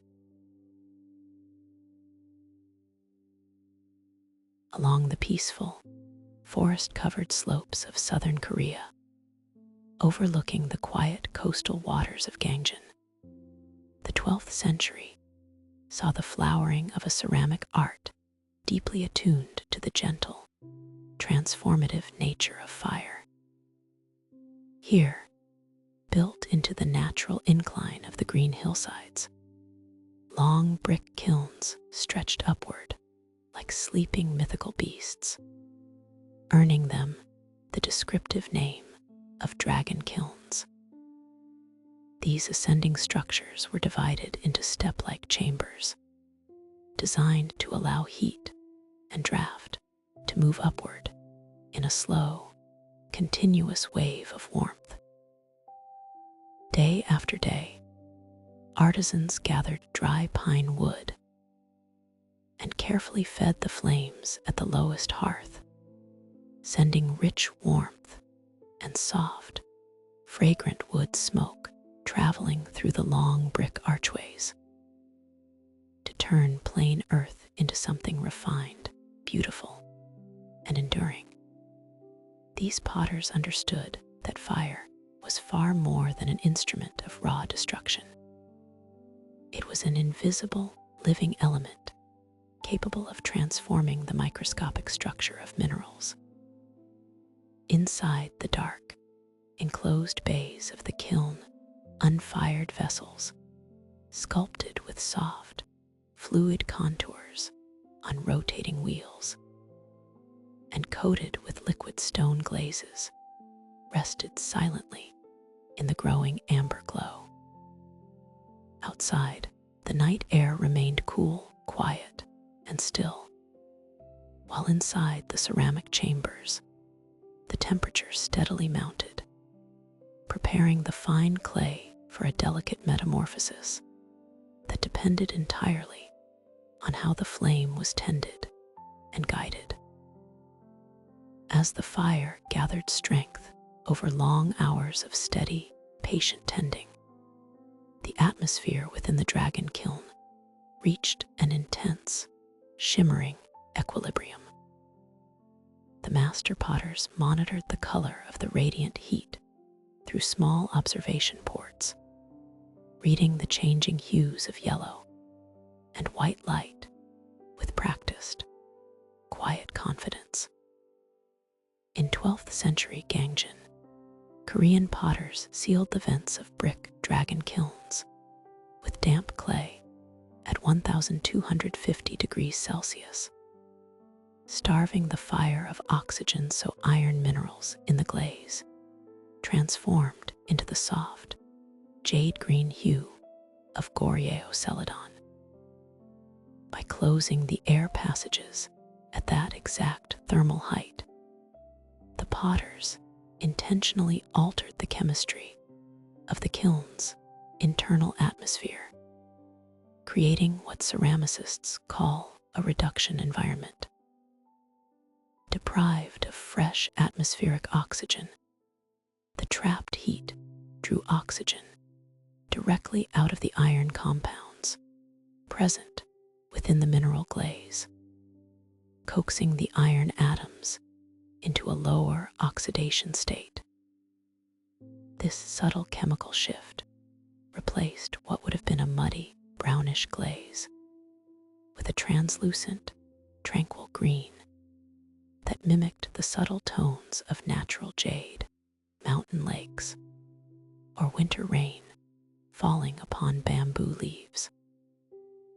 The smothered fire continued to burn softly in the oxygen-starved darkness, smoothing the liquid surface into a fine, glassy luster without a single blemish. This quiet mastery over oxygen and flame revealed a profound truth about human ingenuity.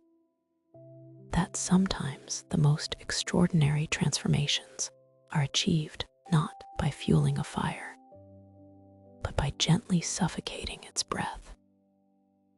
In that darkened, sealed space, heat ceased its fierce consumption and began a slow, protective resting period.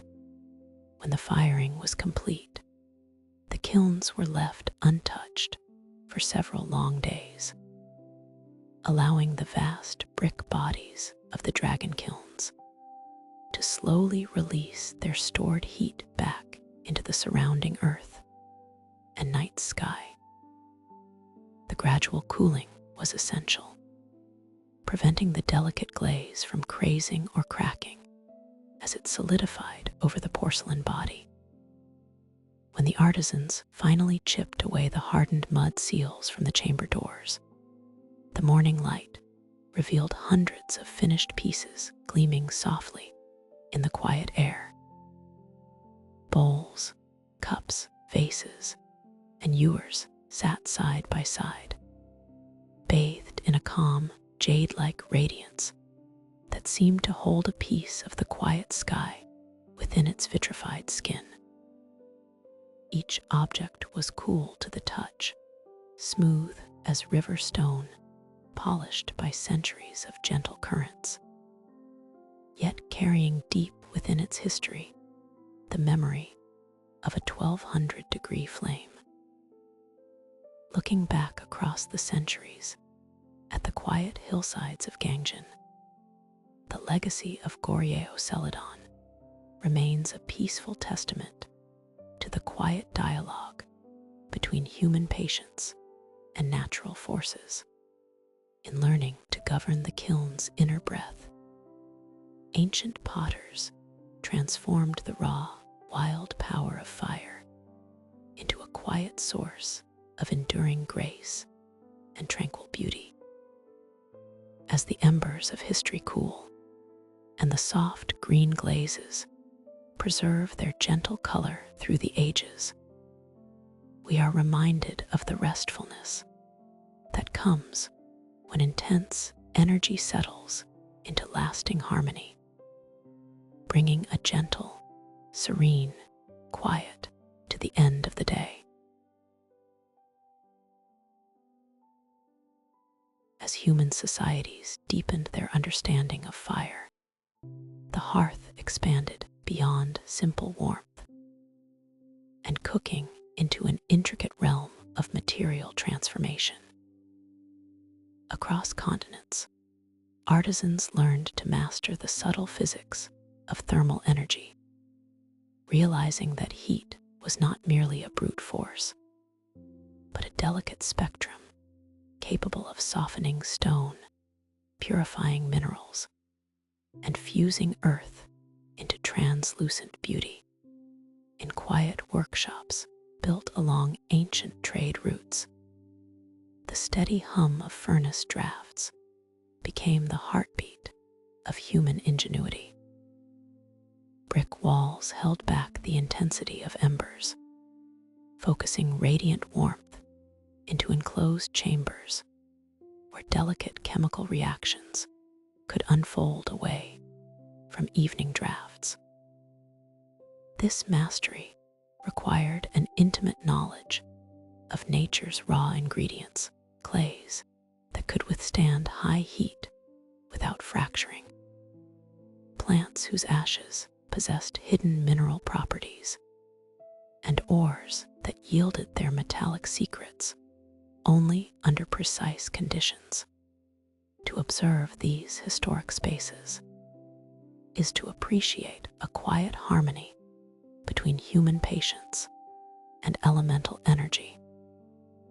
Fire was no longer a wild phenomenon to be guarded, but a refined partner, carefully fed with dried hardwoods to reach precise thresholds where solids dissolved into liquid light. Through this work, early craftspeople learned to coax clarity from opaque stone and extract pure elements from heavy earth, illuminating the path of human discovery with a steady, gentle glow. In the urban centers of the Levant, this relationship with high heat reached a remarkably sophisticated expression. In 13th century Damascus, glassmakers combined ash from burned desert saltwood plants with crushed white river quartz, heating the mixture in brick kilns at 1,000 degrees Celsius to produce clear, honey-tinted glass vessels. The process unfolded with a mesmerizing grace, beginning out on the arid scrublands, where desert vegetation was gathered and burned to yield mineral-rich alkali ash. When this ash was finely ground and combined with silica harvested from white quartz river pebbles, it lowered the melting point of the stone just enough for the furnace to work its magic. Inside the thick-walled brick kilns, glowing brightly in the quiet workshop, the mixture slowly softened into a thick liquid holding the warm hue of summer honey. Craftsmen watched the luminescence through small sight holes, using iron pipes to lift small gathers of molten glass, gently shaping them into delicate bottles and lamps. As these vessels cooled slowly in annealing ovens, they retained their soft, amber translucency, turning ambient light into a soothing radiance. Fire had not destroyed the quartz or the desert plant. Instead, it had united them, creating an enduring beauty born of extreme heat and careful patience. Farther to the east, along the rugged hills of Rajasthan, another quiet marvel of pyrotechnology was unfolding, where metallurgists learned to capture metals directly from vapor. In 14th century, Zawar in Rajasthan, India, metallurgists packed clay retorts with zinc ore and charcoal, heating them to 1,000 degrees Celsius, while channeling rising vapors down cool clay tubes to quietly condense pure metallic zinc into lower collection vessels. Unlike copper or iron, which melt into liquid metal that flows downward, zinc turns into gas at nearly the same temperature required to liberate it from ore. To capture this elusive element without allowing it to oxidize into smoke upon meeting open air, artisans designed a remarkable process of downward distillation. Small clay retorts were packed with ground zinc ore and charcoal before being fitted with funnel tubes. These retorts were arranged upside down into furnace banks, surrounded by charcoal, and fired until the interior reached a steady glow. As zinc gas rose from the heated ore, it descended through the cooler clay necks into collection pots set below the furnace floor. The cooling tubes allowed the vapor to condense peacefully into liquid droplets, yielding solid, high-purity zinc that could later be alloyed into brass.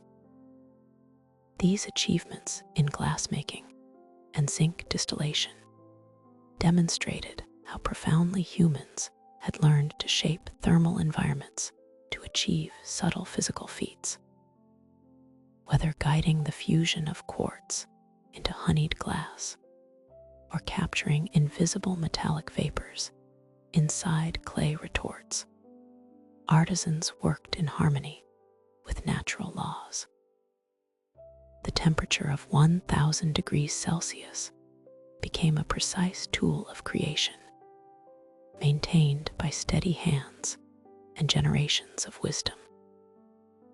As night fell over the workshops of Damascus and Zawar, the furnace fires would slowly subside into glowing beds of coals, radiating a soft warmth that filled the quiet air. The finished glass and pure metal stood as silent testimony to what could be accomplished when human curiosity listened to the flame. In the stillness that followed, the embers cast a comforting light across the stone floors, resting after hours of creation, while cool night air settled gently around the work. As twilight fell softly across the ancient stone streets of medieval Europe, the element of fire found its quietest, most delicate expression inside the tranquil workshops of the master glassmakers.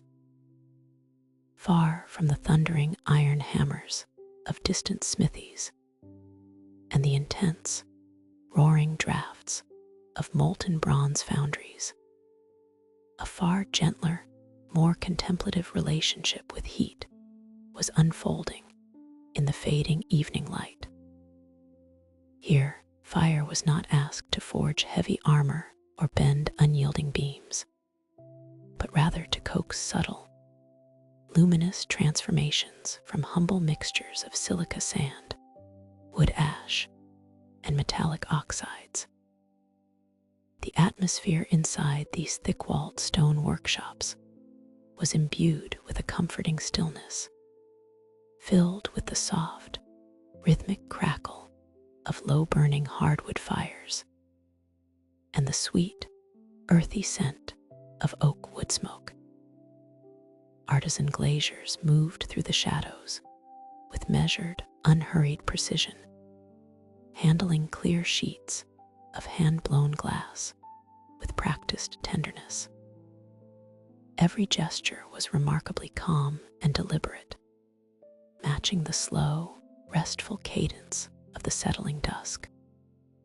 Through the high, pointed archways of the studio, the last pale violet light of the setting sun mingled with the warm orange radiance of small brick kilns, creating an inviting sanctuary of light where human patience and natural chemistry met in quiet harmony. Outside, the bustling noises of the medieval town gradually softened into nighttime silence, while within the workshop, the steady hearth kept the evening chill at bay, wrapping the space in a tranquil blanket of warmth, comfort, and deep repose. Within this peaceful haven of craftsmanship, the management of heat was an art of extraordinary patience, nuance, and quiet observation. In 14th century York, stained glass artisans painted yellow silver chloride paste onto clear sheet glass, firing it in small brick kilns at 650 degrees Celsius.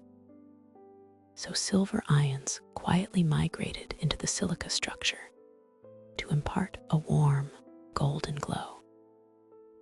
This delicate thermal process demanded no roaring flames or violent drafts, but rather a slow, even bath of radiant heat that rose gently from the surrounding earthenware bricks. As the internal chamber reached its precise temperature, the invisible heat worked silently at a molecular level, encouraging the silver ions to journey smoothly into the solid glass matrix without altering its smooth surface or optical clarity. The glass itself remained firm and undisturbed, absorbing the subtle thermal energy until the yellow paste had lent its permanent color to the very internal structure of the material. When the firing was complete and the small kilns were left to cool undisturbed through the long night, the chalky residue on the surface was gently washed away, revealing a radiant, translucent amber that seemed to capture and store pure sunlight within itself. It was a serene synthesis of thermal discipline and alchemy, where fire served not as a force of destruction or raw power, but as an invisible, guiding hand that permanently imbued clear silica with the softest, most soothing golden hues imaginable. As the remaining coals within the brick kilns gradually dimmed from vivid amber to a soft, rhythmic crimson, a profound stillness settled across the quiet workshop. The focused labors of the day were fully concluded, giving way to the restorative calm of the night. The surrounding brickwork continued to breathe out a gentle, lingering warmth into the cooling air, offering a cozy testament to the fires that had burned so faithfully within them earlier in the evening. Resting quietly upon soft beds of fine dry wood ash, the newly stained panels began their long, unhurried cooling process through the night, ensuring that every layer of glass settled into perfect equilibrium without internal stress or flaw. In this slow, graceful drop in temperature lies one of fire's most comforting qualities: its capacity to soften, yield, and retreat into peaceful quiet, leaving behind lasting warmth, safety, and enduring beauty. The flame had fulfilled its quiet purpose, bridging the gap between raw earth and illuminated art. And now it peacefully slept beneath a thin mantle of gray ashes. Standing in the deepening shadows of the studio, watching the faint wisps of sweet wood smoke drift upward toward the dark timber rafters, one feels an overwhelming sense of quiet satisfaction, harmony, and calm. The dark night outside had now fully settled over the land, while inside, the soft, lingering memory of the kiln's warmth remained, promising that when tomorrow's morning light arrived, it would illuminate glass made forever golden by a gentle, patient flame.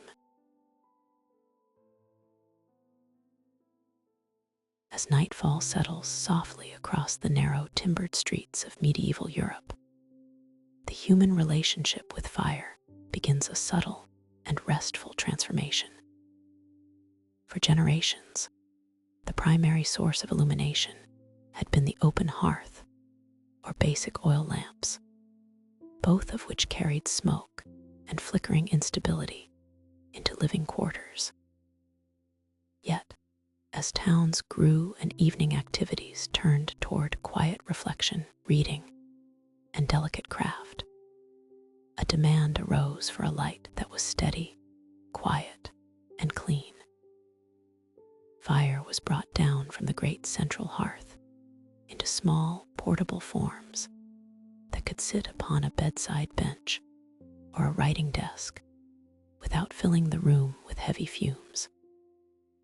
This gradual quiet shift in domestic light created spaces of serene focus, where the darkness outside felt distant and peaceful. Inside these quiet interiors, the warm glow of early candles transformed raw shadows into soft, rounded edges, wrapping the sleeper, the scholar, or the reader in an atmosphere of deep tranquility. Crafting these small vessels of light required a deep understanding of natural substances, as well as a slow, rhythmic patience that mirrored the calming nature of the flame itself. From animal fats to the fragrant harvests of apiaries, artisans learned to shape fire into a gentle, dependable companion for the night. In the thriving artisan districts of medieval France, this patient craft reached a standard of extraordinary refinement among organized workers who dedicated their days to the slow creation of wicks and wax. In 14th century Paris, guild chandlers suspended cotton threads from wooden wheels, dipping them 40 times into copper cauldrons of melted white beeswax at 65 degrees Celsius to build smooth, honey-scented tapers that burned with a soft, sootless flame. As each large wooden wheel rotated above the wide copper vessel, the wicks passed smoothly down into the warm, liquid wax and rose again into the cool, ambient air of the workshop, allowing each microscopic layer to set cleanly before the next entry. Maintaining the precise warmth of 65 degrees was essential to the craft, ensuring that the wax was fluid enough to adhere evenly without dissolving the delicate layers that had already built up on the hanging wicks. Unlike common tallow candles made from animal fats, which melted quickly and gave off a heavy, greasy odor, these pure beeswax tapers were cherished for their clarity, their subtle perfume of summer hives, and their unwavering, quiet burn. The slow, circular motion of the wheel created a meditative rhythm in the chandler's workshop, a quiet sequence of dipping, cooling, and turning that converted raw natural elements into pristine columns of golden light. Each taper's burn was predictable and silent, providing a steady beacon that allowed monks, scholars, and households to move through the night in peaceful ease. The physical nature of a burning candle is itself a study in quiet balance and gentle chemistry. Within the heart of the flame, melted beeswax is drawn slowly upward through the porous fibers of the cotton wick by natural capillary action. As it reaches the hot base of the flame, the liquid wax is transformed into a microscopic vapor just before it meets the surrounding oxygen, burning smoothly in a glowing envelope of soft, golden luminescence that fills the room with quiet warmth.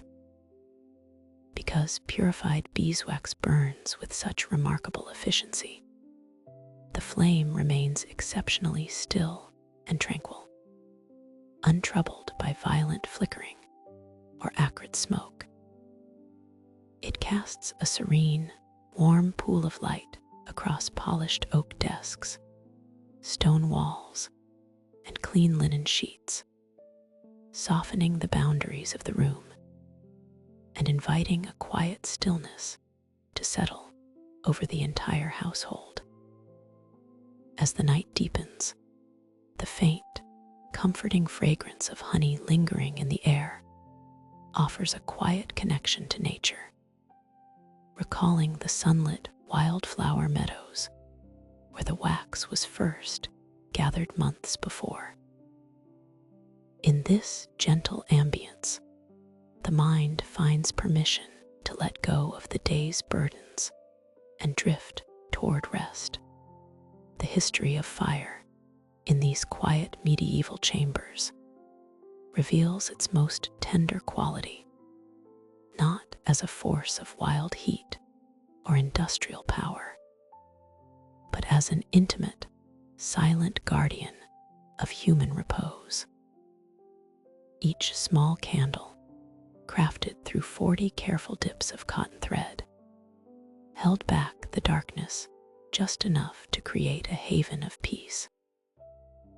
As the wick slowly shortens and the liquid pool cools, the light fades with a soft, natural grace, leaving behind a tranquil darkness filled with calm, steady warmth and the quiet promise of sleep.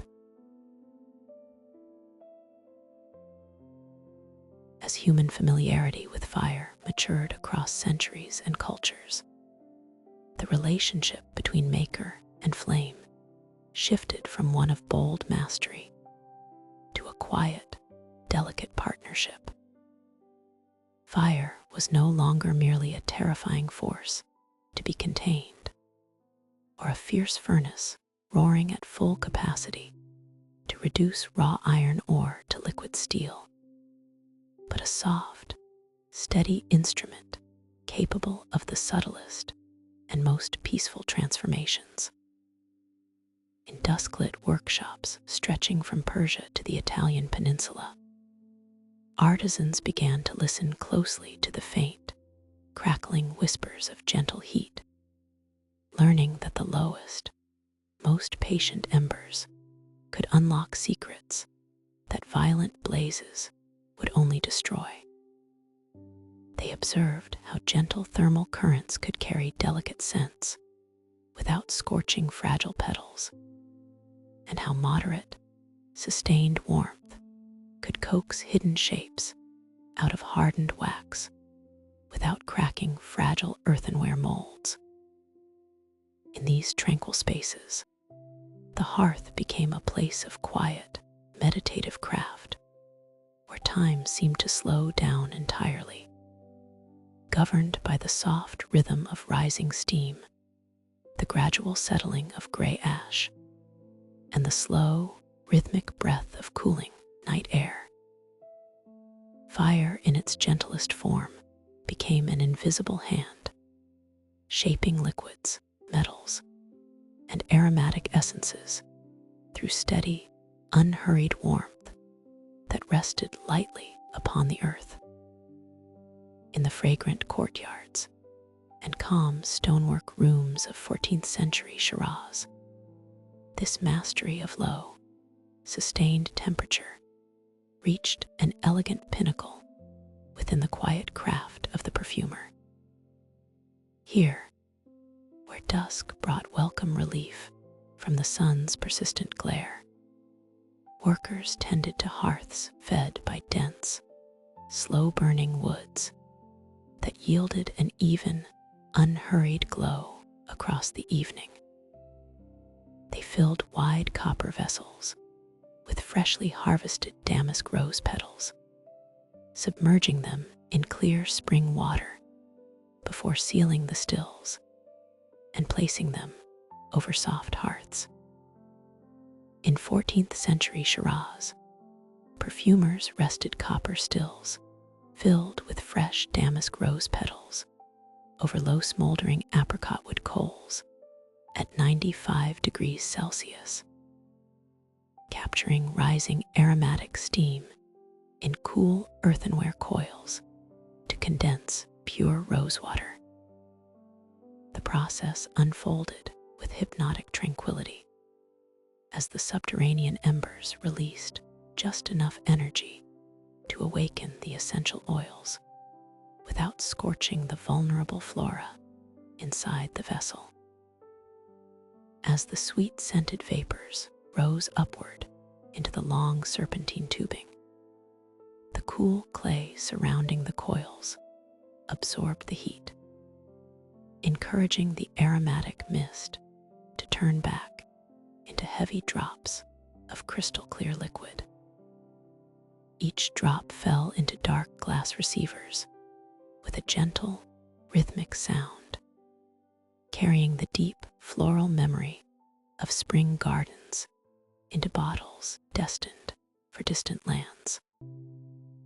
The soft orange light of the smoldering apricot coals illuminated the quiet patience required of those who worked with fire, not to break or bend, but to distill and preserve the most fleeting beauty of nature. A century later, across the Mediterranean in 15th century Florence. A similarly delicate dialogue with low heat took place inside the quiet studios of Renaissance metalworkers and sculptors. Before a magnificent bronze statue could be cast in luminous metal, founders spent long, quiet days preparing the hollow forms through the slow, carefully managed application of warmth. Artisans first sculpted exquisite, highly detailed figures out of soft beeswax, capturing every fine line of drapery, expression, and muscle. To capture every minute nuance of these sculptures, founders built thick protective shells around them, layering smooth, washed sediments from nearby riverbeds over the wax core. In 15th century Florence, Renaissance bronze founders encased intricate beeswax models inside layered jackets of fine river clay and brick dust, gently baking the molds over charcoal embers at 200 degrees Celsius so the wax melted and drained away silently to prepare the hollow core for molten metal. The slow heat of the embers performed a quiet miracle within the dark interior of the clay jacket. As the temperature rose steadily toward 200 degrees, the solid wax softened, liquefied, and trickled out through small drainage channels at the base of the mold, leaving behind a perfectly hollow, negative space that mirrored the artist's original vision in every exact detail. There were no harsh flames or sudden temperature shocks to fracture the fragile ceramic shell. Only the continuous, soothing warmth of charcoal embers holding their steady temperature through the night. When the last drop of wax had flowed away, the hardened clay shell stood ready, empty, and expectant, preserved by the gentle touch of fire, so that it might soon receive the roaring rush of bronze that would give the form eternal life.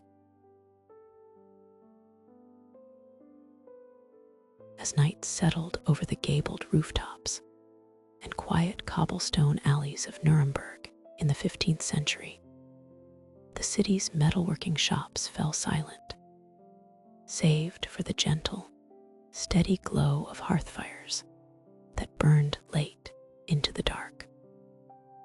Fire had long since evolved from a wild spark of basic survival into an intimate, meticulous partner in human craft, guiding patient hands that sought to measure the imperceptible flow of time itself.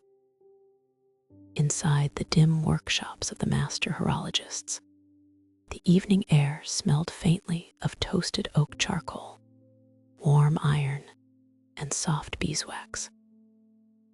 Here, the element of fire was not a force of roaring destruction, but a quiet, deeply patient companion, coaxed and maintained at precise hues to perform silent transformations within metal.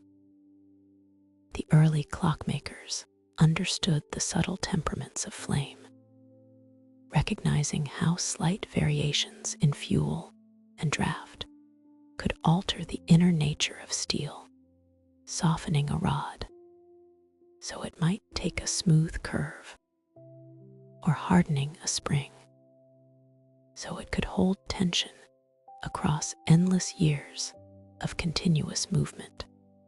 The soft, radiant warmth of the stone hearth provided a comforting background to the evening's quiet labor, casting long, peaceful shadows across workbenches adorned with brass gears, iron filings, and handheld calipers. Outside, the cool night air pressed against leaded glass panes. But within the workshop, the furnace maintained a steady, cocooning heat, offering a serene sense of order and calm amidst the vast, sleeping city. To construct the mainspring of a mechanical clock required a delicate mastery of thermal balance, for a spring had to be supple enough to coil tightly within its brass barrel and resilient enough to unwind slowly, second by second, without losing its original shape or snapping under strain. Raw steel forged in this era was often unpredictable, prone to sudden brittleness if quenched too quickly, or softness if left untempered, making the heat treatment of delicate components a guarded secret of the Nuremberg craft guilds. To achieve this exquisite balance of strength and flexibility, horologists devised a method of indirect heating that shielded the thin metal from the direct bite of open flames, while allowing carbon to diffuse gently into its surface. In 15th century Nuremberg, horologists sealed forged steel clock springs inside iron canisters filled with crushed bone dust, baking them in charcoal hearths at 800 degrees Celsius to slowly harden the metal without warping its delicate curve. The organic bone material, packed tightly around the coiled metal, created an oxygen-free sanctuary inside the iron capsule, allowing carbon to migrate slowly into the outer layers of the steel as the vessel rested deep within the glowing embers. This patient baking technique produced a hardened, durable outer shell while preserving a flexible core at the heart of the metal spiral. Regulating the furnace to 800 degrees Celsius relied on the quiet intuition of the artisan, whose eyes knew the subtle color spectrum of glowing iron, a deep cherry red luminescence radiating from the iron canister signaled that the atmosphere within had reached thermal equilibrium, holding the metal at the exact threshold where carbon absorption occurred smoothly. For long, unhurried hours, the sealed vessel remained nestled in its bed of charcoal, bathed in a steady warmth, while the craftsman tended the hearth with soft additions of fuel. There was no rush in this work. Any sudden fluctuation in heat could introduce uneven stresses into the steel, ruining days of careful forging. As the fire maintained its slow breathing, the workshop remained immersed in a meditative silence, broken only by the occasional crackle of an ember or the quiet sigh of air through the flue.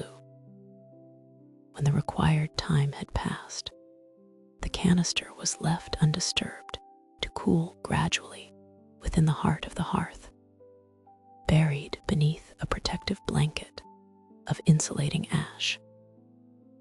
This extended period of slow cooling allowed the internal structure of the steel to settle peacefully, dissolving stress and ensuring that the delicate spring retained its geometric memory forever.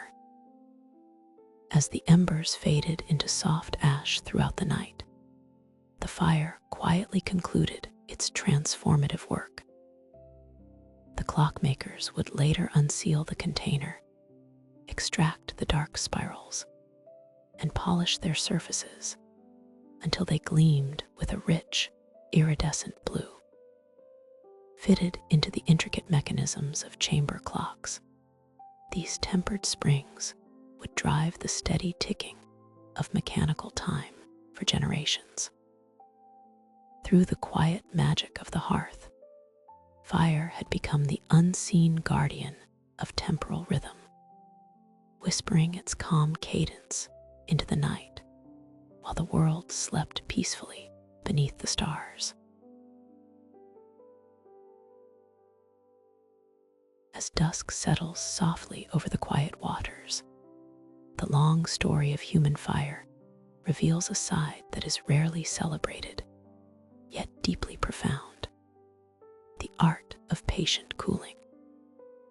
While we often imagine fire as a roaring, energetic force that melts iron and transforms coarse sand into glowing pools of liquid crystal, its true mastery lies in its ability to withdraw gently, step by step. Across centuries of craft, artisans realized that shaping a material with intense heat was only half the journey.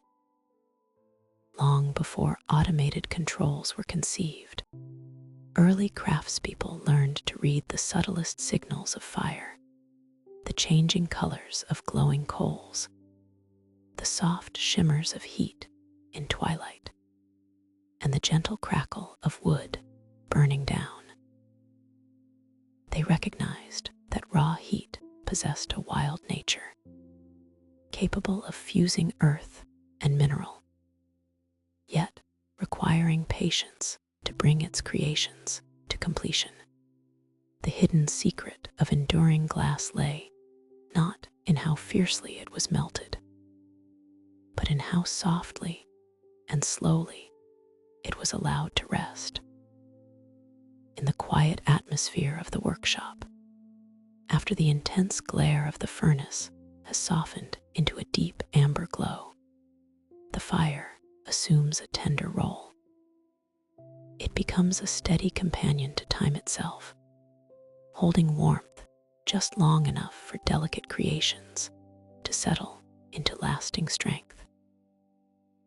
If a newly blown vessel is exposed too quickly to cool air, the outer surfaces contract while the interior remains expanded, trapping microscopic stress within its structure that will cause it to break. To protect against this invisible fragility, craftspeople learned to build special spaces where fire could ebb away like a lingering sunset, guiding the glass down through a slow, comforting descent of temperature. This delicate relationship between heat and patience found one of its most refined expressions in the island workshops of the Venetian lagoon. In 17th century Murano, Venetian glassmakers fueled low-arched tunnel ovens called lyres with seasoned willow wood, allowing heat to drop gradually over 24 hours to slowly anneal delicate hand-blown crystal glassware without internal stress. The choice of willow was deliberate and thoughtful, for this light, soft wood burned with a sweet, clean flame that produced an exceptionally even and manageable heat. As the wood slowly turned to gray ash, the long, low brick arches of the lyre retained the radiant warmth, creating a gentle thermal gradient from one end of the tunnel to the other. Freshly shaped goblets, delicate stemware, and intricate ornamental vessels were placed carefully at the warmer entrance of the tunnel and gradually shifted downward along its length as the hours drifted by over the course of an entire day and night. As the sun rose and set over the calm waters outside, the fire inside the oven gradually surrendered its heat. This slow release allowed the microscopic internal structure of the glass to align in perfect harmony, relieving every tiny pull of internal tension until the crystal achieved both exquisite clarity and quiet resilience. The soft environment inside the annealing lyre mirrored the quiet rhythms of the natural world, where heat yields to cool shadows in a smooth, imperceptible transition. Inside the long brick tunnel, there were no sudden drafts or harsh shifts in temperature, only a tranquil blanket of fading warmth cradling each piece of art. The gentle aroma of burning willow wood filled the workshop, a soothing scent that lingered in the evening air as workers tended the embers with quiet, rhythmic movements. Through this patient process, fire demonstrated that its power did not always belong to the bright, soaring flame, but also to the soft decay of heat, a slow, comforting retreat that allowed delicate forms to solidify without fear of fracture. The glassmakers watched over the lyre with quiet reverence, knowing that time was as vital as silica or sand. By honoring the slow rhythm of the fire's decline, they ensured that the light captured within the clear crystal would endure long after the last embers had cooled to soft gray dust. As the night deepens and the last traces of heat fade into the quiet dark, the peaceful story of the flame reminds us of the beauty found in rest and stillness. The long, careful journey through the annealing oven shows how warmth can protect, soothe, and gently prepare a delicate object for a long, quiet existence. Just as the hand-blown crystal rests safely in the waning heat of the lyre, the world around us settles into night, letting go of the day's intensity and embracing a slow, peaceful calm.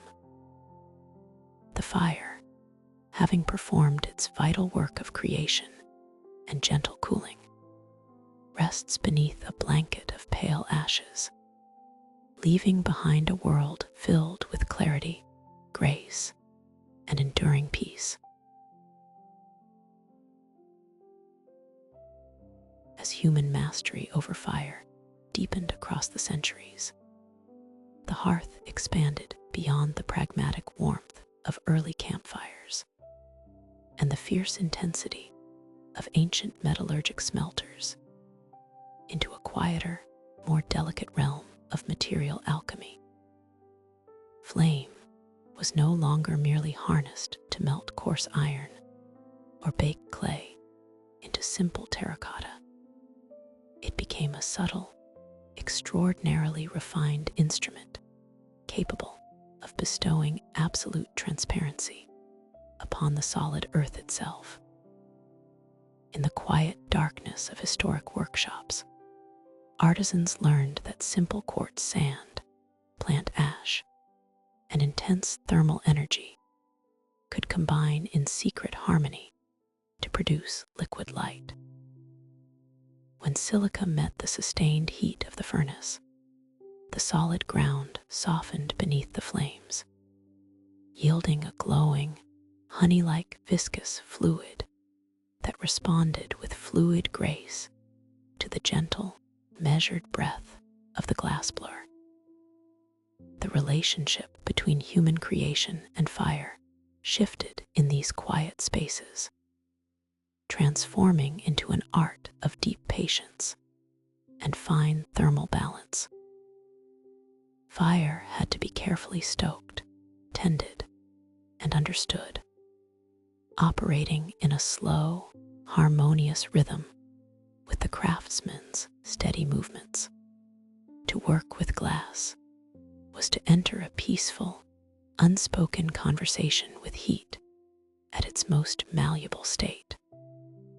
Holding a brilliant amber ember on the long end of a dark iron blowpipe, while coaxing it into forms that held and refracted the surrounding room. Yet the true mastery of this fireborn craft lay not only in how heat brought the glass into being, but in how gracefully that thermal energy was persuaded to depart, allowing molten radiance to settle slowly and peacefully into enduring, motionless clarity. Nowhere was this delicate balance of flame, shadow, and patience perfected with greater devotion than upon the quiet, mist-shrouded islands of the Venetian lagoon.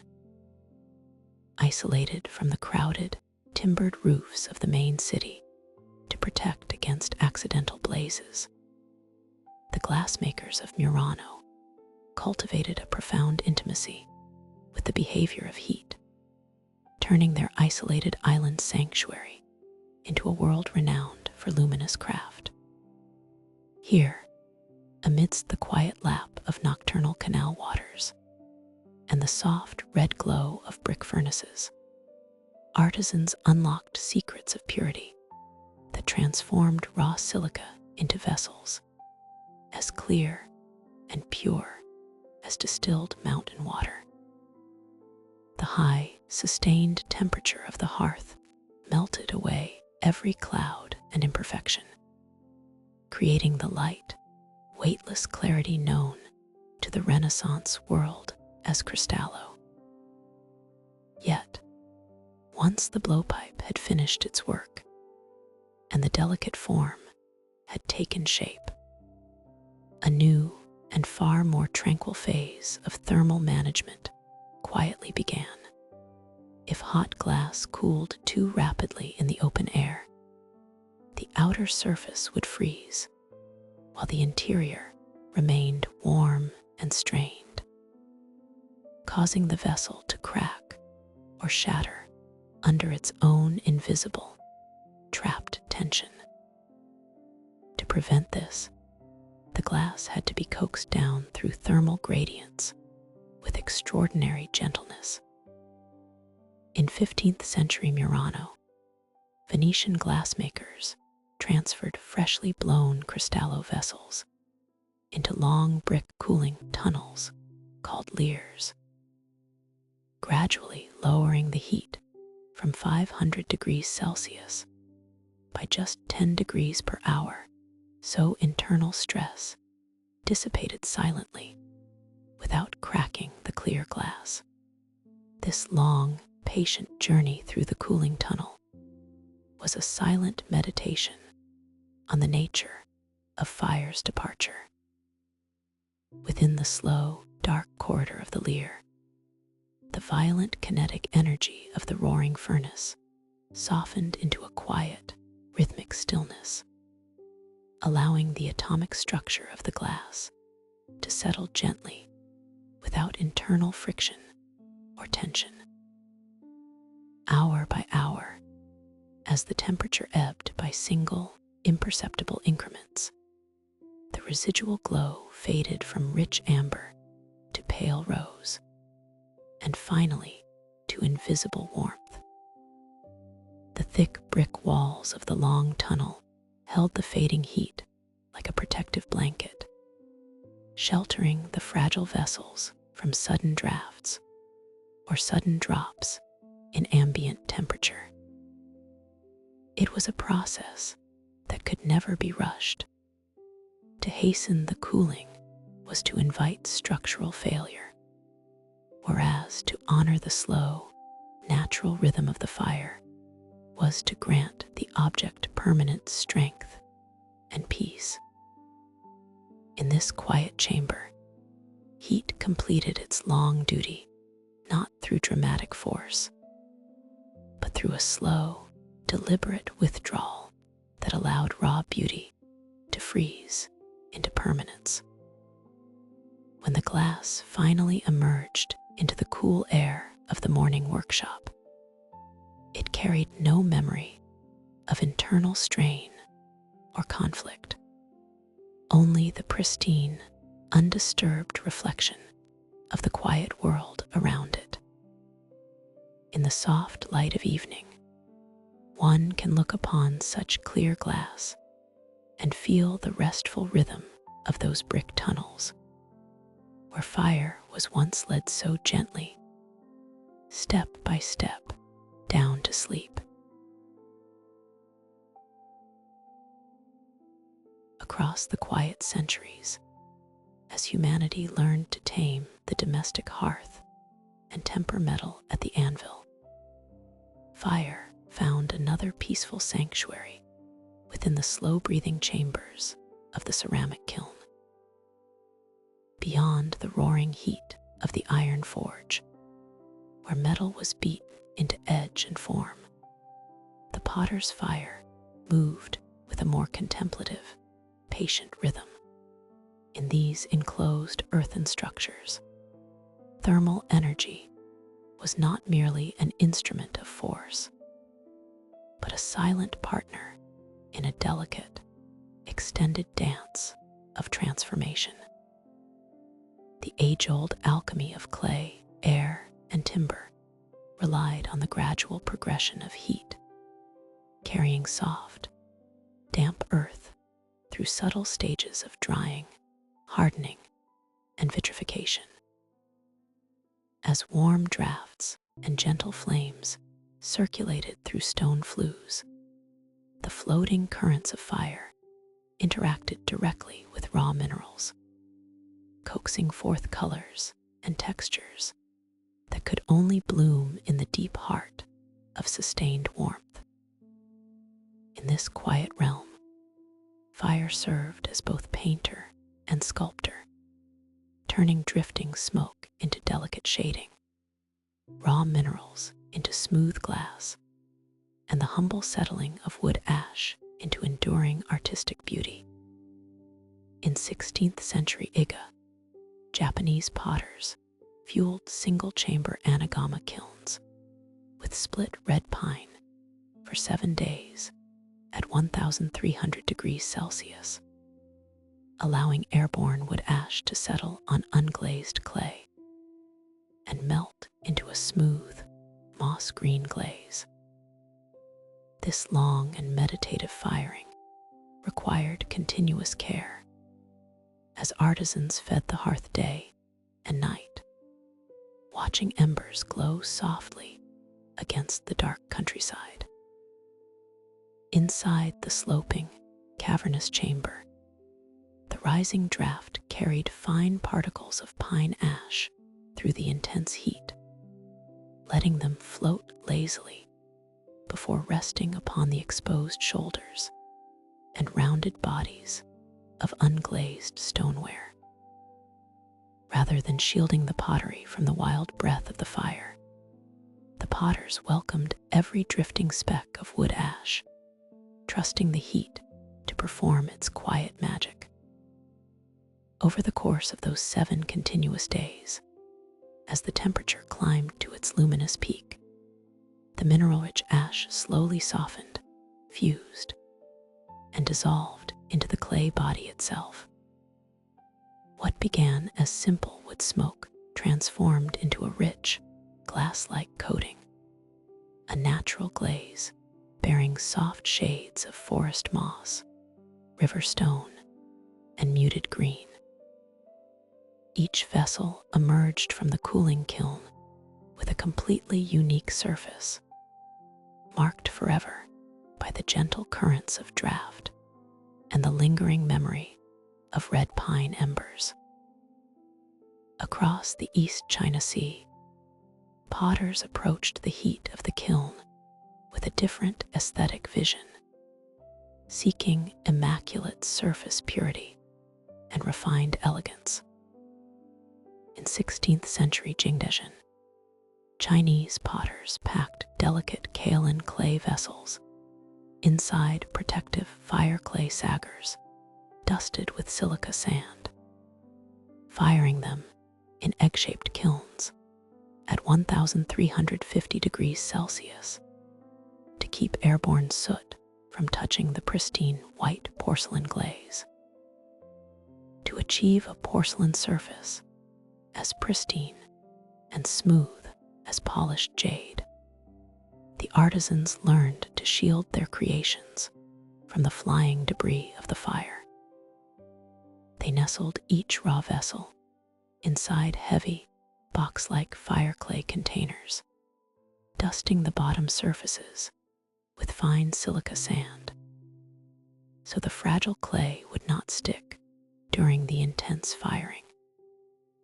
Stacked in tall columns within the gently curved, egg-shaped kilns, these saggers acted as quiet guardians against the swirling smoke.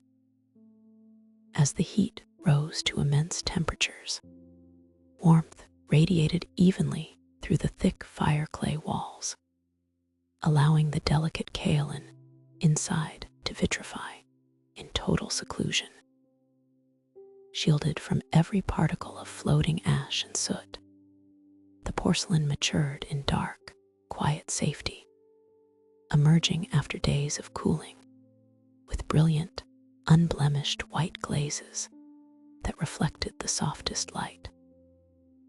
Though born of contrasting philosophies, one embracing the organic brushstrokes of drifting ash, the other preserving immaculate snow-white purity, both traditions relied on the same quiet, fundamental truth. Fire, when tempered by human patience, possesses a gentle capacity to transform.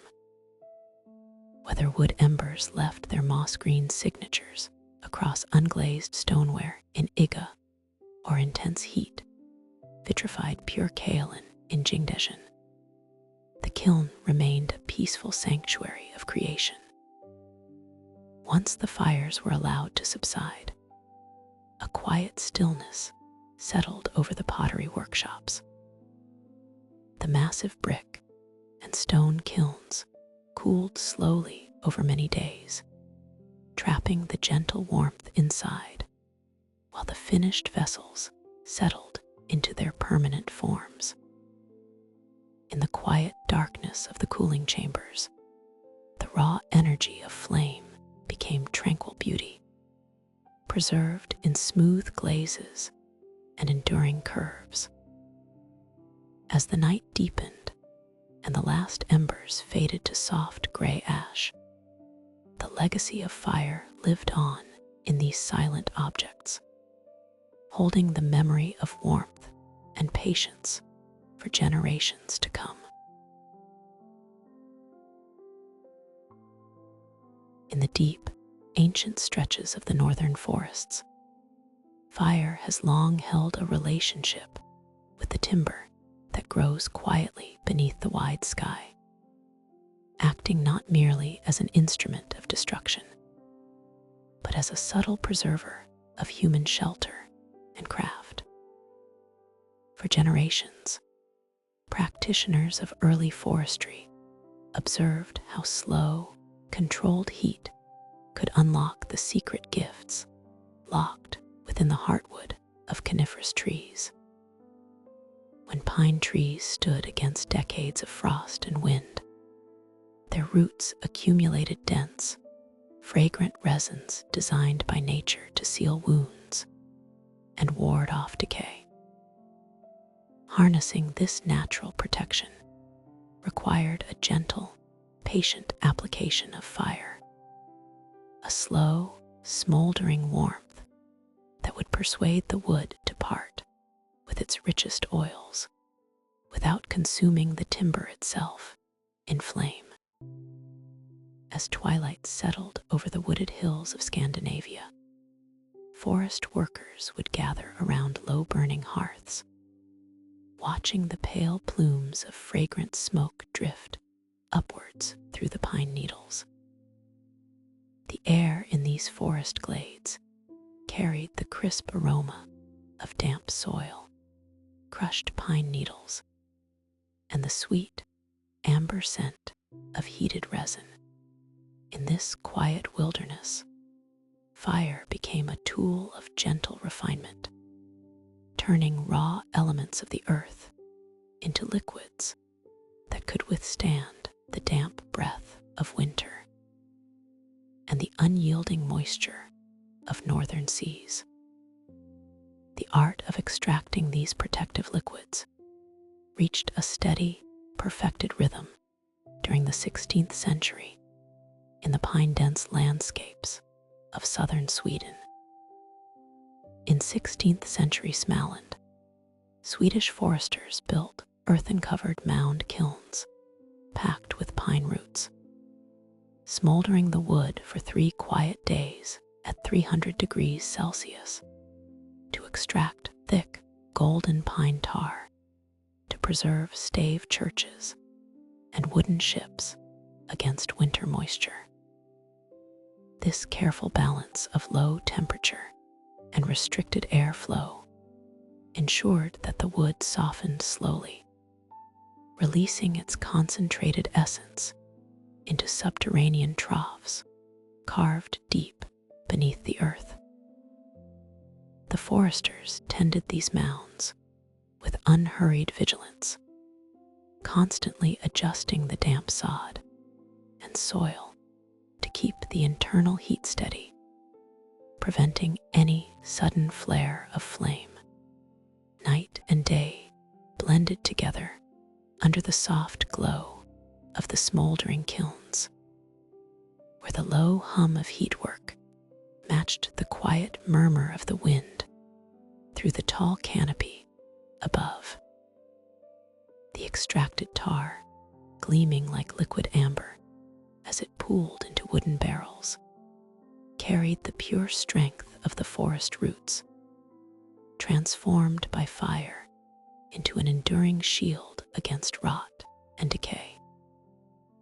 Once gathered, this golden tar became an indispensable guardian for the wooden architecture and maritime craft of the North, extending the life of timber across centuries of rain, snow, and salt air.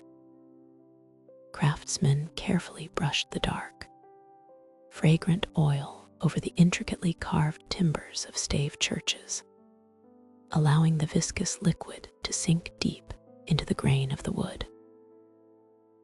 Roof shingles, towering structural posts, and ornate doorways absorbed the resinous coating, gaining a rich, dark luster while turning aside the constant threats of moisture and frost. On the coast, shipwrights applied the same golden tar to the hulls of wooden sailing vessels, sealing every seam between the oak and pine planks against the relentless seepage of cold sea water. The tar-infused wood possessed a remarkable resilience, repelling ice and rain while keeping the timbers supple enough to flex with the rolling motion of the ocean waves.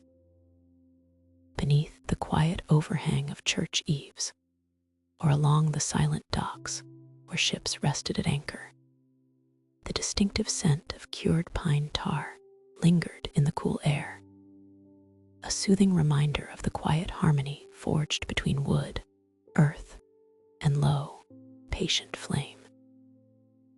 As the evening deepens and the forest settles into shadows, the memory of those early tar kilns offers a serene reflection on how fire, in its softest forms, serves to protect and sustain. Far removed from the wild intensity of forest fires or the harsh glare of industrial furnaces, the low-temperature smolder of the mound kiln speaks to a gentle stewardship of natural forces. The steady heat, carefully tended through long nights in the quiet woods, preserved not only the wooden sanctuaries and seafaring ships of past ages, but also established a deep understanding of thermal transformation. The pine roots, having spent decades drawing nourishment from the cool earth, yielded their protective essence to the flame, completing a circle of preservation that allowed human creations to endure through generations of harsh weather. Now, as night folds over the world The soft, lingering warmth of that quiet history invites a restful stillness, where the gentle breath of smoldering embers lulls the mind into peaceful, uninterrupted rest. High in the mist-shrouded hills of 17th century Japan, along the rugged coastlines of the Kishu province, the rhythm of forest and flame moved with a quiet, deliberate patience. Here, amidst steep slopes swept by ocean breezes, grew the yubame oak, a tree known for its exceptional density, slow growth, and tight, intricate grain. Woodcutters walked through the quiet groves with deep respect for the timber, selecting branches that had matured over decades of changing seasons. In this tranquil landscape, fire was not treated as a wild or sudden force, but rather as a partner in a refined craft passed down through generations of kiln master artisans. Terraced into the mountain earth stood stone kilns, built carefully by hand to trap and focus heat while excluding unnecessary drafts of wind.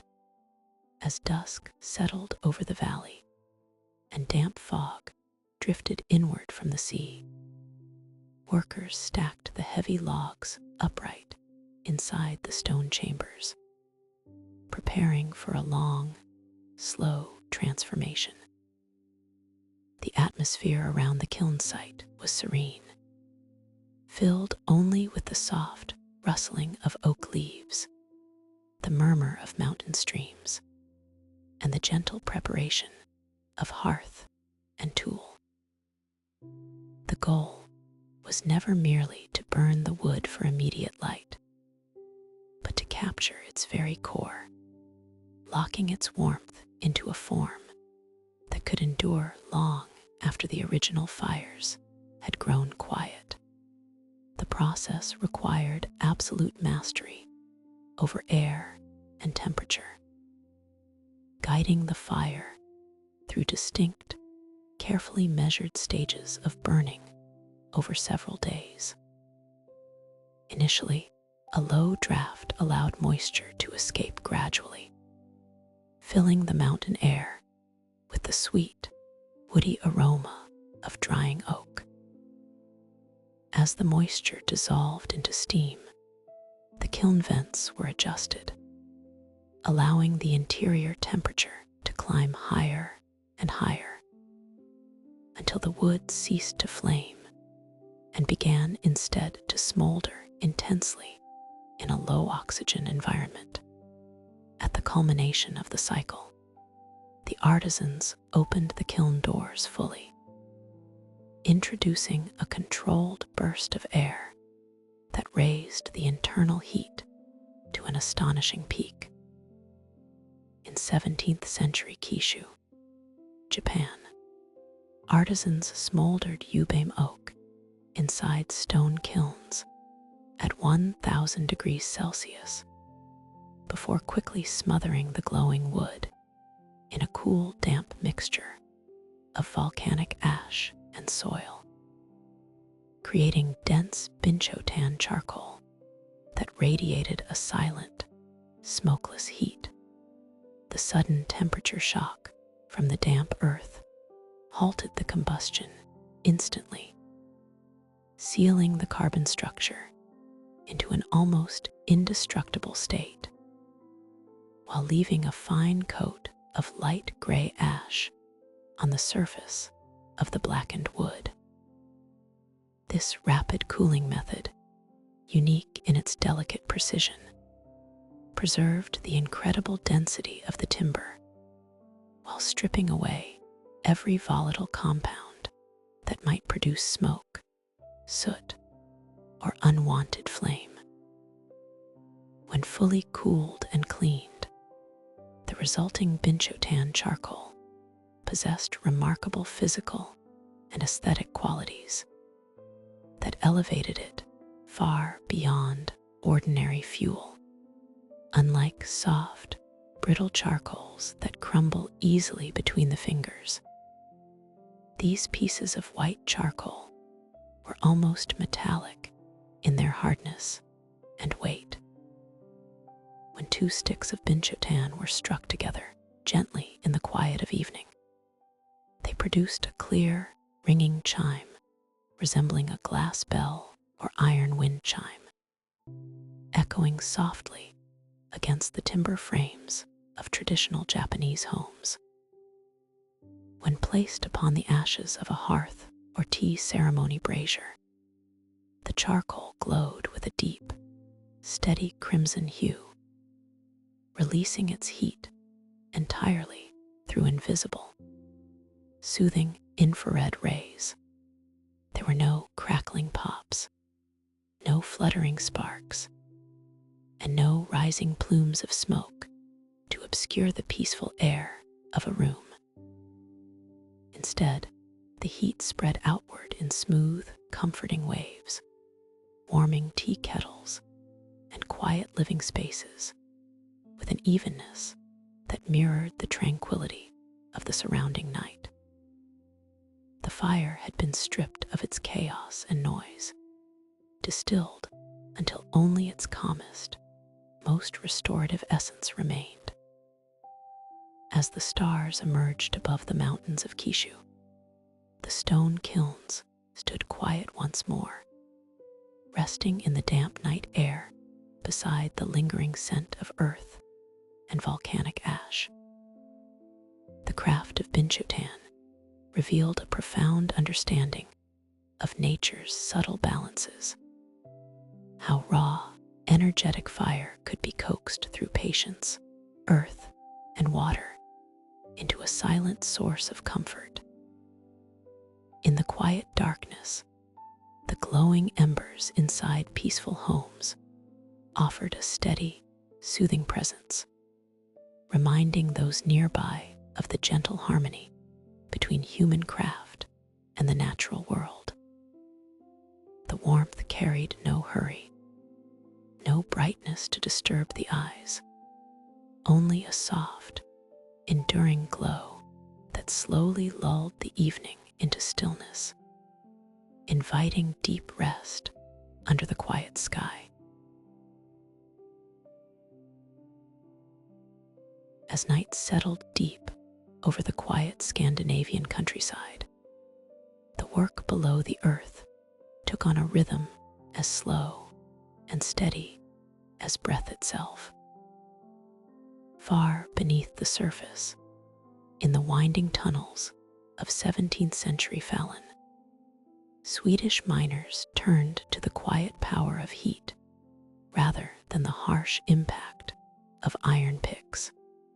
Before leaving the subterranean caverns for their evening rest, they carefully arranged logs of resinous pine along the base of the massive subterranean granite walls, igniting fires that would burn softly through the dark hours. As the embers glowed in the stillness, the intense, steady heat gradually rose to roughly 400 degrees Celsius, causing the rock to undergo a quiet, uneven thermal expansion that fractured the tough copper ore from within without the need for loud or jarring tools. In the morning, when the air had cleared and cooled, the miners returned to find the stone transformed, cracked, and loosened by the patient work of fire, while the world above slept. This gentle technique of fire setting was a testament to how human hands learned to coax results from nature through endurance rather than force. The fire did not roar or destroy. Instead, it whispered into the microstructures of the granite, relaxing the tight bonds formed over millions of years. In the subterranean dark, the red embers created a sanctuary of soft warmth, casting long, peaceful shadows against the ancient stone corridors. The pine smoke carried a sweet, woodsy fragrance through the cool tunnels, settling like a quiet blanket over the subterranean mine, while the iron heart of the mountain surrendered silently to the dark. In much the same way that subterranean miners learned to harness the silent persistence of heat, artisans in urban centers across Europe discovered how gentle temperatures could reshape organic materials into vessels for light. Walking through the narrow, winding lanes of 17th century London as twilight fell, one might glimpse the quiet workshops of the Horners, craftspeople dedicated to a delicate and patient trade. To create the protective windows needed for city lanterns, these artisans first soaked thin, flattened plates of ox horn in warm water to begin softening their dense structure. They then held the pliable pieces over gentle charcoal embers, bringing the material carefully to 70 degrees Celsius, a mild heat that rendered the opaque keratin soft, pliable, and translucent enough to be pressed smooth, and fitted into clear, windproof panes for street lanterns. These translucent horn panes, born from mild warmth and careful handling, shielded fragile candle flames from the evening damp and raw sea breezes that swept up from the River Thames. The light that filtered through them was not harsh or glaring, but a soft, warm radiance that illuminated cobbled paths and quiet doorways with a soothing glow.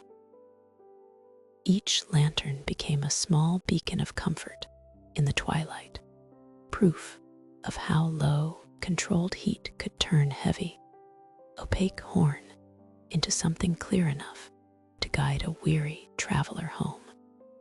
The Horners worked with a rhythmic, quiet grace, their hands moving in harmony with the gentle breath of the charcoal, creating lanterns that would watch over the sleeping city until dawn. Throughout history, the subtle application of fire has served as a bridge between raw natural elements and human sanctuary. Whether heating the deep, dark granite of Fallon or softening keratin in a London workshop, flame was far more than an instrument of raw power. It was a tool of quiet transformation. At lower, gentler temperatures, fire acts not with destructive haste, but with the quiet patience of a craftsman, inviting materials to yield and change at their own steady pace. The slow expansion of stone in the quiet deep of the earth, and the delicate softening of horn under warm embers reflect a shared understanding that subtle heat can shape our world while preserving its tranquility. As the lanterns in London's evening mist cast their mellow light onto the quiet streets, and the embers in the Swedish mines slowly faded into soft gray ash, fire continued its timeless role as a guardian of warmth, light, and rest. The air grows still, carrying only the faintest memory of pine smoke and warm charcoal, inviting a sense of peaceful quiet to settle over the earth. As night deepens, the gentle warmth lingering in stone and glass offers a soft reassurance of safety and calm, guiding the mind toward a quiet, restful sleep. As night descends upon the tranquil shores of the world, human ingenuity has long sought ways to make peace with the elements, finding in fire not merely a bright source of light or a fierce force for shaping metal, but a quiet and enduring guardian of the spaces we call home. Along coastal edges, where soft ocean mists settle over calm waters at twilight, timber has always served as humanity's primary shelter against the damp air. Yet, raw wood naturally yields over time to the persistent touch of rain, salt breezes, and humidity. Across centuries of quiet observation, traditional builders came to understand a subtle and beautiful paradox: that the very element which consumes wood could, when applied with steady reverence and precise measure, render it almost impervious to natural decay. Fire, in its soft and controlled application, alters the delicate cellular structure of natural fibers at a microscopic level, sealing the porous veins of timber away from moisture, rot, and decay. In the gentle rhythm of traditional crafts, this relationship between flame and forest became an art of patient balance, where heat was drawn across organic surfaces to create an enduring shield of carbon. As the evening air grows still and cool, imagining the slow drift of wood smoke across quiet shorelines brings a profound sense of restful stability, reminding us how ancient crafts transformed fire into a protective mantle that kept families safe, warm, and secure through generations of quiet, undisturbed nights, creating an invisible sanctuary where thoughts could slow down, resting quietly alongside the rhythmic breathing of the sleeping sea.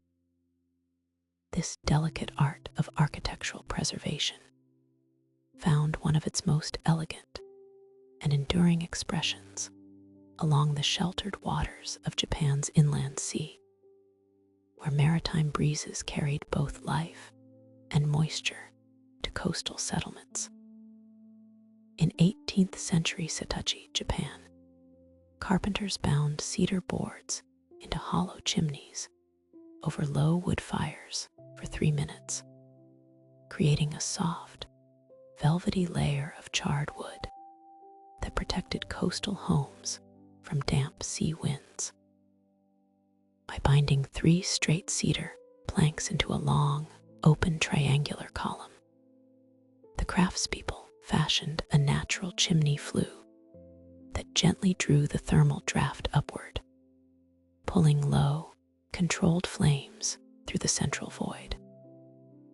For those brief 3 minutes, the intense internal heat transformed the outermost cellulose and lignin of the timber into a dense layer of carbonized charcoal without compromising the structural strength or elasticity of the core beneath. The process required deep focus, quiet patience, and an intuitive sense of timing. As the master carpenter watched the steady column of smoke rising into the sky before untying the bindings and dousing the smoldering boards with clear spring water. This rapid cooling immediately halted combustion at the precise depth needed, leaving a rich, dark texture that naturally repelled moisture, decay, and wood-boring insects. Fire had not destroyed the cedar. Rather, it had granted it a quiet armor, turning vulnerable timber into a timeless wall that could weather decades of salt spray and heavy sea fog while retaining its restful strength, binding the raw elements into a harmonious partnership that held back the damp decay of the seasons, watching the last light of evening recede over the calm, glassy waters of the Setouchi coast. One can almost feel the deep serenity of those homes, standing dark, secure, and still against the darkening horizon. The charred cedar surfaces, with their velvety matte finish and subtle geometric patterns of carbonized grain, possessed a quiet beauty that harmonized effortlessly with the surrounding coastal landscape. They required no synthetic coatings, chemical paints, or artificial oils to preserve their integrity, relying entirely upon the elementary alliance of timber, flame, air, and water to stand firm against the damp, salty climate. Inside these sheltered dwellings, families slept in peaceful warmth, comforted by the gentle aroma of natural wood and the reassuring knowledge that their outer walls were shielded by the very fire that warmed their hearths. Here, fire had completed a quiet and peaceful circle, moving from the wild, untamed spark of early humanity to become a precise, gentle companion in the craft of domestic peace and enduring comfort. Each blackened plank stood as a testament to human patience, carrying within its scorched surface a soft, quiet silence that softened the sound of rustling night leaves and tumbling waves. As the embers of the day slowly fade into soft gray ashes and twilight yields completely to the dark velvet of night, the memory of fire's protective touch cradles the mind, inviting a deep, restorative sleep beneath the quiet shelter of time-tested craft and timeless wisdom. As human mastery over fire matured across centuries, the relationship between thermal energy and delicate craft evolved into something remarkably quiet, subtle, and profoundly calm. Far removed from the roaring, spark-filled furnaces of early bronze casters, or the intense, crackling hearths of communal shelters, artisans gradually discovered the profound transformative power of soft, steady, low heat. Fire was no longer called upon solely to enact dramatic, irreversible transformations, such as liquefying heavy ores or baking coarse clay into hardened stoneware, but was instead invited to serve as a quiet instrument of patience, nurturing care, and subtle, enduring preservation.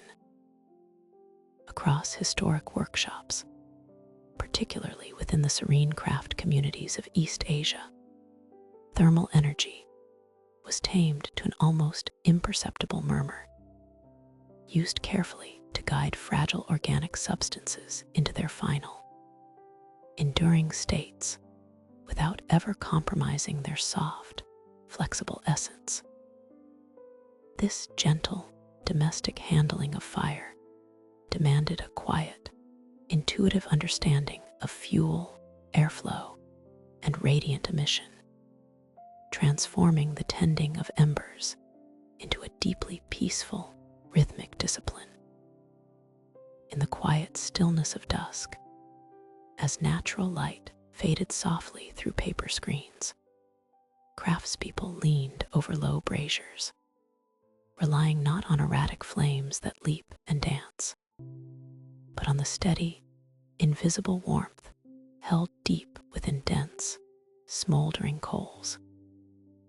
Here, fire became a gentle partner to human patience, demonstrating that heat could protect as gently as it could consume, allowing delicate natural elements to rest undisturbed in its soothing presence. Within this peaceful landscape of refined craft, few traditions embodied the gentle taming of thermal energy as beautifully as the textile houses of traditional Japan. In 18th century Kyoto, textile masters rested hand-painted silk fabrics across low braziers of smoldering oak charcoal at 60 degrees Celsius, using gentle, uniform warmth to permanently fix delicate botanical dyes without stiffening the woven threads. This delicate thermal setting process required an extraordinary balance of patience, atmosphere, and material knowledge. The choice of oak charcoal was essential, for it burned with a remarkably clean, smokeless aura, emitting a steady and even radiant warmth that rose softly through the stretched silk like a calm breath. Upon the surfaces of these lustrous fabrics, intricate designs painted with natural pigments extracted from indigo leaves, madder roots, safflower blossoms, and forest mosses absorbed the gentle thermal energy. At precisely 60 degrees Celsius, the organic dye molecules bonded permanently with the silk proteins, locking in their vibrant, nature-derived hues without scorching the fibers or drying out the natural moisture that gave the fabric its fluid, whisper-like drape. Had the heat risen too high or flickered unevenly, the fine silk would have grown brittle, losing its supple motion. Had it remained too cool, the dyes would have washed away over time. Sitting quietly beside the low wooden braziers, the dye masters monitored the subtle, comforting warmth with calm, experienced hands, feeling the rising air to ensure that every thread received the exact measure of fire's quiet blessing, preserving both color and texture in perfect, harmonious balance. This quiet discipline of low-temperature dye fixing illustrates a profound moment in the history of human fire, a realization that the most enduring effects of thermal energy often come from restraint rather than force. As night fell over the artisan quarters of Kyoto, the soft glow of oak coals provided both warmth to the room and longevity to the art, filling the quiet workspaces with a faint, clean fragrance of wood ember and warm silk. The soft, gentle warmth held deep within those low braziers represented centuries of accumulated human wisdom, passed down through generations who understood that fire could be as soft as a touch and as steady as a heartbeat.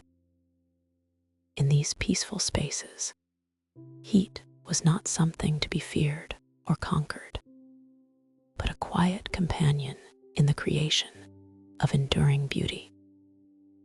The painted silks, once fully cured by the gentle 60-degree warmth, were set aside to cool slowly in the evening air, their rich botanical colors secured forever, while remaining as soft and light as cloud-like vapor. Outside, the night air grew cool and tranquil, while inside, the last remaining embers of oak charcoal slowly dimmed down to fine white ash, releasing their final traces of soothing thermal energy into the still, dark room.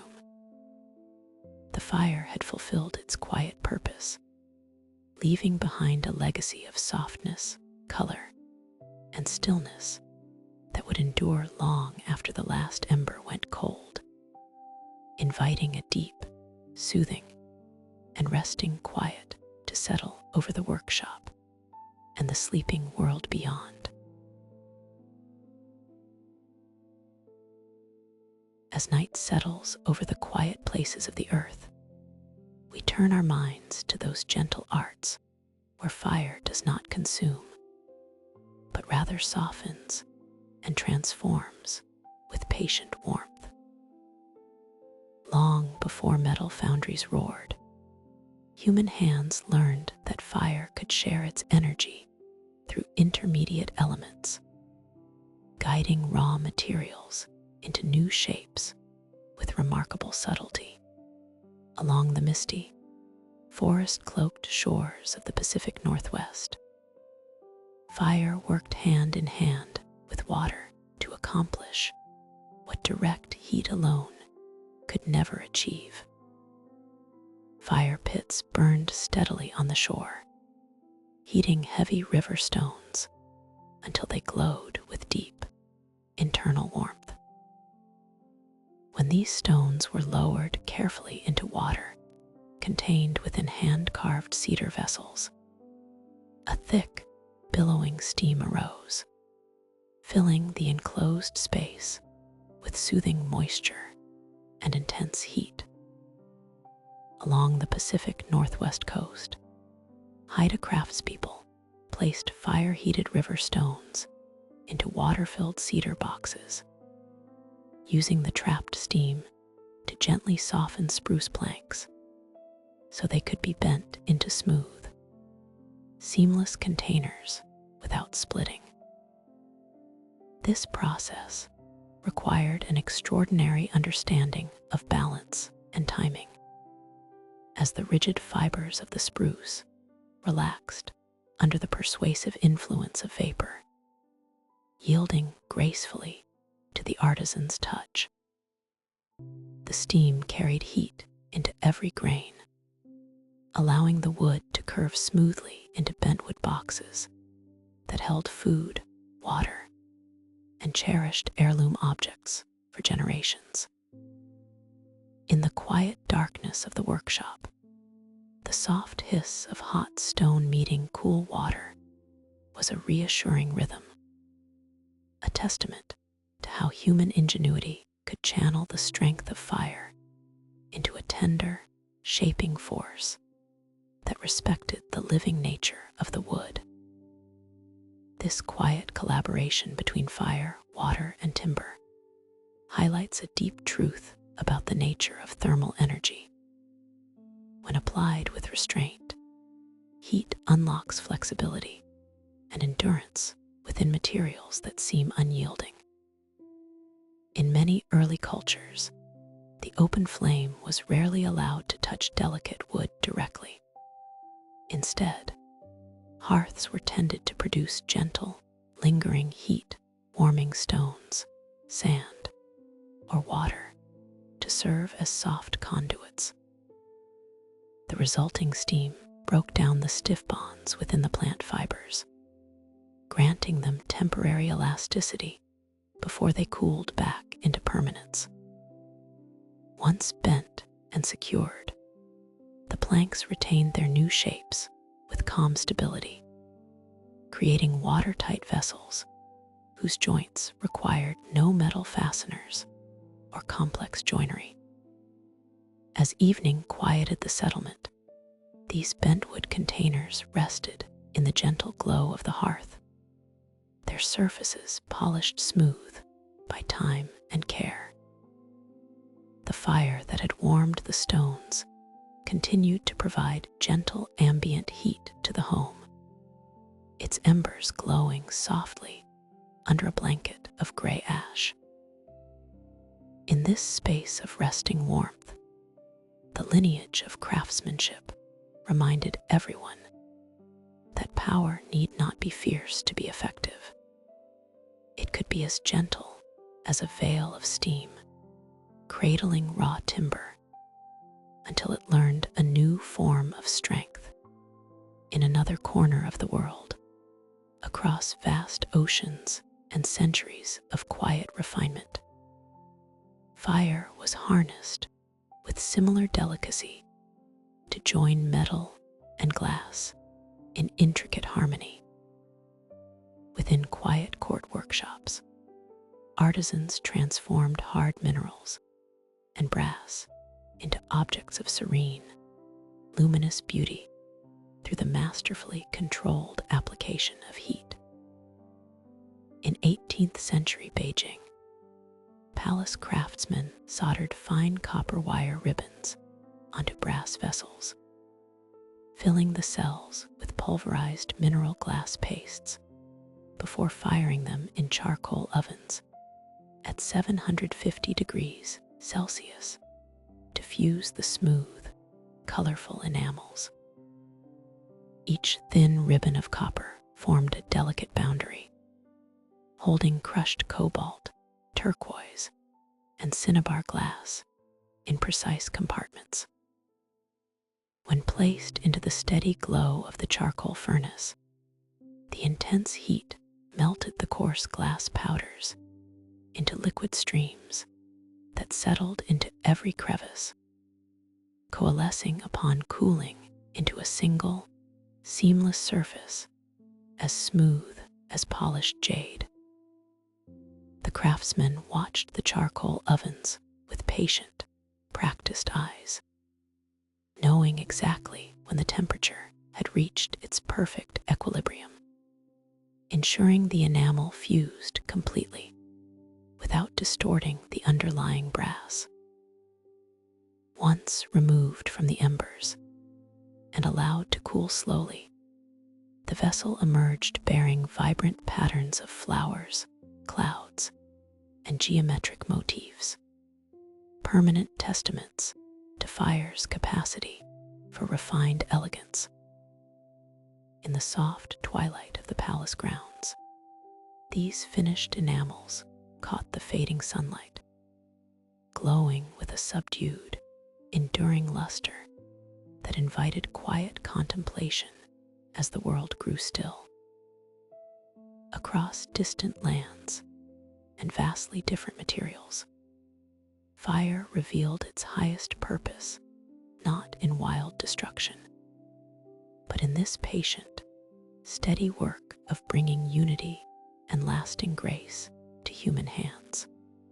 As night deepens, the glowing coals fade into soft embers, leaving behind a tranquil world reshaped by warmth, quiet devotion, and rest.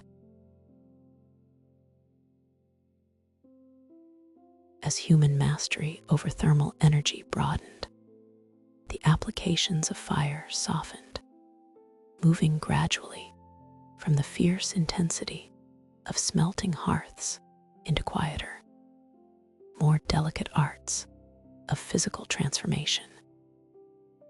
Beyond the glowing coals of metalworking, craftspeople discovered that heat could be coupled with water to create steam, a gentle medium capable of persuading rigid organic materials to yield without breaking or charring. In quiet workshop rooms filled with the deep scent of plain timber, artisans observed how moisture and controlled warmth breathed flexibility into sturdy boughs that had grown straight and unyielding over decades in silent woodland groves. Where direct flame would scorch the surface, steam allowed heat to seep deeply into the grain, warming the cellular lattice until stiff timber became surprisingly pliable.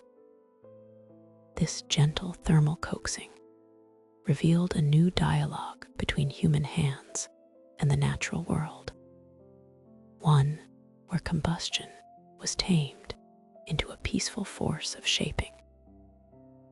As twilight settled over country villages and workshop fires settled into steady coals, artisans placed unseasoned boughs above steam chests and copper kettles, trusting that gentle heat would would unlock the secret elasticity hidden within the heartwood. The air in these rural spaces grew thick with sweet wood vapors, carrying a slow calm that mirrored the quiet patience of nature itself. This quiet synergy between fire, steam, and wood reached a delicate perfection in the countryside of Old England, where traditional furniture makers relied on thermal energy to craft curved structures of enduring strength and grace. In 18th century Berkshire, English woodworkers suspended green ash timber over copper kettles of boiling water at 100 degrees Celsius for an hour, softening the wood's natural lignins so they could gently curve thick boughs into smooth, elegant back bows for Windsor chairs. The process required a tranquil rhythm, matching the steady boiling of the heavy copper vessels suspended above low hearth fires. As the water reached its boiling point, the rising vapor enveloped the straight lengths of ash, penetrating the bark and inner fibers until the rigid natural polymers within loosened their ancient grip. An hour under this moist blanket of heat was precisely calculated to render the thick boughs supple without weakening the timber's long-term integrity. Once retrieved from the fragrant steam, woodworkers possessed a brief, peaceful window of time in which the warm timber could be guided around wooden bending frames and secured into soft, sweeping semicircles. As the ash gradually cooled and dried, its internal lignins hardened once more, locking the wood into its newly acquired curve, while preserving all the resilient strength that the living tree had gathered across years of quiet growth under the open sky. Through this harmonious arrangement of thermal energy, liquid water, and living wood, objects of quiet beauty emerged from raw forest timber, embodying a profound understanding of nature's subtle chemistry. The curved backbow of a Windsor chair, once a straight bough swaying in Berkshire breezes, came to cradle the human body through a gentle union of steam, heat, and patient craftsmanship. It was a creative process that relied not on brute force or sharp iron tools, but on thermal persuasion, allowing heat to relax the internal tension of wood fibers before letting them settle peacefully into a new posture. As night deepened around the quiet workshop and the last wisps of steam dissolved into the cool evening air, the bent ash pieces rested undisturbed in their wooden jigs, slowly releasing their remaining warmth into the room. The embers in the hearth glowed with a subdued crimson calm, their essential work completed for the night, leaving the workshop enveloped in a deep, comforting stillness. In the softness of the fading light, the workshop became a sanctuary of quiet rest, where the historical journey of fire found one of its most peaceful expressions. From the primitive hearths of early history to the precise thermal crafts of later centuries, heat had evolved from a raw element of survival into a refined partner of comfort. The gentle bending of ash timber showed how fire could be coaxed into yielding soft shapes that offered rest to weary bodies at the end of long days. Out in the quiet woods, The parent trees slept beneath the starlight, while inside the workshop, the curved ash boughs held their elegant forms in silent repose. The soft crackle of cooling embers in the hearth was the only sound remaining, fading gradually into the calm silence of the night, carrying the mind into a tranquil, dreamless sleep. For centuries, humanity's relationship with fire was defined by raw intensity, the roaring hearth of the furnace, the glowing heat of the forge, and the fierce temperatures required to shape glass and forge iron. Yet, as craft and science matured through the ages, artisan hands began to explore the subtle, quiet realm of gentle heat. Fire, when tamed to a soft whisper, possessed a tranquil magic of its own, capable not of melting or burning, but of coaxing forth the delicate, fleeting essences of the living world. In quiet workshops across Europe, heavy anvils and roaring bellows gave way to copper stills, clay basins, and shallow water baths. Here, the flame was kept low and steady, tended with the patience of a sleeping garden. The purpose was no longer to force metal to yield, but to create a tender, indirect warmth that could draw out volatile compounds from botanical leaves, resinous barks, and fragile petals without destroying their subtle spirit.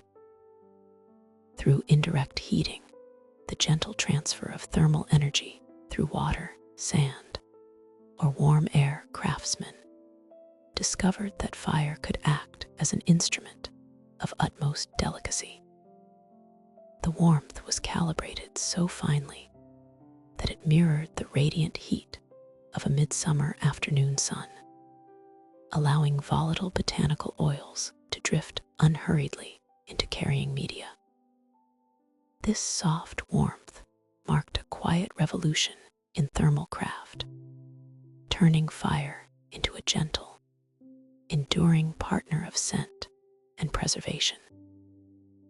The rolling hills of Provence, this gentle mastery of fire, found its most poetic expression within the quiet, sun-warmed workshops of scent makers.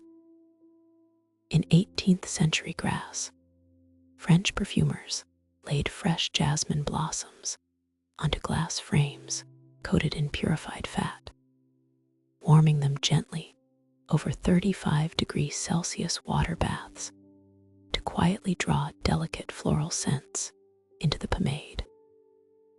The process, known as warm and fleurage, demanded an extraordinary level of patience and thermal precision. Workers would carefully build low embers beneath copper water basins, ensuring the water remained at an exact, soothing temperature that matched the soft warmth of a sun-drenched valley.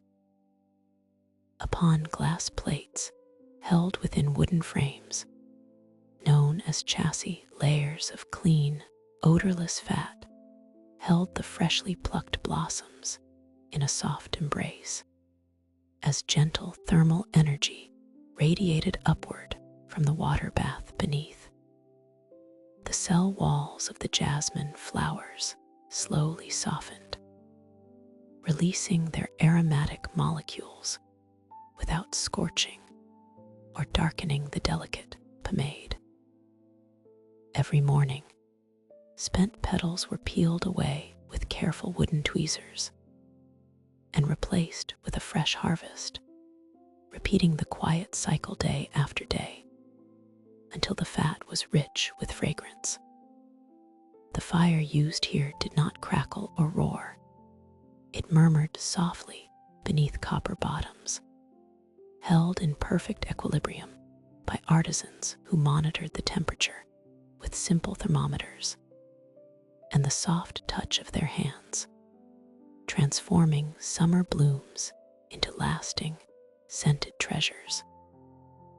This peaceful alchemy of low heat extended far beyond perfumery into the quiet realms of herbal medicine and organic chemistry, proving that fire's utility lay as much in mildness as in strength.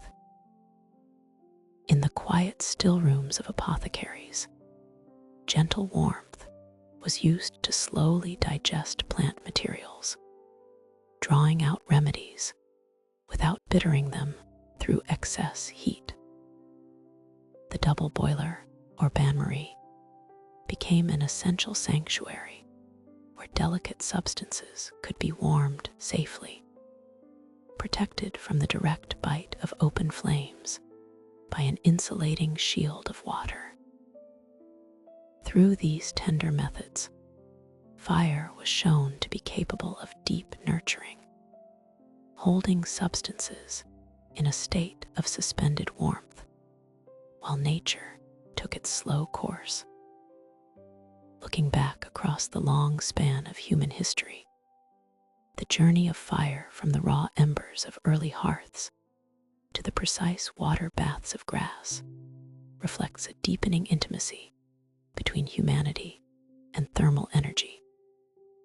We learned not only how to summon the flame, but how to soothe it, coaxing it to perform tasks of incredible subtlety and patience.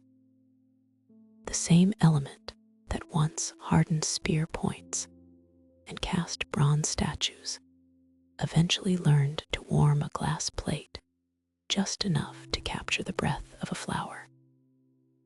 As the evening hours wane and the tasks of the workshop come to a rest, the small coals beneath the water baths gradually turn to gray ash, leaving behind jars of aromatic pomades resting quietly on wooden shelves. In this quiet balance between warmth and rest, the story of fire finds a moment of serene stillness, inviting a peaceful, comforting conclusion to the day. Throughout human history, the pursuit of light and warmth has always been a gentle dialogue with the natural world, a patient effort to turn wild, unruly fire into a reliable companion for the domestic hearth. Long before modern electrical grids could effortlessly illuminate the dark with the flip of a switch, maintaining a dependable flame required keen observation and deep traditional knowledge passed down through generations. People learned to listen to the quiet physics of combustion, observing how different woods burned, how air moved through stone chimneys, and how certain natural materials possessed the unique ability to harbor heat without consuming themselves too rapidly. In the calm rhythm of pre-industrial life, tending to fire was far more than a routine chore. It was a comforting evening ritual that anchored the household as twilight descended over fields, forests, and villages. To preserve heat across cold winter hours, or to kindle a spark in the damp stillness of early dawn, early craftspeople sought out organic substances that could capture energy softly, releasing it with steady, unhurried grace. This gradual mastery over smoldering fuels transformed humanity's relationship with the dark, replacing unpredictable flare-ups with a serene, predictable radiance that cradled study, conversation, and restful slumber. Deep within the shaded beech forests of Central Europe, where ancient trees stretched toward quiet skies, woodland communities discovered a remarkably soft, yet resilient medium for carrying fire across time and distance. High upon the mossy trunks grew bracket fungi, whose dense, spongy interiors harbored hidden fibrous structures perfectly suited for preserving embers. Harvesting these bracketed growths demanded patience, but transforming them into reliable tinder required even greater care, skill, and traditional craftsmanship. In 18th century Black Forest villages, craftspeople simmered wild horseshoe fungus in wood ash lye at 90 degrees Celsius, gently pounding the softened inner fibers into velvety sheets of amadou that held a slow, smoldering ember for hours without bursting into flame.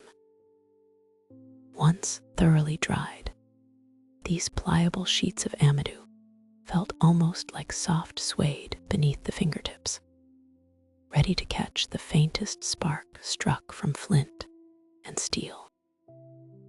Rather than erupting into an aggressive, short-lived blaze, the treated fungus would simply breathe, maintaining a steady, concentrated point of heat that could be gently fanned into life or carried safely in a small brass box across miles of snow-covered terrain. Travelers and villagers alike cherished this quiet dependability, knowing that within the fibrous, felted layer of the mushroom lay a peaceful guarantee of warmth, waiting patiently until needed to ignite a fresh bundle of dry pine twigs, while European woodland artisans harnessed the quiet persistence of forest fungi to preserve hearth embers. Maritime communities across the Atlantic were perfecting an equally tranquil method for producing pure, smokeless light. Along wind-swept coastlines, where daily routines were tied to the rhythmic ebb and flow of the tides, candle makers turned to the vast resources of the ocean to elevate the quality of domestic illumination. Traditional tallow candles, fashioned from animal fats, had long provided basic light to ordinary homes, yet they burned quickly, casting a dim, flickering glow accompanied by heavy smoke and pungent odor. Seeking a far cleaner and more luminous radiance for study, navigation, and evening repose, coastal artisans developed meticulous cold filtration methods to separate high-grade waxes from natural oils. In 18th century Nantucket, chandlers pressed chilled sperm whale oil through heavy canvas at 2 degrees Celsius to extract pure spermaceti wax, pouring it into wooden molds to craft candles that burned with a quiet, smokeless white flame. The resulting spermaceti candles became legendary for their exceptional clarity and remarkably steady performance, casting a soft, clear aura across polished wooden writing desks, intricate sea charts, and quiet family parlors. Because the dense wax remained firm even in warm weather and consumed itself with minimal residue, the flame stood perfectly still, offering an undisturbed beacon through long winter nights without flickering or filling the quiet room with soot. Together, these quiet innovations in tinder and wax represented a profound softening of fire, turning an elemental force of nature into a tranquil source of domestic peace. Whether through the velvety, slow smoldering sheets of forest amadou, or the clear, steady radiance of molded ocean wax, human ingenuity succeeded in calming the flame, freeing it from smoke, noise, and sudden flare-ups. As night settled over quiet villages and coastal harbors, the gentle glow of these handcrafted materials created safe, warm spaces where minds could unwind from the day's labors. In the serene atmosphere illuminated by such steady embers and clean white flames, the dark lost its harshness, welcoming weary bodies into a gentle, restorative rest.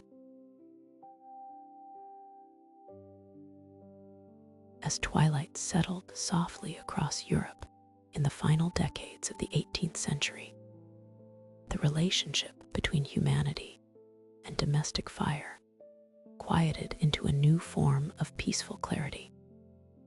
For uncounted generations, the illumination that guided evening tasks had been a flickering and uncertain companion. Rooms were lit by simple dish lamps and tallow candles that sputtered in subtle drafts, filling the air with a mild haze of smoke and casting restless shadows against plaster walls. The light of the hearth, while warm and welcoming, was inherently wild, its gentle dance constrained only by hearthstones and the draw of the chimney. In every home, nightfall brought a familiar rhythm of trimming wicks, shielding small flames from stray breezes and accepting the soft dimness enveloping the quiet hours before sleep. Yet, as natural philosophy turned its patient gaze toward the nature of air and combustion, craftspeople began to wonder if the flame itself could be nurtured into something smoother and more serene. Fire had long provided warmth, but refining its light required a deeper harmony between air, fuel, and wick, transforming the ancient element into a tranquil beacon that could illuminate winter evenings without noise, soot, or odor. This quiet revolution in domestic light found its most elegant expression through a profound understanding of how air moves around a burning flame. In 1780s Paris, inventor Aimé Argand fitted oil lamps with tubular cotton wicks inside cylindrical glass chimneys, guiding a steady central air draft through the flame to burn cold-pressed colza oil with a bright, motionless, sootless glow. Before this thoughtful design, traditional oil lamps relied on flat or solid wicks that starved the inner core of the flame of oxygen, causing unburned carbon particles to escape into the room as dark soot and lingering smoke. By shaping the woven wick into a hollow tube, Argand allowed a gentle current of fresh air to rise cleanly through the center of the flame, as well as along its outer edges, feeding the fire evenly from both sides.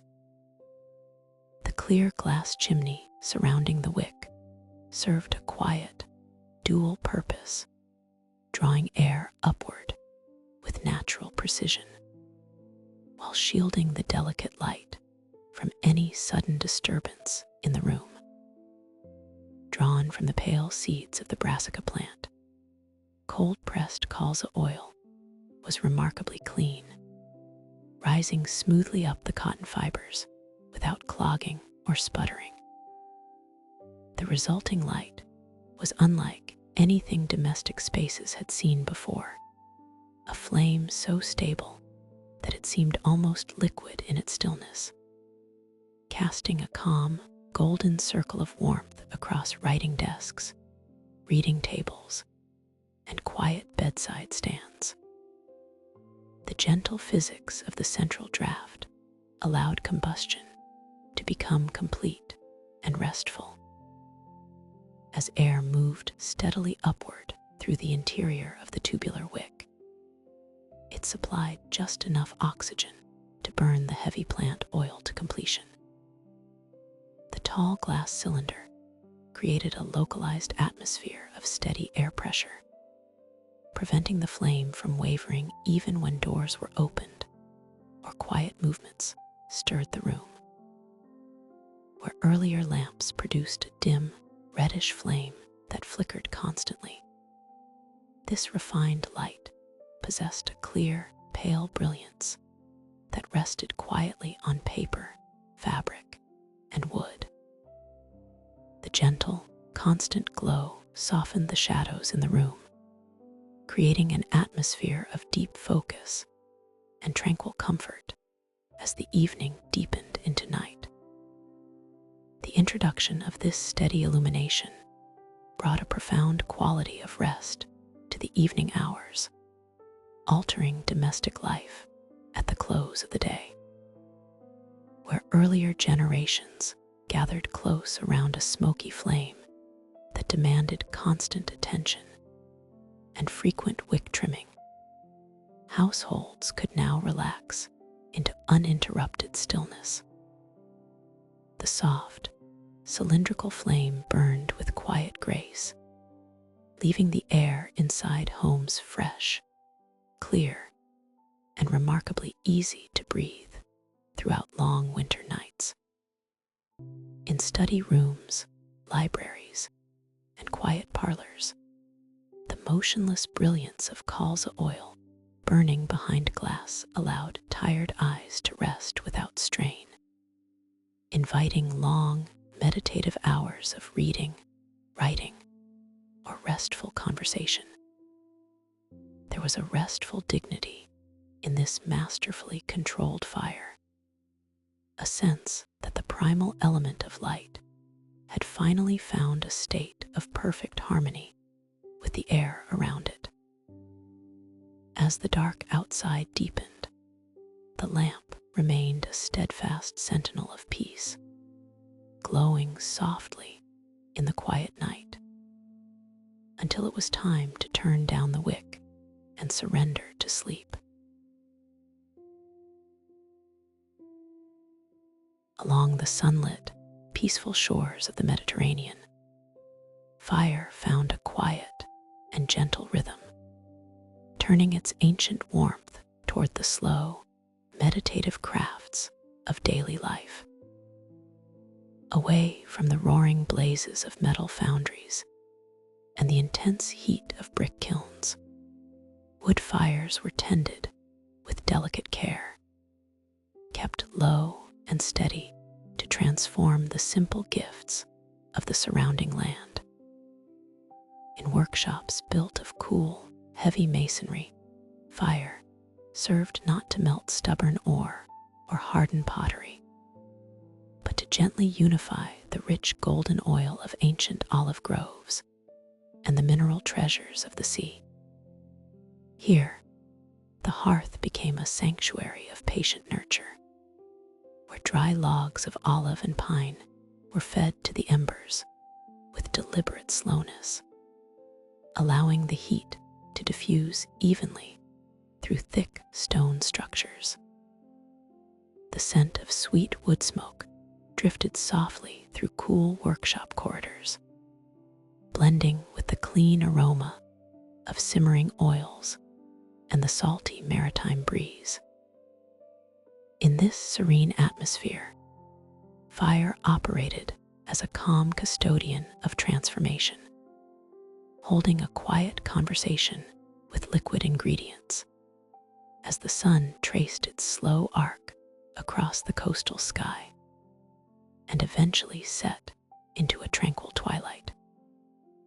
In 19th century Marseille, soap makers simmered pure olive oil, sea salt, and soda ash lie inside deep stone cauldrons over gentle wood fires at 100 degrees Celsius for 10 days, producing dense, soothing bars of white soap. Day after day, A soft and constant warmth cradled the underside of those massive stone vessels, never allowing the mixture to boil violently or scorch, but maintaining a perfectly steady, gentle simmer. Artisans moved with unhurried grace around the wide basins, using long wooden paddles to stir the creamy liquid in slow, rhythmic circles that mirrored the peaceful flow of time. The fire beneath required constant, peaceful monitoring. Small pieces of wood were added stick by stick to keep the temperature balanced precisely at the gentle boiling point. Through this long, quiet communion of element and flame, saponification took place slowly and completely, binding the silky botanical lipids with the alkaline minerals harvested from local coastal plants and sea salt. As the days blurred peacefully into one another, the bubbling liquid gradually thickened, losing its raw sharpness and acquiring a velvety, rich consistency. When at last the fires were allowed to die down into soft gray ash, the thick white mixture was poured into shallow wooden frames to cool slowly under the quiet night air, curring into smooth, pale blocks that would bring cleanliness, gentle comfort, and soft reassurance to households far and wide. This tender application of thermal energy illustrated how fire could be tamed into an instrument of quiet healing, hygiene, and daily well-being. Unlike the erratic flames of wild forest blazes or the intense drafts of industrial blast furnaces, the fires of the southern soap makers were soft, manageable, and deeply domestic in scale. They represented a profound understanding of thermal inertia, leveraging the heavy mass of carved stone cauldrons to absorb peak heat and radiate a soft, unchanging warmth over extended periods of time.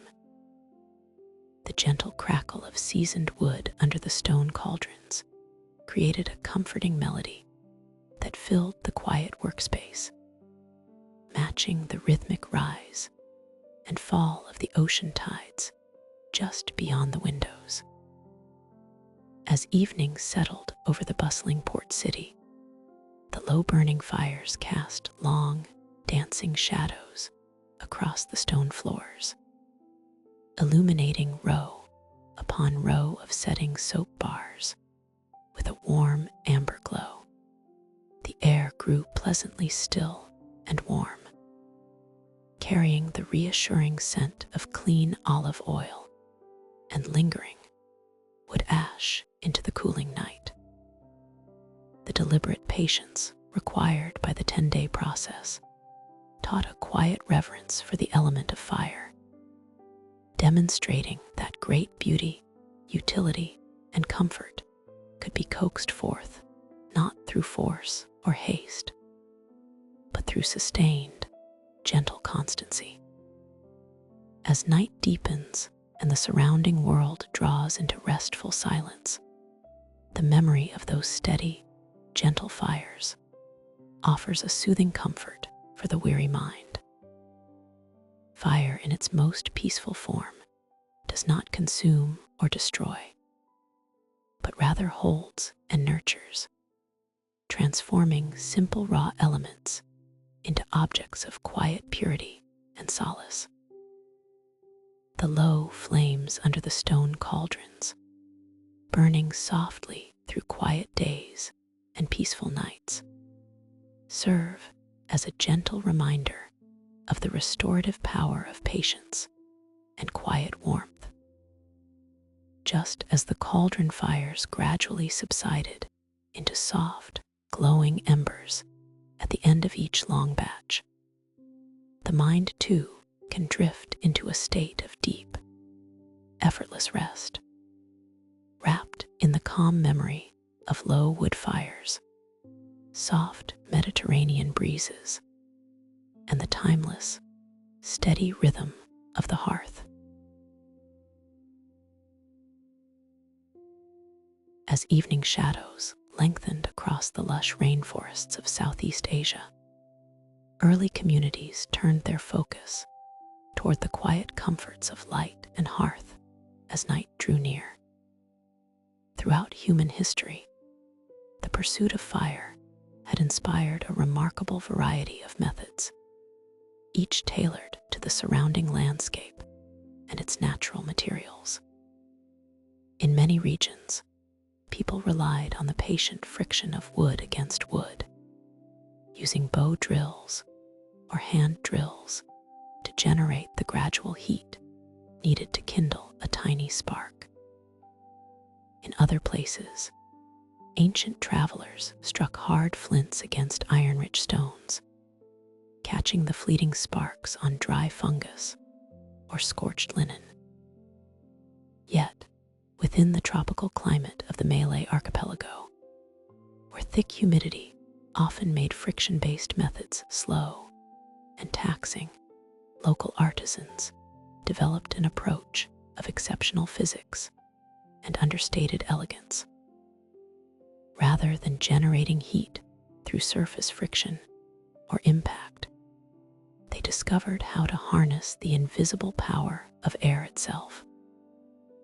They observed that when a pocket of atmospheric air is compressed rapidly within a sealed space, its internal energy rapidly concentrates, raising its temperature without requiring external flame or spark. This realization gave birth to one of the most sophisticated fire-starting instruments of the ancient world, a tool that operated in silent harmony with thermodynamic principles long before they were written down. In the Malay archipelago, ancient Austronesian artisans crafted the Gobek API, a hollow buffalo horn cylinder with a fitted plunger that ignited dried plant fluff through rapid air compression at 400 degrees Celsius.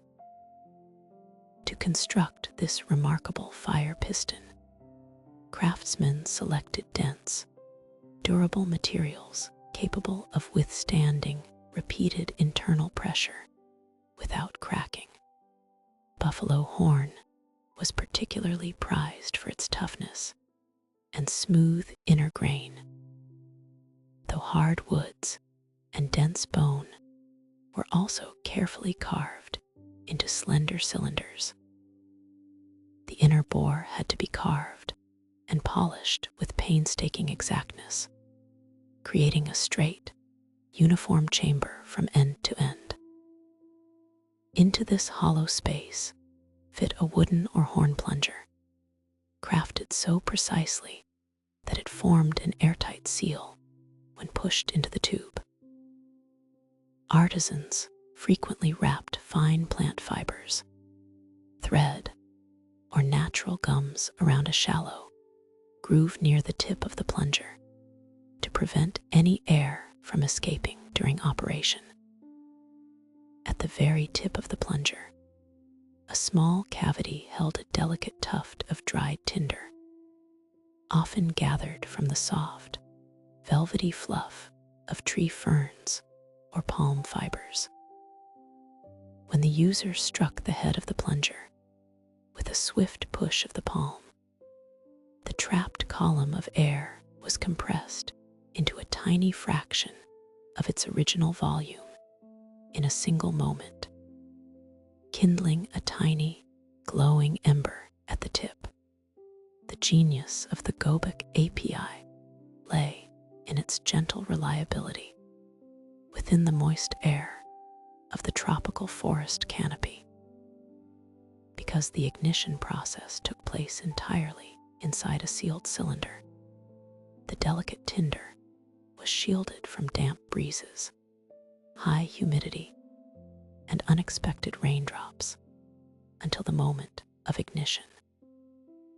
Upon completing the swift downward stroke, the user immediately withdrew the plunger, bringing the freshly lit ember into the open air where it could be gently blown into a soft, steady flame within a prepared nest of dry grass or fine shavings.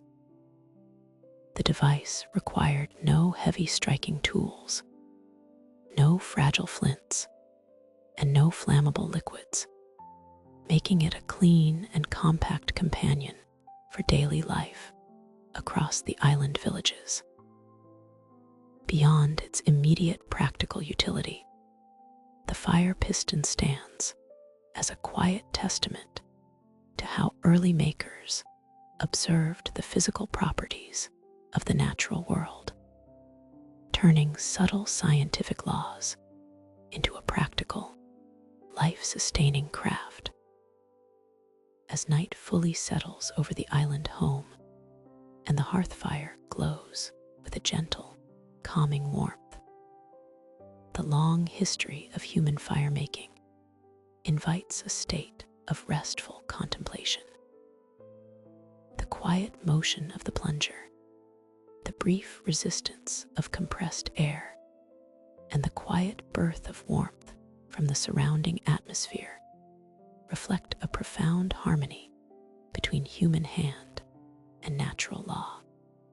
Around the central hearth, the darkness softens into a peaceful sanctuary, sheltered by the steady, rhythmic breathing of the surrounding forest. This ancient lineage of fire, stretching from early embers in shadowed caves to the refined elegance of the Gobic API, reminds us of the endless ways humanity has found comfort, light, and warmth in the quiet dark. Wrapped in this atmosphere of soft luminescence and calm stillness, you can let your thoughts drift easily, easing into a quiet, undisturbed sleep as the embers gently fade into the peaceful night. As the evening shadows lengthen across quiet glades and peaceful forest villages, the story of human warmth reveals moments of gentle ingenuity, where fire was summoned not through sparks of iron or the friction of hearthwood, but through the calm physics of air itself, deep within the tranquil rhythm of daily life in Southeast Asia. Observant craftsmen discovered that compressing air with sudden, smooth grace could coax thermal energy directly from the atmosphere without needing the harsh strike of flint or stone. In 19th century Burma, village artisans crafted fire syringes from water buffalo horn and wooden pistons, using a single smooth stroke of compressed air to generate 300 degrees Celsius of heat and ignite dry tinder without flint or flame. The compact device sat lightly in the palm, a smooth cylinder turned with patient care, housing a snug wooden shaft tipped with tiny bits of dry moss, plant down, or charred cotton cloth. When pushed swiftly down its polished bore, the air inside had no opportunity to escape or shed its warmth to the surrounding walls. Instead, the rapid atmospheric compression concentrated kinetic movement directly into radiant heat, catching the delicate tinder glowing hot in a single quiet instant. It was a remarkable marvel of thermodynamics, rendered entirely from natural materials. A peaceful testament to how human curiosity learned to master high temperatures through subtle mechanical harmony. In the quiet stillness of a twilight workroom, the soft, cushioned sound of a wooden piston plunging home was all that was needed to welcome an ember into the hearth, reminding us that fire often waits quietly hidden within the softest breath of ambient air. Beyond the immediate spark, the steady, long-lasting maintenance of heat required an equally patient mastery over how forest timber yielded its energy over time. Deep inside temperate woodlands, where ancient broadleaf trees shed their golden autumn canopy over damp earth, woodcutters and colliers perfected a technique of slow transformation that allowed raw logs to burn far longer, hotter, and with supreme clarity. Traditional charcoal burners stacked dense oak and beech logs into soil-capped mounds, letting them smolder under low oxygen for up to 2 weeks to produce pure, smokeless carbon that burned with steady warmth. These earth-covered mounds, carefully tended day and night in quiet forest clearings, rose like gentle domes above the carpet of moss and fallen leaves. By tightly covering the stacked hardwood with turf, dark soil, and damp leaves, the charcoal burners controlled the inward drift of air with extraordinary precision, allowing just enough internal heat to drive off water vapor, volatile tars, and sap, while leaving the sturdy carbon skeleton of the wood intact. For 14 peaceful days, thin ribbons of fragrant, sweet-smelling smoke drifted slowly from small vents pierced near the base of the mound, signaling the quiet distillation taking place beneath the damp soil. When the long cooling process was finally complete and the earthen shell was peeled back, the workers uncovered light, dark sticks of pure carbon that would later glow in hearths and workshops without smoke or spark, delivering a clean, quiet radiance to metalworkers, cooks, and sleeping homes alike. In both the swift compression of the horn syringe and the prolonged, gentle smoldering beneath the forest turf, we observe how deeply early communities understood the delicate balance of oxygen, pressure, and time needed to shape thermal energy for peaceful human comfort. Neither technique required noisy machinery or aggressive force. Both relied instead on listening to the natural properties of wood, air, and soil, guiding them through subtle physical laws into clean sources of lasting warmth.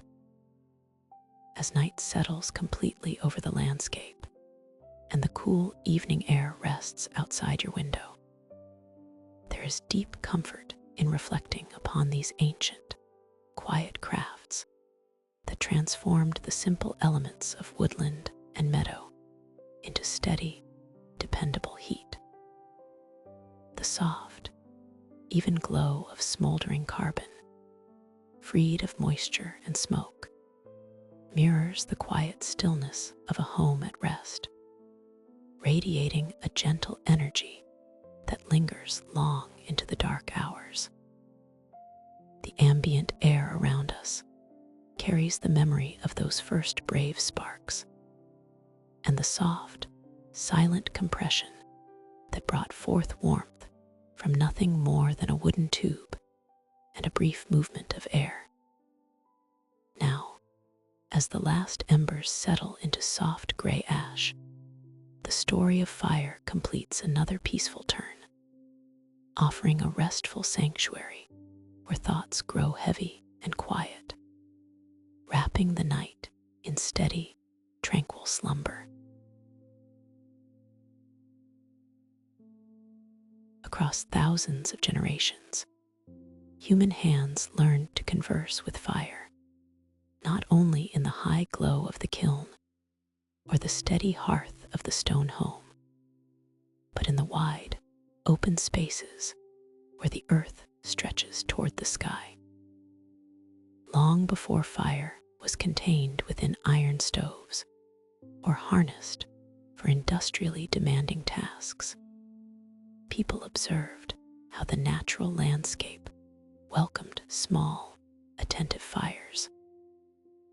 In these quiet expanses, the forest floor and grasslands accumulated layers of dry leaves, twigs, and fallen grasses, waiting for a tender renewal that would help the soil breathe once more. By watching the seasonal shifts, the drift of moisture in the evening air, and the subtle lean of the wind, ancient practitioners of landscape stewardship realized that fire could be guided with an extraordinarily soft touch. Rather than allowing wild, summer blazes to sweep unchecked across dry lands, stewards moved slowly alongside the vegetation, choosing moments when the air was cool and filled with moisture. A slow trickle of light, carried carefully at the edge of a woven torch or a bundle of dry bark, could wander lazily along the earth, consuming only what was ready to pass back into the soil.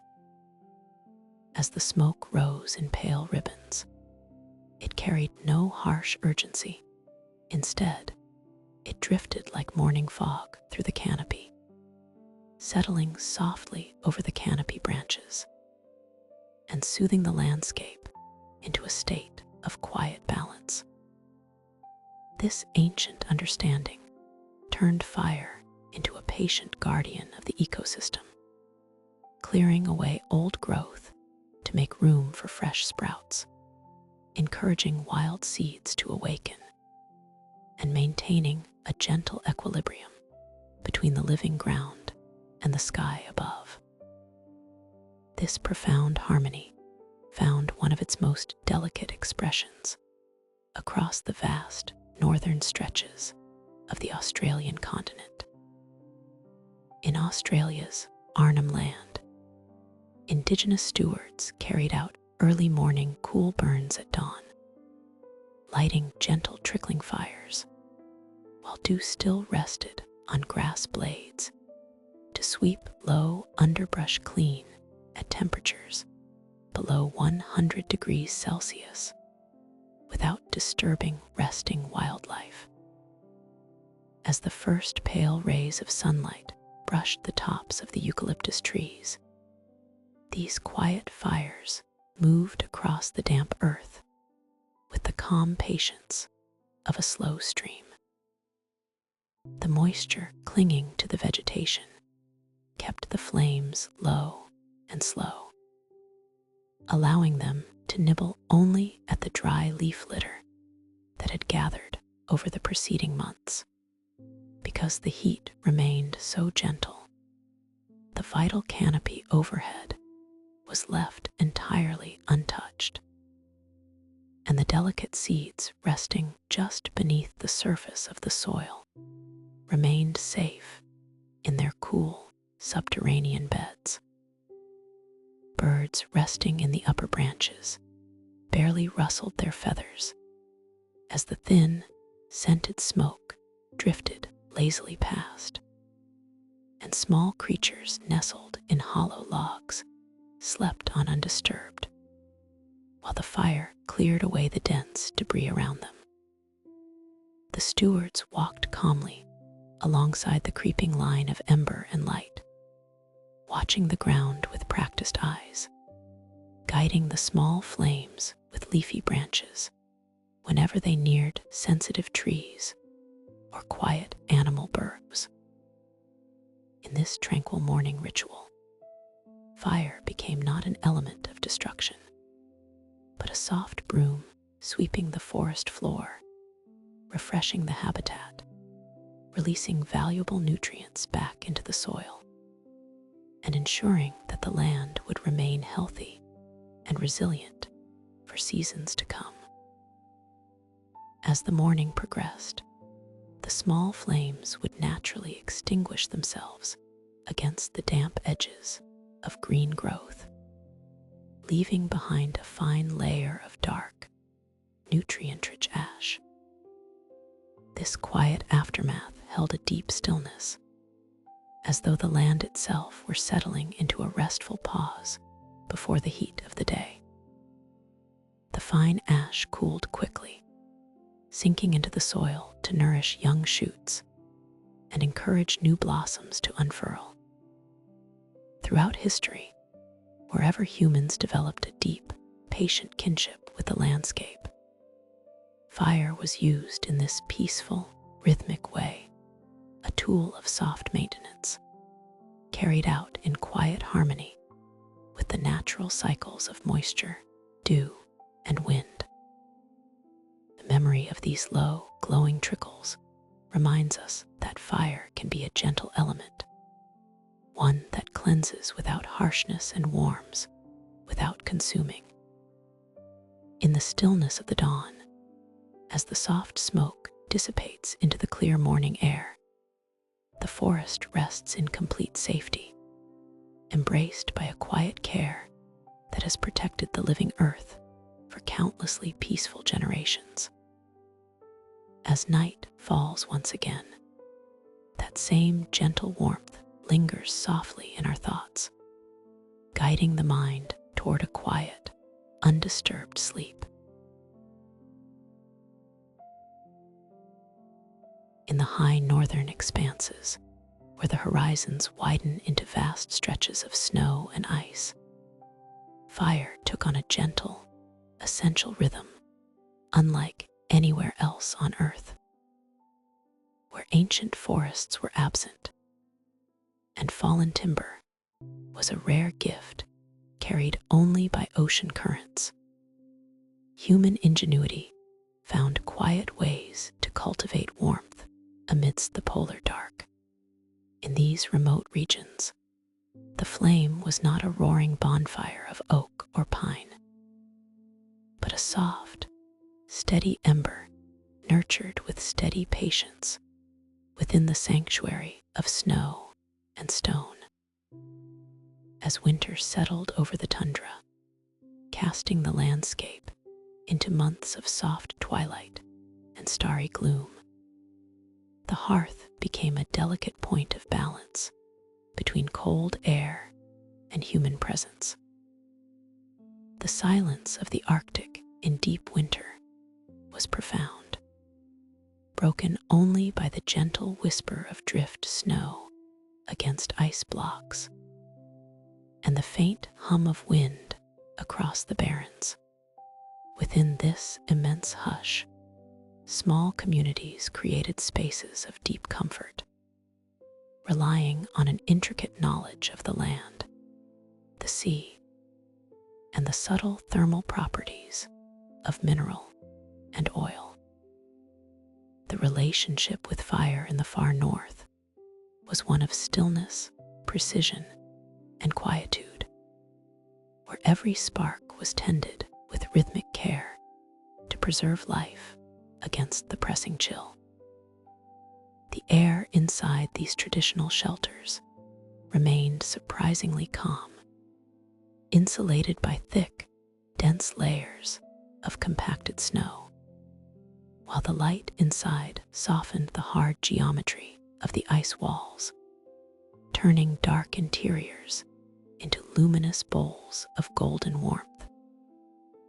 Here, fire did not consume entire logs in swift bursts of smoke. Instead, it breathed slowly, drawing nourishment from liquid fats and fine plant fibers gathered during the brief summer months, producing a flame that was serene, clean, and perfectly suited to the restful interior of a winter lodge. This art of cold climate firecraft reached an extraordinary level of harmony, through the traditions of Arctic stone carving and fuel preparation. Across the Arctic coast around 1000 CE, Thule artisans carved crescent-shaped lamps called quillik from soft soapstone, arranging dried cotton grass along the rim to burn rendered seal oil in a quiet flame that gently warmed snow houses through polar nights. The crafting of each quillik required a delicate touch and a deep understanding of natural balance, as the soft stone had to be shaped into a smooth, slightly sloped basin that could cradle liquid fuel without spilling. Cotton grass, harvested during the short, sunlit days of summer, was carefully dried and rolled between fingertips to create a long, uniform wick laid precisely along the curved edge of the vessel. When lit, this wick drew the oil up through natural capillary action, producing a line of soft, soot-free flame that could be adjusted with small bone or wooden tools to keep it burning at just the right height. Tended usually by the steady, experienced hands of family elders, the quillik became the peaceful heart of domestic life, its heat radiating evenly through the thick soapstone container and warming the surrounding air. The heat produced was remarkably efficient, gently nudging the temperature of the snow house above freezing while keeping the structural ice intact, creating a safe, humid microclimate where families rested, mended clothing, and shared quiet stories. The soft glow illuminated the smooth curves of carved ivory, the rich texture of warm furs, and the peaceful faces of those gathered close, offering a sense of complete safety against the expansive wilderness outside. As the long hours of polar night stretched across the frozen seas, the gentle radiance of the soapstone lamp continued its quiet work beyond light and ambient warmth. The low flames slowly melted clean snow into drinking water in hanging pots above the rim, while damp garments dried on overhead frames woven from sinew.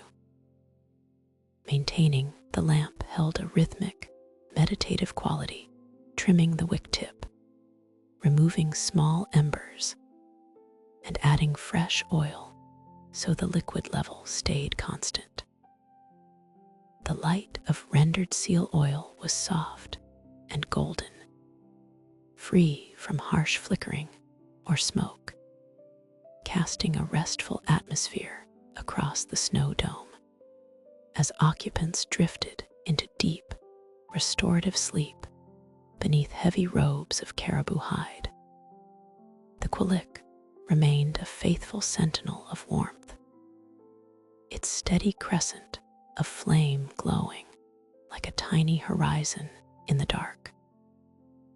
In the polar stillness, the lamp demonstrated how fire could become a gentle domestic companion, one that did not conquer cold with force, but soothed it with quiet persistence, leaving a legacy of light, comfort, and peaceful endurance.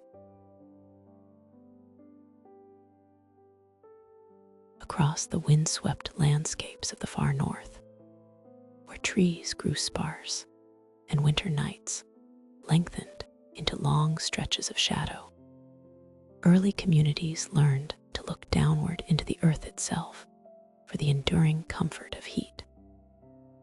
In the mist-shrouded islands of the Scottish Outer Hebrides, islanders cut dense black peat from damp bogs and dried the blocks through summer, resting them in central hearths where they smoldered with a gentle heather-scented warmth that kept stone blackhouses cozy all night. The cutting of peat was a rhythmic ritual of community life, relying on specialized long-bladed spades called tuskers to neatly slice uniform rectangles from the damp earth. Stacked in open, honeycomb patterns along the hillsides, these heavy blocks were turned by hand so that Atlantic breezes and temperate sun could slowly draw away the deep moisture trapped within their fibers. By the time autumn winds began to blow across the coastline, the lightened, hardened bricks of earth were carried indoors and stored safely against the driving rain. Placed at the center of low-ceilinged blackhouses, sturdy structures built with thick double walls of unmortared fieldstone and thatched with wild reeds, the peat fires required very little tending once kindled. Unlike quick-burning timber that flashed with bright, fleeting flames, the slow smoldering of peat released a steady, low ember that filled the room with a mild, sweet fragrance reminiscent of dried heather and ancient soil. As families settled into their sleeping nooks beneath heavy woolen blankets, the quiet glow of the central hearth sustained a gentle baseline of ambient warmth, ensuring that even as frost rimed the thick stone walls outside, the heart of the home remained soft, dry, and welcoming throughout the darkest hours.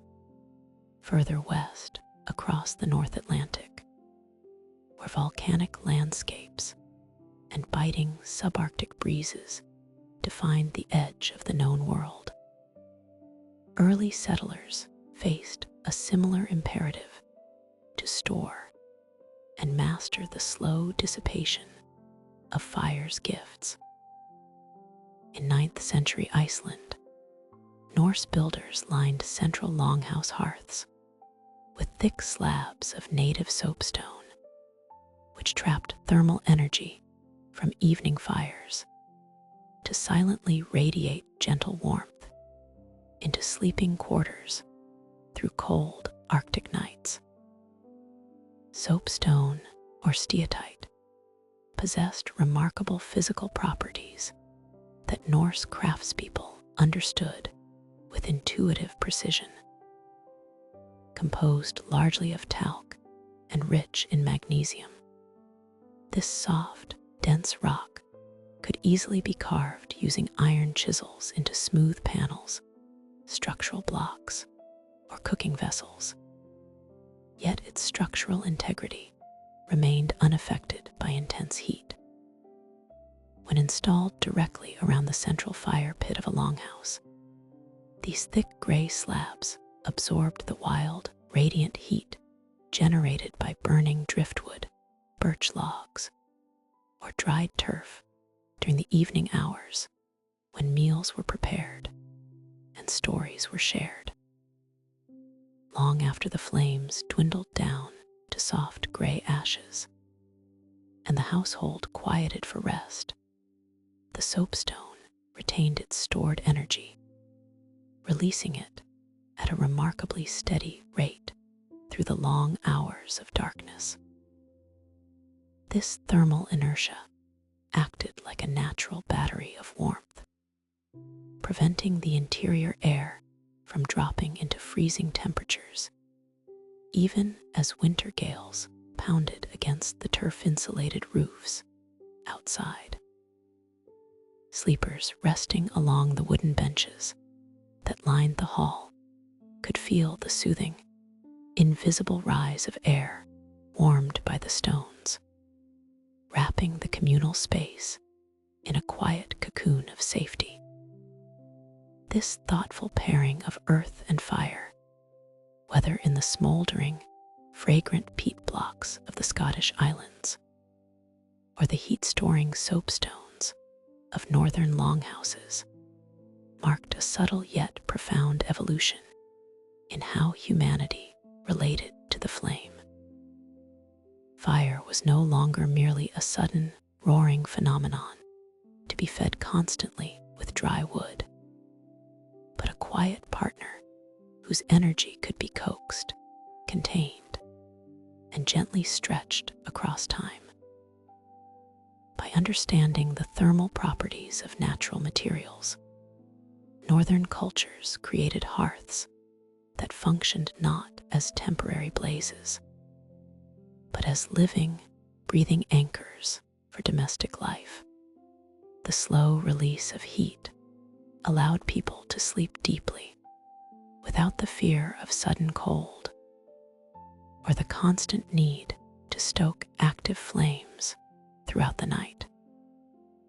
In these quiet spaces, bathed in the faint, reddish embers of peat or the unseen radiance of cooling stone, the simple hearth became a sanctuary against the harsh elements. As the embers settled into soft gray ash, carrying the lingering scent of earth and ancient rock into the quiet air, the gentle warmth remained, holding back the chill of the northern night and guiding weary minds into peaceful, uninterrupted rest.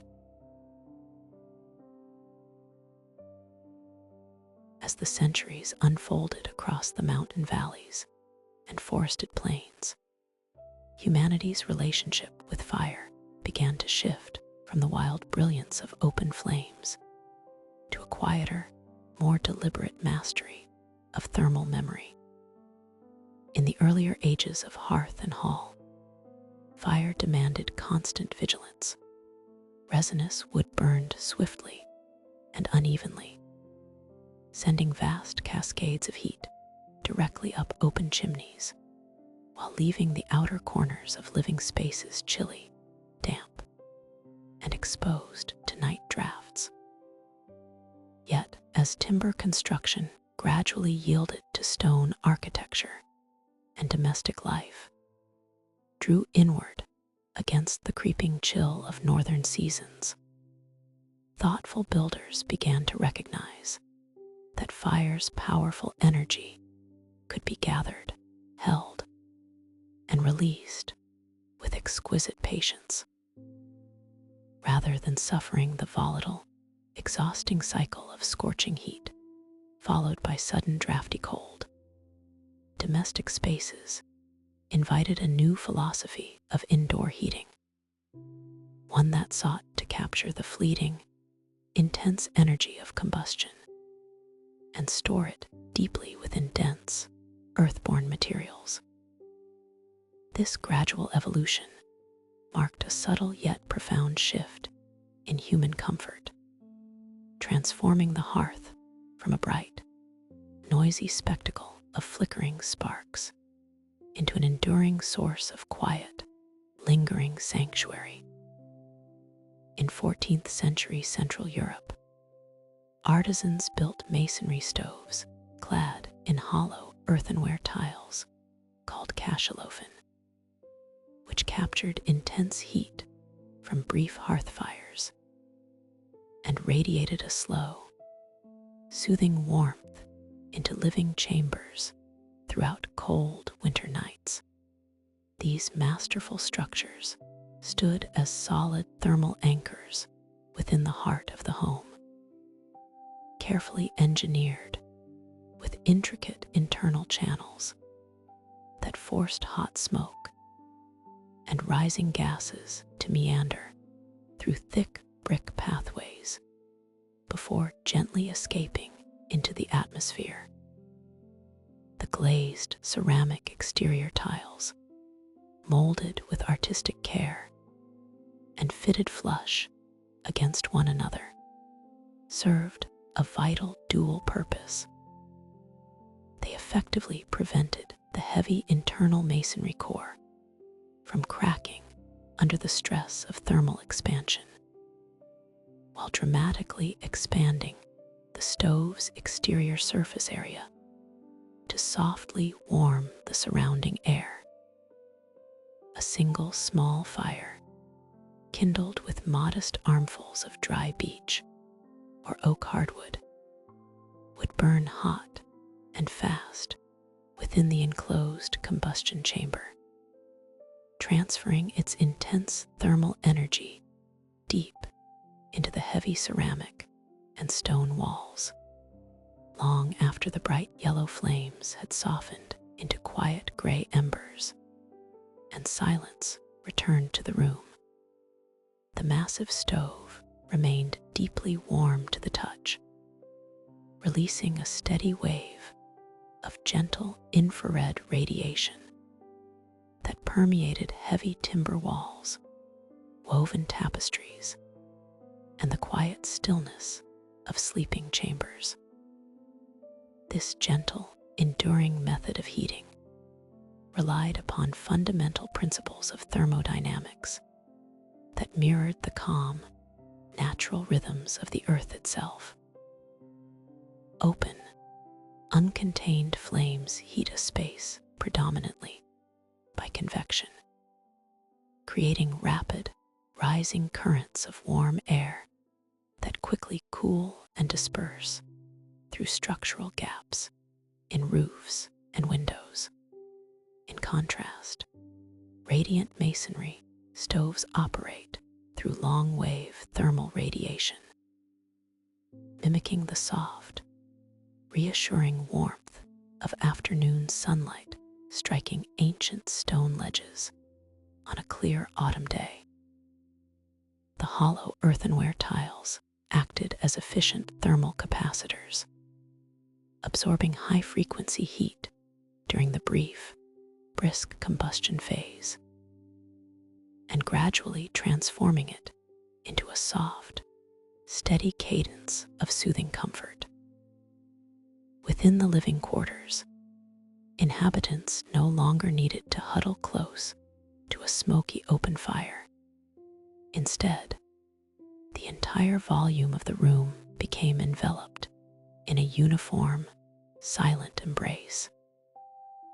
The indoor air remained remarkably clean, still, and unhurried, free from the harsh drafts, floating ash, and choking soot that had long characterized domestic life, allowing evening thoughts and gentle conversations to drift softly into quiet rest. As deep winter settled over the European landscape, bringing heavy, sparkling frosts that rimmed leaded window panes and silenced the surrounding forest trails, the cachalothin served as the serene, steady center of daily living. Around its smooth, warm ceramic exterior, the lingering work of the day naturally softened into evening calm and restful stillness. Damp garments hung from overhead wooden pegs would slowly dry with a gentle, comforting scent of fresh wool, while simple pots of water or loaves of freshly baked bread, placed near its massive base, kept warm through the darkest hours of the night. This quiet architectural innovation represented a profound milestone in the long history of fire, a peaceful moment when human ingenuity taught the fierce, primordial element to speak in soft whispers rather than roaring flames. Fire was no longer merely a primitive tool for basic survival, or a bright, flickering defense against the surrounding dark, but an enduring, reliable companion that cradled the night, gently turning the harsh, biting cold of winter into a warm invitation for restful and restorative sleep. As the chill of late autumn turned toward the long shadows of winter, early civilizations sought ever more subtle and comforting ways to harbor the life-giving heat of fire within their sanctuaries. In open hearths and simple stone basins, a fire's heat rose rapidly toward the rafters, escaping into the night air while leaving the earthen ground cold beneath one's feet. Over centuries of patient observation, artisans recognized that thermal energy could be captured, redirected, and gently preserved within the very structure of a home. Rather than relying solely on the bright, immediate glow of exposed embers, builders learned to harness the heavy, slow warmth stored in stone and clay. Fire was no longer merely a light burning at the center of a room. It became a quiet current of invisible energy, flowing beneath the living space and turning the floor itself into a vast, comforting hearth. This quiet evolution represented a deep understanding of thermodynamics, transforming fire from an unpredictable visual spark into an enduring, tranquil foundation for human rest and nightly renewal. In 4th century Korea during the Three Kingdoms period, builders perfected ondal heating systems that routed warm, exhaust air from outdoor hearths through masonry flues beneath clay floors, keeping sleeping mats pleasantly warm throughout winter nights. The construction of these underfloor heating channels, known locally as Huizhou, required exquisite craftsmanship and a precise knowledge of fluid dynamics and thermal storage. Outside the main living quarters, a low hearth called an agungi was fed with firewood or dry brush, igniting a steady, gentle blaze. The smoke and heated gases generated by this external fire did not simply dissipate upward into the open sky. Instead, they were drawn horizontally into a network of stone and brick passageways carefully laid out beneath the raised floor of the room. Large, flat stone slabs were positioned above these flues to absorb the intense thermal energy of the moving air. These stones were then covered with thick layers of refined clay, smoothed perfectly flat, and sealed with multiple sheets of traditional paper finished with protective oils. As the hot smoke traveled slowly through the long masonry channels toward a chimney positioned on the opposite side of the building, the dense stones and clay absorbed the heat, holding it deep within their structure and releasing it upward through the polished floor with wonderful uniformity. This ingenious architecture created a uniquely tranquil indoor environment, perfectly suited for rest and quiet contemplation. Because the source of combustion remained entirely outside the living quarters, the interior air remained calm, clean, and undisturbed by harsh smoke or drifting ash.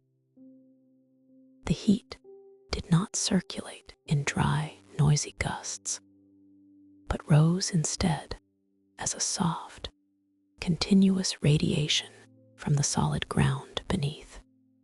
When evening arrived and the cold mountain wind blew softly across the roof tiles, inhabitants could lay their thick cotton sleeping quilts directly upon the warm clay floor, feeling the deep, steady heat soak through the fabrics into their weary bodies.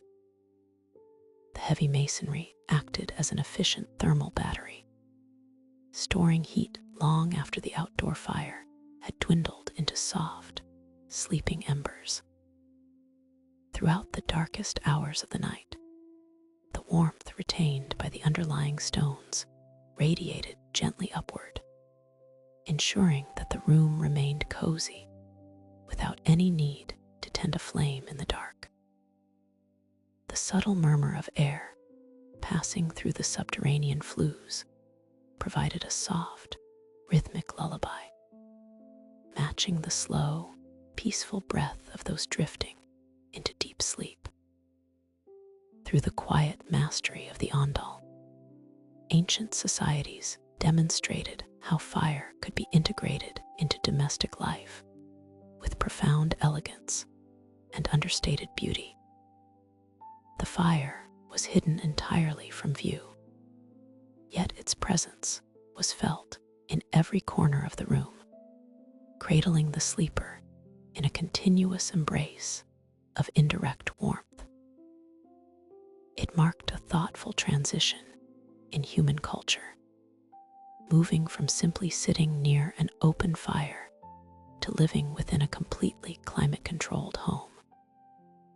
The careful balance of stone, clay, wood, and air allowed families to sleep undisturbed through bitter winter freezes, safe in the knowledge that the masonry beneath them held the day's warmth close.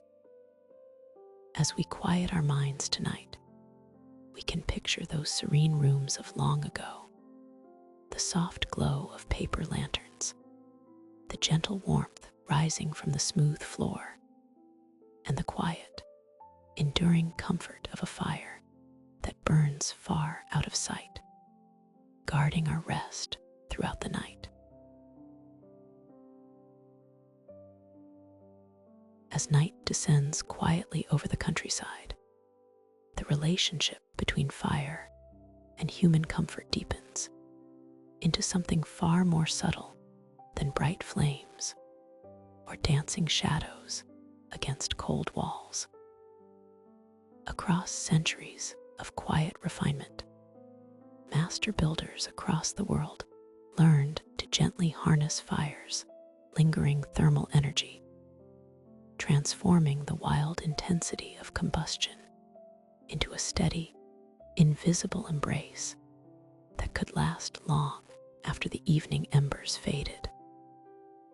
Rather than surrounding a room with open braziers or high chimneys that demanded constant vigilance and wasted precious warmth, traditional architecture began to integrate the hearth directly into the physical foundation of the home itself. This architectural harmony allowed fire to shift from a flickering, dramatic centerpiece into a calm, supportive presence hidden just beneath the surface of daily life. In these quiet spaces, fire was no longer merely a source of illumination or heat to gather directly around. It became an enveloping atmosphere, breathing warmth slowly through stone and timber, while the rest of the world slumbered beneath the cool night sky. The air inside the sleeping quarters remained remarkably clear and still, free from drifting smoke and sudden chilly drafts, while the heavy stone floor retained a gentle thermal mass that cradled sleepy bodies throughout the quiet hours. It was an art born of patient observation, understanding how natural draft, dense masonry, and lingering wood smoke could work together in complete silence to preserve the gentle gift of the evening hearth for many restful hours of sleep. This mastery of subterranean radiant heat found one of its most elegant and enduring expressions in East Asia, where the architecture of the traditional home was intimately woven with seasonal rhythms and domestic tranquility.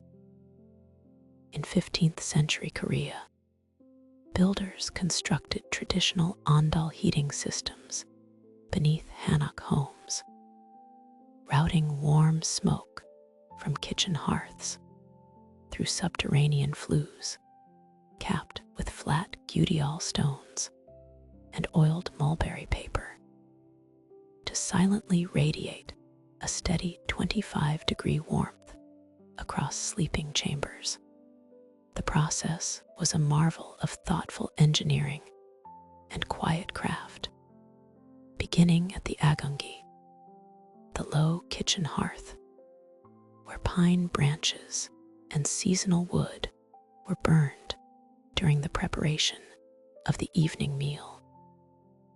As the fuel burned slowly, its hot air and aromatic smoke were guided horizontally through carefully laid stone channels beneath the elevated floor of the living and sleeping quarters. Heavy, flat Gudial stones absorbed this migrating heat, holding it deep within their dense mineral structures long after the kitchen fires had settled into soft, silent white ash. Above these stones, layers of smooth yellow clay were meticulously leveled and sealed with sheets of golden mulberry paper, finished with multiple coats of natural vegetable oil to create a warm, polished surface underfoot. As evening settled and occupants lay down upon thin silk mattresses, their bodies pressed against this comfortably warmed floor, receiving heat directly through conductive contact in a gentle balance that matched the body's natural state of restful slumber. The soft yellow light of paper lamps mirrored the rich amber hue of the old floor, creating a peaceful sanctuary where cold winter air was kept at bay without a single visible flame in the sleeping room. In the quiet hush of these traditional rooms, fire became an invisible guardian, softly supporting the natural rhythm of rest without demanding attention or constant tending. There was no loud crackle of popping wood, no flare of light, nor any draft from open flues inside the sleeping space. Only the continuous, soothing radiation of gentle warmth rising upward through the polished floor. The remarkable thermal inertia of the subterranean masonry meant that the heat released was exceedingly constant, ebbing so gradually across the long night that a sleeper never experienced a sudden drop in temperature. Outside, crisp frost might glaze the dark curved ceramic roof tiles, or soft snow settle upon the wooden posts of the open courtyard. Yet inside, the atmosphere remained softly tempered, peaceful, and still. This subtle containment of thermal energy represented a profound evolution in human civilization's relationship with fire, transforming it from the open, smoky hearths of early ancestors into a quiet science of comfort and quiet abundance. As the midnight hours passed into early dawn, the lingering warmth stored deep within the Gudial stones continued to nurture deep, uninterrupted sleep, offering a quiet testimony to how fire, when guided with patience, care, and traditional wisdom, could bring total tranquility to the heart of the home. As winter settled over the lowlands of northern Europe, the fierce, consuming fire of ancient hearths was gradually softened into something quiet, personal, and profoundly comforting. In the vast, unheated stone cathedrals of 17th century Netherlands, where winter winds seeped through tall arched windows and frost clung to timber pews, Keeping warm was an intimate ritual of patience and quiet endurance. Outside, gray skies rested over frozen canals. But inside the sanctuary, a gentle innovation brought solace to shivering congregations. To ward off the lingering chill during long, contemplative services, churchgoers carried small oak footstoves called stoven, placing glazed earthenware bowls of smoldering peat coals inside perforated wooden boxes to radiate a slow, soothing warmth through thick wool blankets. The peat, harvested carefully from local bogs during the sunny months of summer and dried under open skies, burned with a steady, flameless glow, releasing an earthy, comforting scent that drifted softly through the cool air. Wrapped securely under heavy skirts and layered wool coats, these humble boxes of polished oak held the glowing coals safely within, turning frigid stone floors into small, private havens of heat. The warmth would rise slowly, unhurried and persistent, easing the stiffness in weary ankles and resting feet as the service proceeded in hushed reverence. Fire, which had once filled vast open caverns with crackling sparks and roaring flames, had been domesticated into a quiet companion, small enough to sit beneath a bench and cradle a person's toes in gentle, soothing comfort. Across the ocean in 19th century Japan, this same universal desire to carry the hearth wherever one traveled inspired an equally delicate mastery of smoldering fire. As travelers traversed snow-dusted mountain passes, walked along quiet village paths, or rested in unheated way stations, the biting winter air pushed against thin paper screens and woven garments. To carry a quiet sanctuary of warmth against the journey's chill, artisans packed portable brass pocket stoves, called Huizhou, with a quiet smoldering mixture of powdered oak charcoal, dried eggplant stem ash, and saltpeter, providing a steady 50 degrees Celsius warmth wrapped in silk for travelers. The craft behind these compact metal containers was a marvel of subtle tradition and chemistry. The carefully prepared ash from dried eggplant stems ensured that the fine charcoal burned with absolute uniformity and stillness, while the precise touch of saltpeter sustained the faint internal embers without producing smoke or flame. Tucked close to the body inside a sleeve or pressed against the chest, the Huizhou radiated a calm, unwavering heat that lasted through long hours of travel across frozen landscapes. The polished brass, smooth to the touch and warmed from within, transformed a harsh trek through icy winds into a peaceful, cushioned journey. It was a testament to the art of restraint, the discovery that fire did not always need to leap or crackle, but could instead whisper softly against the skin, safely wrapped in silk, keeping the traveler's pulse warm and steady. These portable vessels of heat mark a serene milestone in the story of human comfort, illustrating how fire evolved from a grand, roaring element of survival into an intimate gesture of care. Across different continents and traditions, people learned to shape embers into quiet companions that could accompany them through the coldest hours of the day.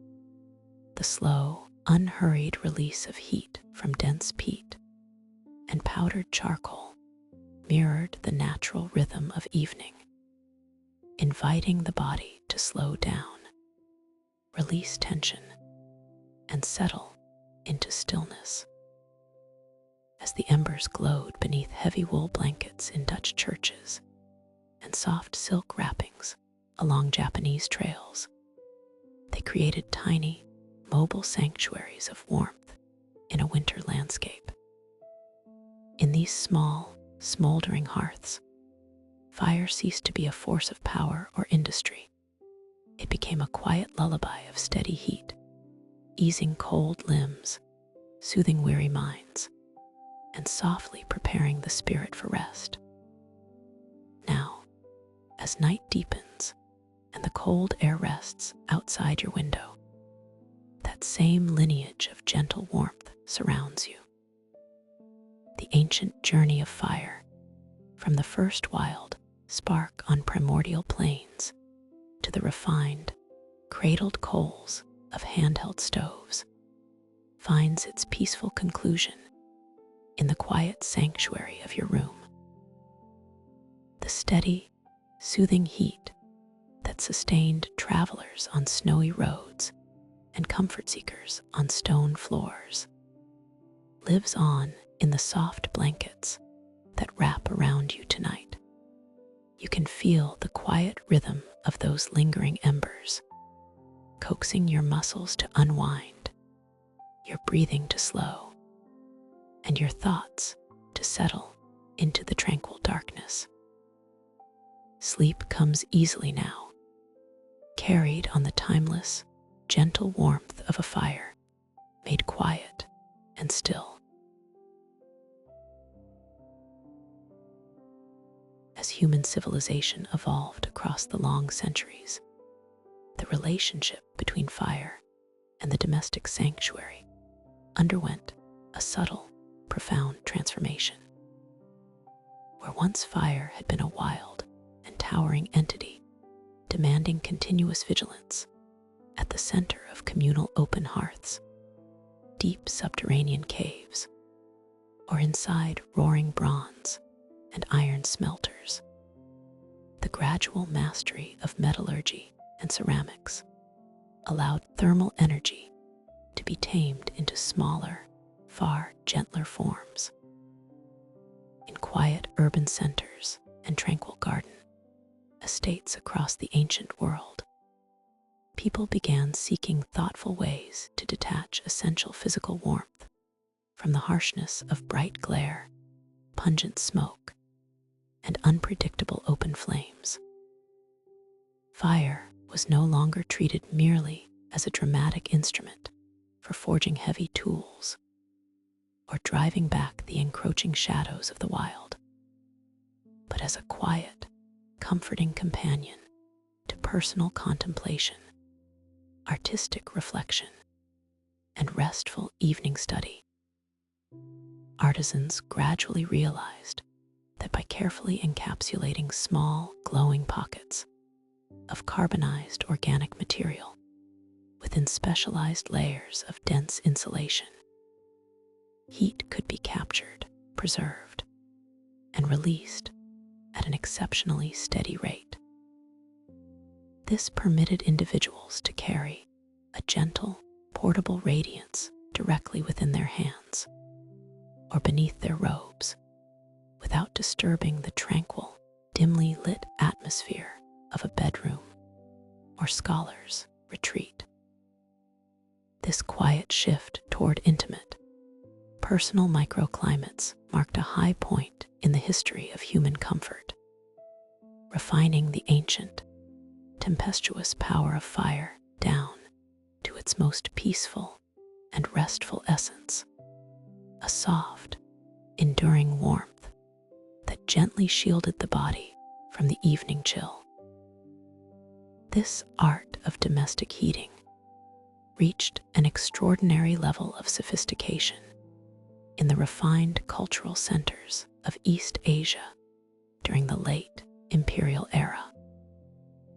Within the peaceful garden residences, quiet canal homes, and secluded study pavilions of the Jiangnan region, master metalworkers and ceramicists devoted their skills to creating miniature heating vessels that were as visually poetic as they were scientifically sound.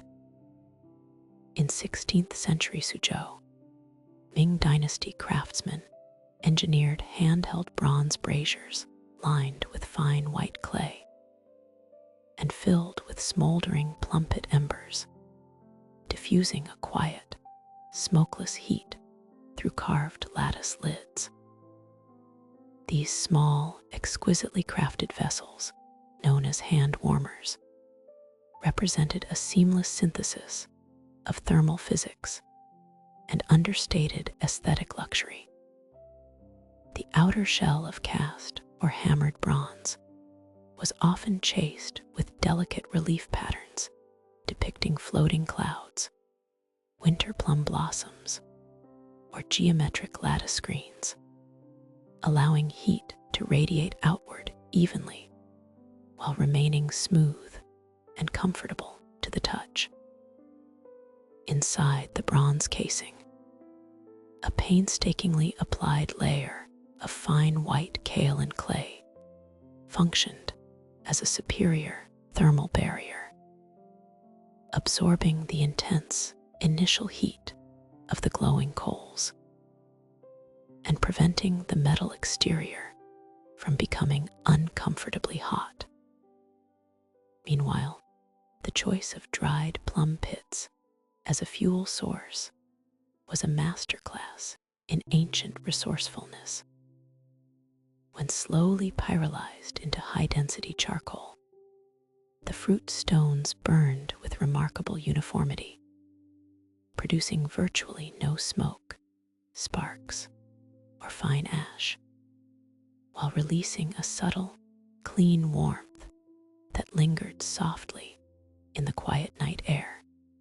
Cradling one of these miniature braziers during the late, tranquil hours of the night offered an intimate, tactile connection to the long, evolving story of human thermal control.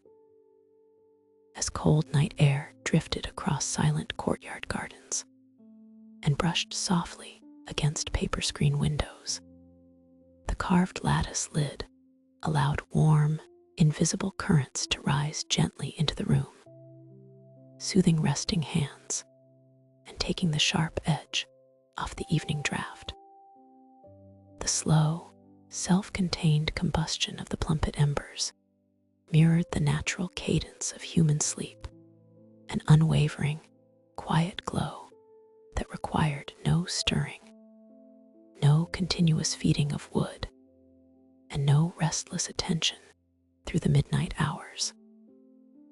It illustrated how far human craft had traveled from the primal, open bonfires of prehistory and the fierce, roaring furnaces of early blacksmiths, transforming fire from an overwhelming elemental force into an invisible, nurturing presence.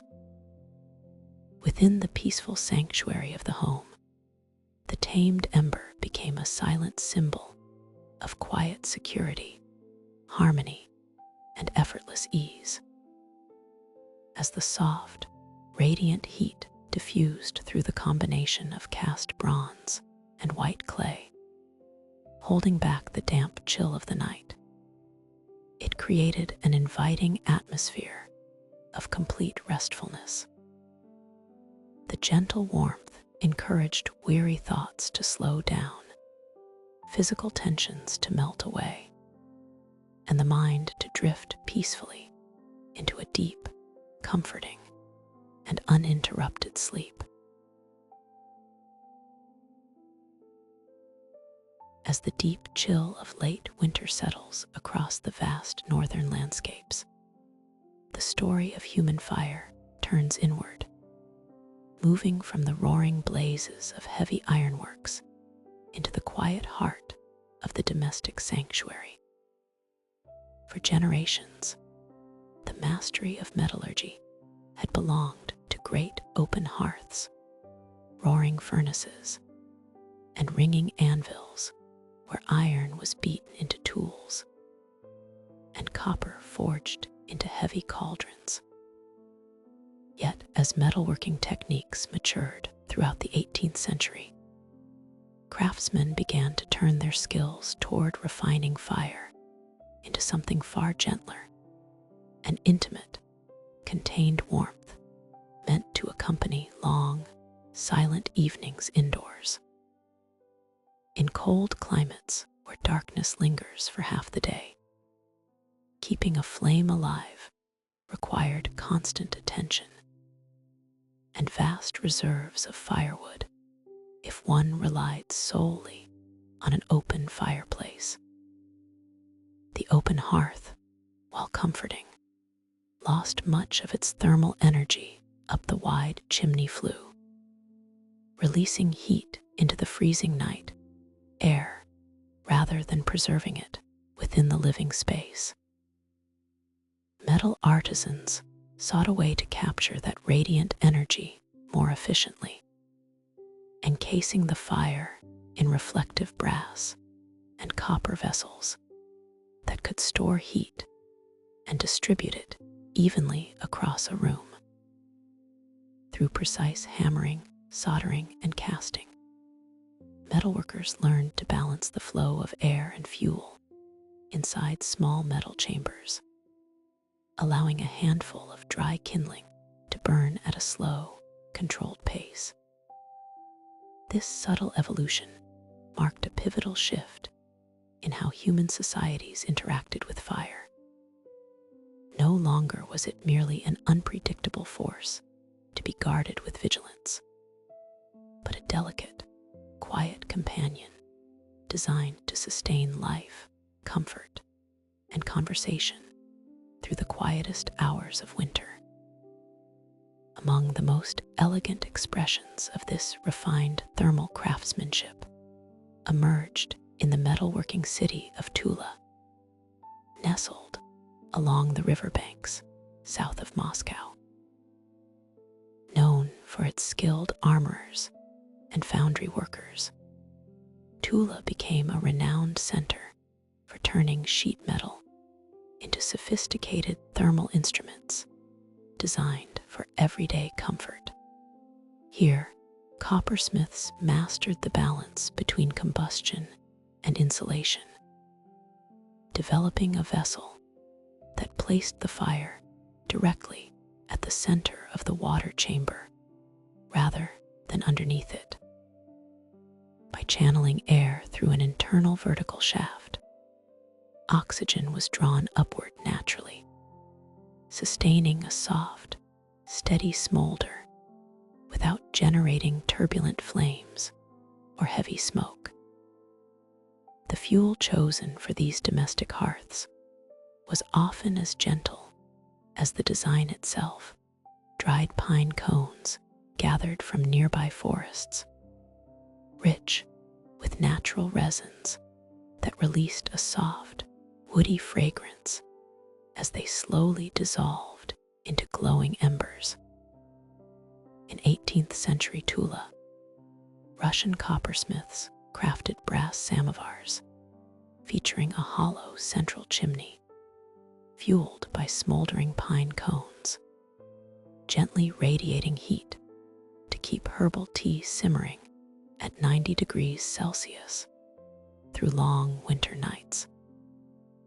This internal architecture allowed nearly every calorie of heat from the central tube to transfer directly into the surrounding liquid through the thin, highly conductive brass walls.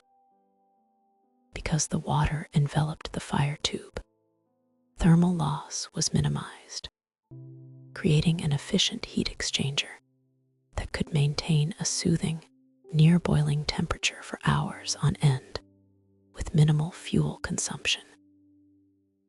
The soft convection currents within the vessel kept the liquid moving continuously, preventing hot spots while ensuring that the soothing aroma of dried mint chamomile, and forest berries infused steadily into the water. Beyond its technical ingenuity, this quiet containment of fire reshaped the atmosphere of the evening home, transforming fire from a roaring engine of industry into a serene center of domestic peace. The soft, rhythmic hum of the simmering vessel provided a soothing background melody against the whistle of freezing winds outside the window pane. Polished brass surfaces caught the low light of beeswax candles, casting long, golden reflections across wooden tables and woven linen tablecloths. As night deepened and families gathered around the gentle hearth, the faint scent of pine resin mixed with steam created an atmosphere of profound tranquility, easing the burdens of the day. The physical presence of a small fire radiating warmth at the center of the room offered both physical comfort and emotional reassurance, reminding those sitting nearby that light and warmth could endure even in the depths of midwinter.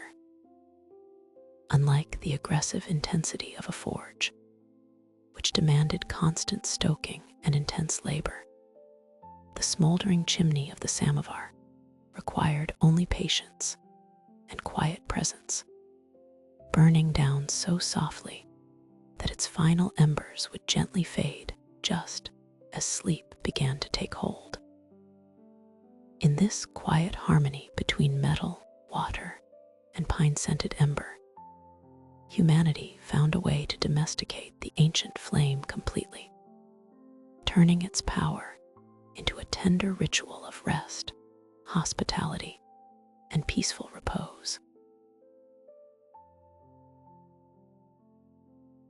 As twilight settles over the long story of human civilization, the relationship between humanity and fire transforms from the wild, roaring blazes of ancient camps into something remarkably gentle, intimate, and quiet. In the sheltered enclosures of home, fire became less of a fierce shield against the dark and more of a soft, comforting companion, a tame, carefully tended presence that filled living spaces with gentle, radiant warmth and steady, restful light. Across continents and centuries, people learned not merely to capture fire, but to sculpt it, guiding its heat and glow through patient craft and quiet understanding. The fierce energy that once forged iron and drove back predators was slowly coaxed into subtle, low-intensity forms designed to nurture moments of quiet reflection, humble evening work, and restful sleep. In these serene spaces, the management of fire became an art of restraint, where fuel was chosen with deep care, and every ember was blanketed to preserve its quiet energy through the darkening hours. In the refined terrums of traditional Japan, this masterwork of fire control reached a level of serene perfection. In 15th century Kyoto, Japanese tea masters buried glowing chestnutwood embers beneath sieved cherrywood ash inside sunken floor hearths called ro, maintaining an odorless, smokeless warmth that kept iron kettles at a gentle 90 degrees Celsius. This delicate arrangement was far more than a practical method of heating water. It was a meditative dance of thermal harmony and mindful presence. The dense chestnut wood provided a long-lasting, reliable core of heat, while the powdery cherrywood ash acted as a natural insulator, softening the intensity of the coals and preventing any acrid smoke or harsh scent from disrupting the tranquil atmosphere of the room. The heavy iron kettle resting above would murmur with a soft, steady hum, a soothing sound that tea practitioners liken to wind whispering through high mountain pines. In the dim, ambient light of paper shoji screens, the concealed fire offered a gentle, radiant warmth that softened the cool evening air without ever raising a disturbing flame or spilling dust into the sanctuary. It was a testament to how human ingenuity could transform elemental fire into pure, silent comfort, preserving heat with exquisite subtlety. Halfway across the globe, in the modest stone cottages and timbered homes of countryside communities, a similarly humble yet ingenious relationship with fire illuminated the quiet hours after sunset. In 18th century rural England, cottagers peeled the outer green skins from marsh rushes and dipped the soft white pith into melted mutton fat, producing slender rushlights that burned with a quiet, steady flame to illuminate evening chores. Gathered along damp riverbanks and marshy hollows during late summer, these wild rushes were stripped with patient hands, leaving only a narrow strip of green rind to support the soft interior core. Once dried, the absorbent pith soaked up the rendered animal fat, creating a simple candle that cost almost nothing to produce, held by iron pincers on wooden or forged stands. These rushlights emitted a calm yellow glow, casting soft shadows against plaster walls, while families mended wool garments, spun flax, or shared quiet stories by the hearth. A well-made rushlight burned cleanly and quietly, giving off just enough light to complete the day's final tasks without harsh glare or distracting flicker. The slow, rhythmic consumption of the rush wick marked the peaceful passage of the evening, signaling the natural end of labor as the small flame gradually drew down. Both the hidden embers of the Japanese hearth and the humble glow of the English rushlight reflect a deep, shared human wisdom. The understanding that fire, when met with patience and care, can become a source of soothing tranquility. As night deepens, these quiet technologies of heat and light remind us of a time when the rhythm of life was closely attuned to the soft dying of coals and the gentle fading of a handmade flame. There is an instinctual comfort in watching a flame burn down to a soft, golden ember, or feeling the steady, indirect warmth rising from a hidden bed of ash. These understated fires did not demand attention or strive to conquer the dark. Instead, they invited stillness, softening the boundary between the active world of day and the restorative calm of night. As the last tasks of the evening are laid aside, the quiet legacy of these gentle hearths remains with us, offering a sense of safety, warmth, and enduring peace as we yield to rest. Throughout the vast and quiet spans of human history, fire has been our most constant companion, lighting our steps across continents shaping our essential tools and gathering us into shared circles of comfort against the immense darkness of the wilderness.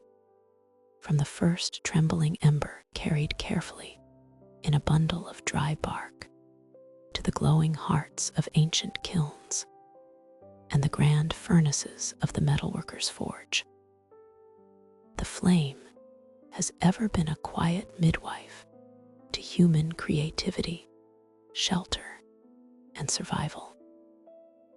Yet, through all the centuries of technical innovation, the primary and most intimate purpose of fire has always remained unchanged: to offer a safe, reassuring sanctuary where weary bodies can rest when the long work of the day draws to its natural end.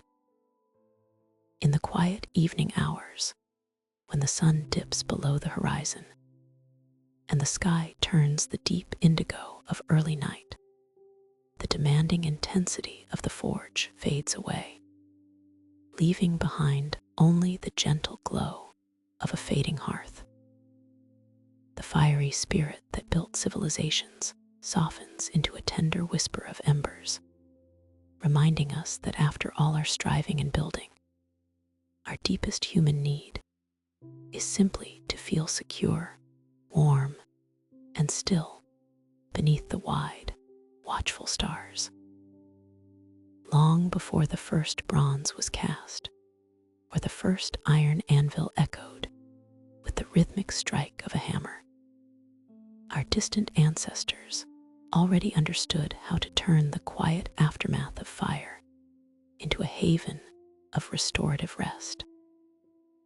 Deep within the stone shelter of Border Cave in South Africa, around 200,000 years ago, early humans burned old sleeping materials and laid aromatic camphor leaves over a soft bed of wood ash, using the powdery alkaline ash to insulate sleeping hollows and ward off nocturnal pests. This deliberate creation of a clean, insulated hearth bed reveals how deeply linked fire was to the quiet art of sleep, even in the earliest chapters of human existence.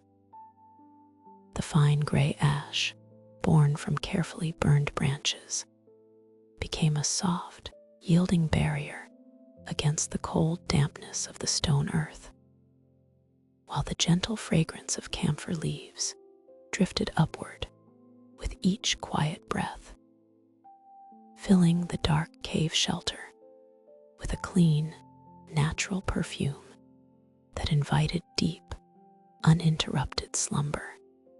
Sitting beside such a bed in the peaceful twilight of prehistory, those early families could listen to the distant sounds of the night outside, while safely wrapped in the soothing security of their own handcrafted nest. The dying embers would crackle with soft, rhythmic pops, casting long, calm shadows against the stone walls, as the heat slowly radiated through the ashes to cradle them in an enduring warmth throughout the long night. This ancient harmony between heat and rest has endured through every age, passing softly down through thousands of generations of hearthkeepers. Whether sitting beside the simple stone fire pit of an early nomadic camp, the open hearth of a medieval hall, or the quiet stove of a modern home, human beings have always found solace in watching the dancing flames settle down to glowing embers. As the energy of the daylight hours recedes, the fire itself seems to breathe more slowly, mirroring the calm, rhythmic rise and fall of our own breathing in the stillness of the dark. The bright light that once illuminated early cave walls narrows to a soft, golden ember, creating a quiet space where the mind can release all the burdens of the day, yielding entirely to the unhurried rhythm of peace and comfort. Now, as our journey through the history of fire comes to its final, peaceful close, we can let our own thoughts rest alongside those ancient hearths that first kept the night at bay. The grand story of the flame, from wild spark to domestic hearth, from primitive kiln to the master forge, settles now into a quiet stillness, like a bed of dying coals glowing soft and red in the cool evening air. The element that built our world softens into a steady, tender presence, asking nothing more of us than to yield to the natural, restful rhythm of the night. Outside, the night breeze moves gently through the trees, while inside, the lingering warmth cradles the room in complete tranquility. There is no longer any work to be done, no metal to shape, no timber to gather, and no flame to tend. There is only the slow, luxurious drift into deep sleep. As the final embers fade to soft gray ash, the darkness wraps around you like a soft blanket, bringing absolute peace, quiet safety, and gentle rest.